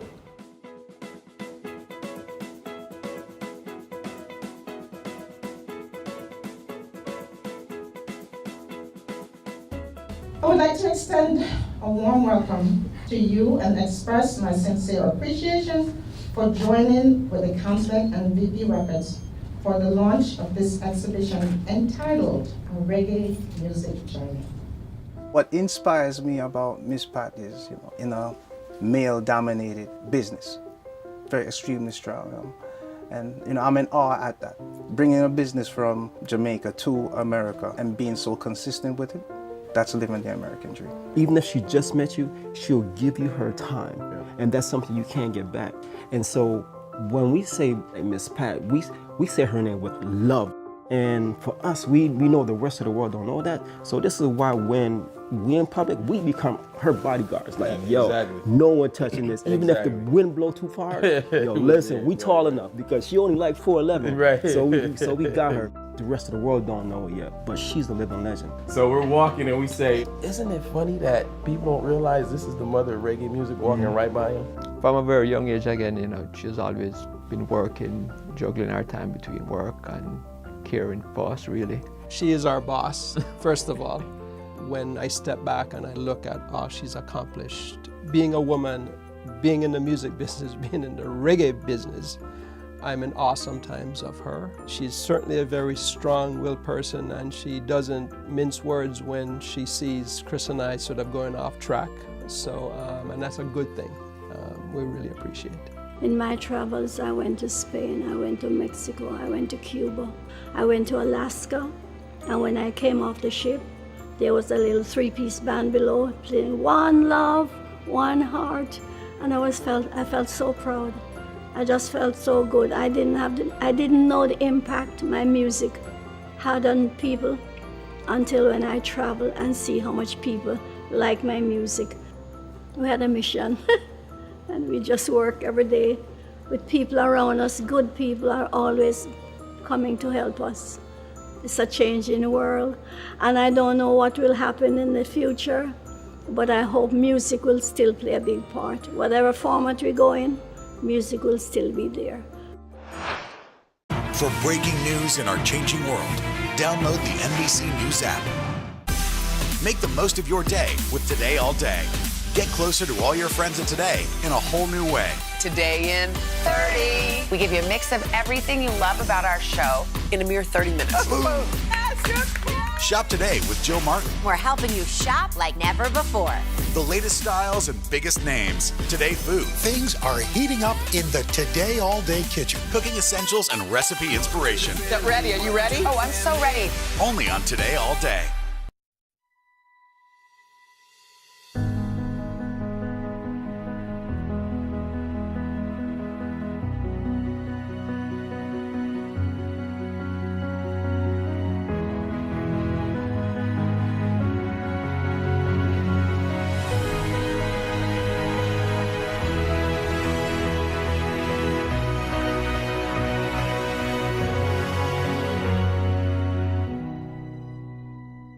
This is about 50 votes. If you can't get bipartisanship here, where are you going to get it? If China decided to cover this up, can we ever actually get a definitive answer? What happens if we don't act on police reform this year? If it's Sunday, it's Meet the Press. For breaking news in our changing world, download the NBC News app. The Meet the Press Chuck Toddcast, free wherever you get your podcasts.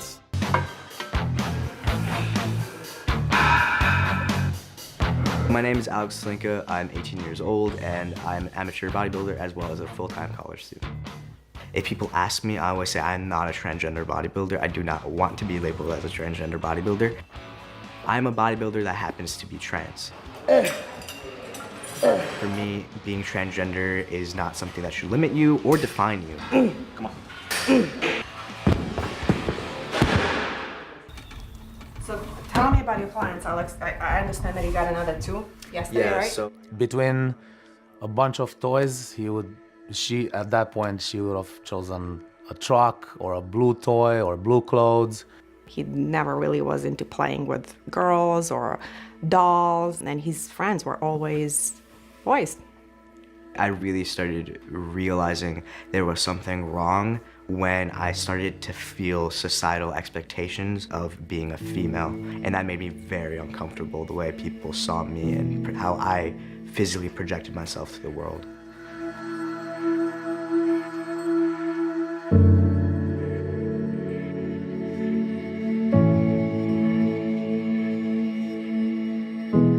Not not to be morbid, but it's like complete utter disgust with yourself and your body, and you get anxiety like from other people seeing you a certain way. And I was like, you know what, like I can't do this anymore. I can't not talk about it anymore.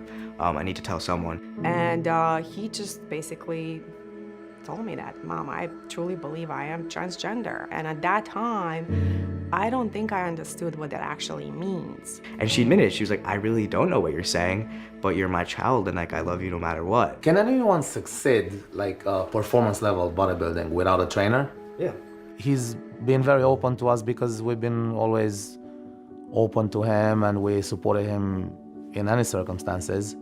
Therefore, he had no fear to talk to us. Other parents out there who are going through the similar situation, we highly advise them to continue loving and supporting their children no matter what. They're not doing anything wrong. They're just trying to manifest themselves as they feel they are inside.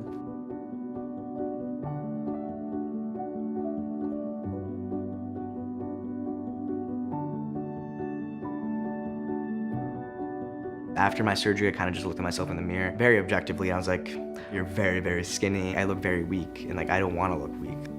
I just wanted to be a little more fit and be more comfortable with myself. But for me, I've always had the personality like all or nothing. So like when I get into something, I really get into it.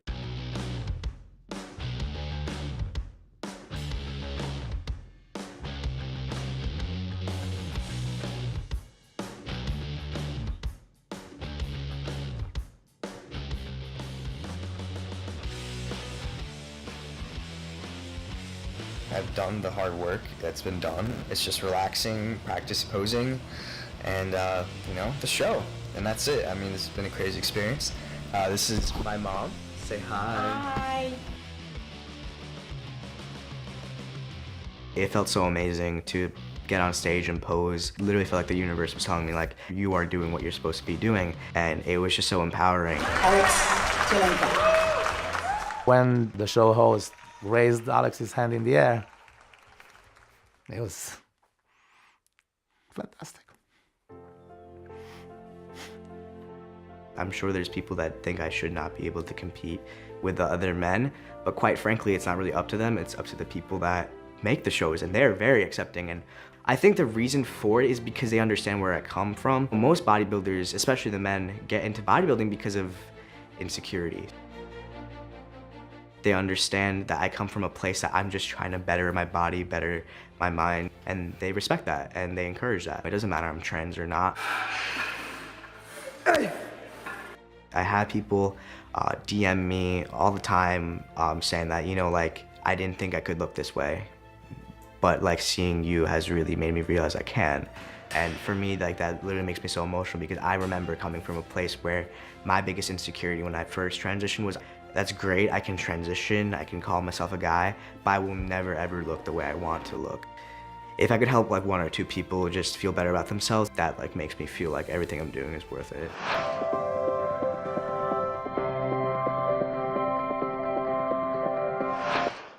Good morning, everybody. Welcome to Today. Future's looking bright. Are you ready? We're going to do our part to spread the word on the importance of vaccines, so crucial for reopening America. A big day around here. A very special naturalization ceremony. Many of them doctors, nurses, other essential workers. If you are a nurse, thank you.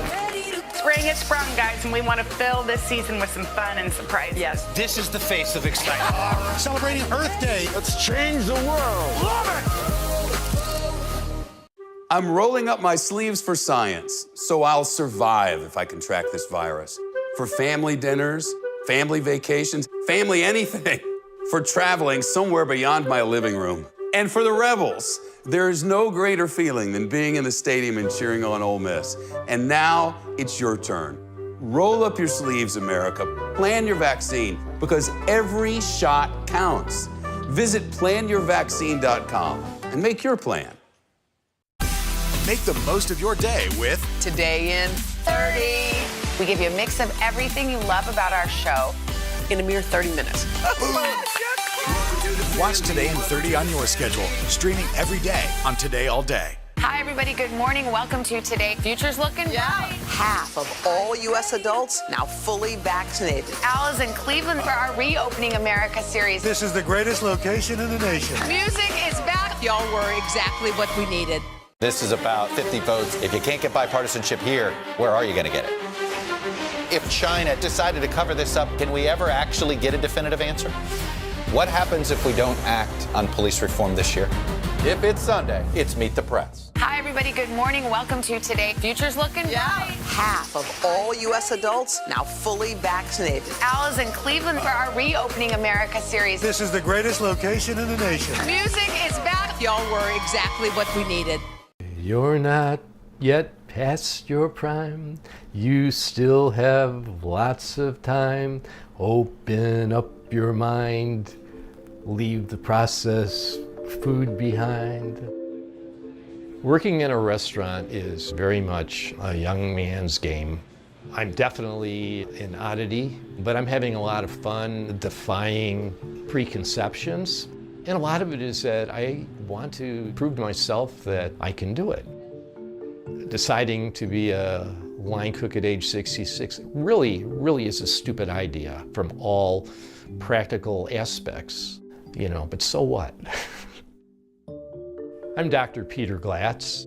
I'm a retired dentist and a full-time line cook at Nonesuch Restaurant in Oklahoma City. Before I started my career as a chef at Nonesuch, I was a practicing dentist for 40 years. My favorite thing about being a dentist was the interpersonal relationships that I developed with my patients, and I've always enjoyed working with my hands doing fine detailed work. When I was a freshman in college, I would borrow the key to the dormitory kitchenette and I'd begin making bread. People would walk by and stick their head in and see what was going on, and it was a way to meet people. And yes, that's how I met my late wife, Julianne. As fate would have it, I married a woman who loved cooking, who was very good at it, and so for most of my married life, I was the dishwasher and occasionally the salad maker. I was wanting to prepare myself for a career in the arts. I shared this information with my father, and his comment was, how do you think you're going to support a family as an artist, and you ought to go and do something like dentistry. I felt like dentistry used a lot of the same skill sets that I would utilize in art, and it was a more lucrative and stable job situation.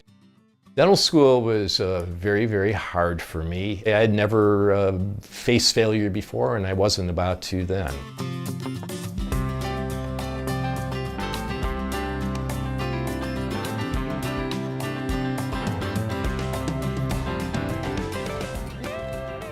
Welcome to Bertha Bus. This is my wandering, traveling tiny house and kitchen. I love the tiny house feeling. I have really everything I need to survive in a tiny, compact space. And I love being able to go to music festivals and cook for people. This has been a real labor of love.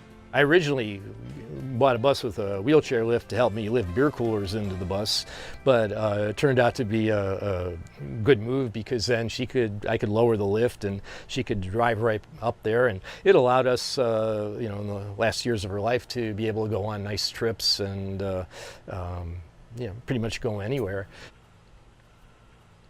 That was taken freshman year in college, right at the time we got engaged. That's my wife Julianne, and I in her dorm room window.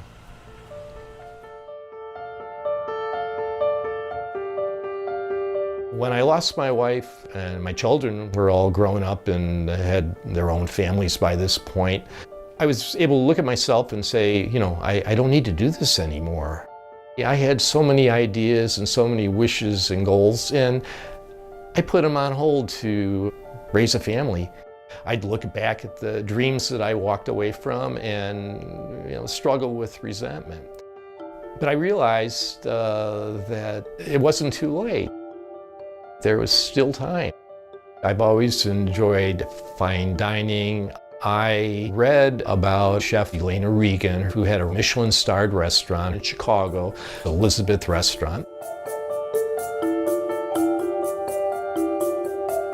I loved it. I would return, every 3 to 6 months and spend another 2 to 4 days with her. We became good friends. I fell in love with the restaurant environment. Problem was, it's physically demanding. You're on your feet 12, 14-hour shifts. And at that particular time in my life, I was overweight and suffering from a hip that needed a replacement and back problems. Then I became involved with a CrossFit group and a trainer who focused on older individuals. As I grew stronger and healthier, I realized that I think I can do this.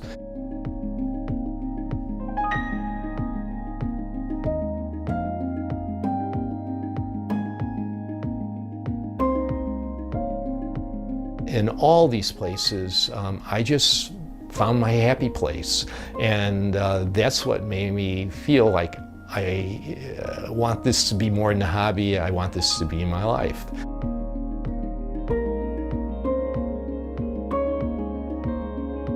I've known Ann for quite a while. Ann was, before becoming my wife, was a family friend. Then I'll get to working on prepping some vegetables, and we'll put together a rice salad. We'll use either black rice or red cargo rice. Okay. My husband Peter is an amazing man. He's creative and he's very focused, and he's just he's a wonderful partner. Our original plan was to travel in the bus and support ourselves by doing pop-up cooking events. When I saw on Instagram that a restaurant that I was so impressed by, Nonsuch, was hiring a line cook, I sent in my resume. It was 7 pages of dental stuff and a half a page of cooking experience, and much to my shock, they offered me the job. I knew that it was an important career move for him and that it would help make him a better chef. And I completely supported that, and I wanted him to be able to do that because I know that in our ventures later that all it will do will make things better. It's a really wonderful thing to have that kind of support. I think she's enjoying the crazy little ride that we're on.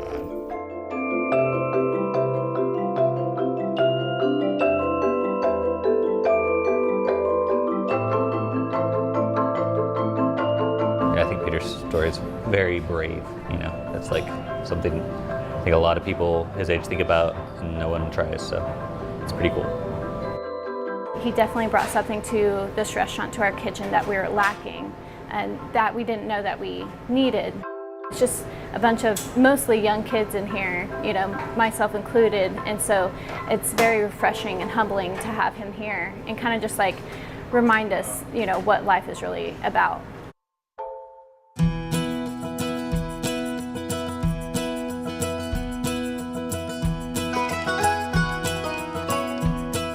What I want people to take away from my story is that one doesn't have to resign himself to living a life that you aren't fulfilled living.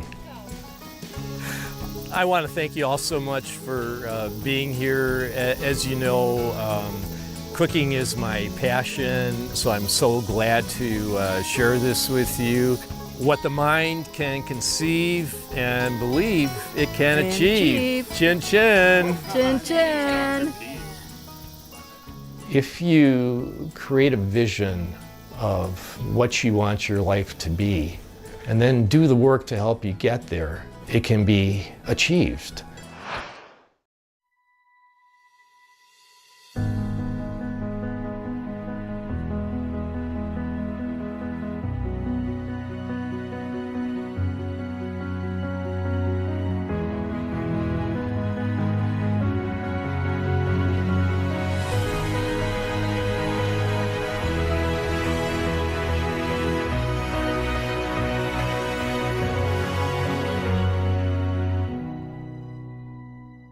Our Across America journey here in Louisville, Kentucky. Cleveland. reporting on an America rebuilding after the pandemic. How narrow a window do you have to really get kids back where we would want them to be? NBC Nightly News with Lester Holt. Our week-long journey begins here in Orlando, Louisville, Kentucky, Cleveland. Our Across America journey reporting on an America rebuilding and reimagining a future after the pandemic. Breaking news tonight, the ceasefire in the Middle East after 11 days of deadly violence. Richard Engel is on the ground. Do you think there's a connection between policing and racism? How narrow a window do you have to really get kids back where we would want them to be? NBC Nightly News with Lester Holt. Make the most of your day with Today in 30. We give you a mix of everything you love about our show in a mere 30 minutes. Watch Today in 30 on your schedule, streaming every day on Today All Day. One of the things that I think that people don't understand about women and women's bodies is that they're all different. They're all different. Oat & Co. is Chicago's first and only luxury bridal boutique that styles exclusively curvy women, sizes 14 to 32.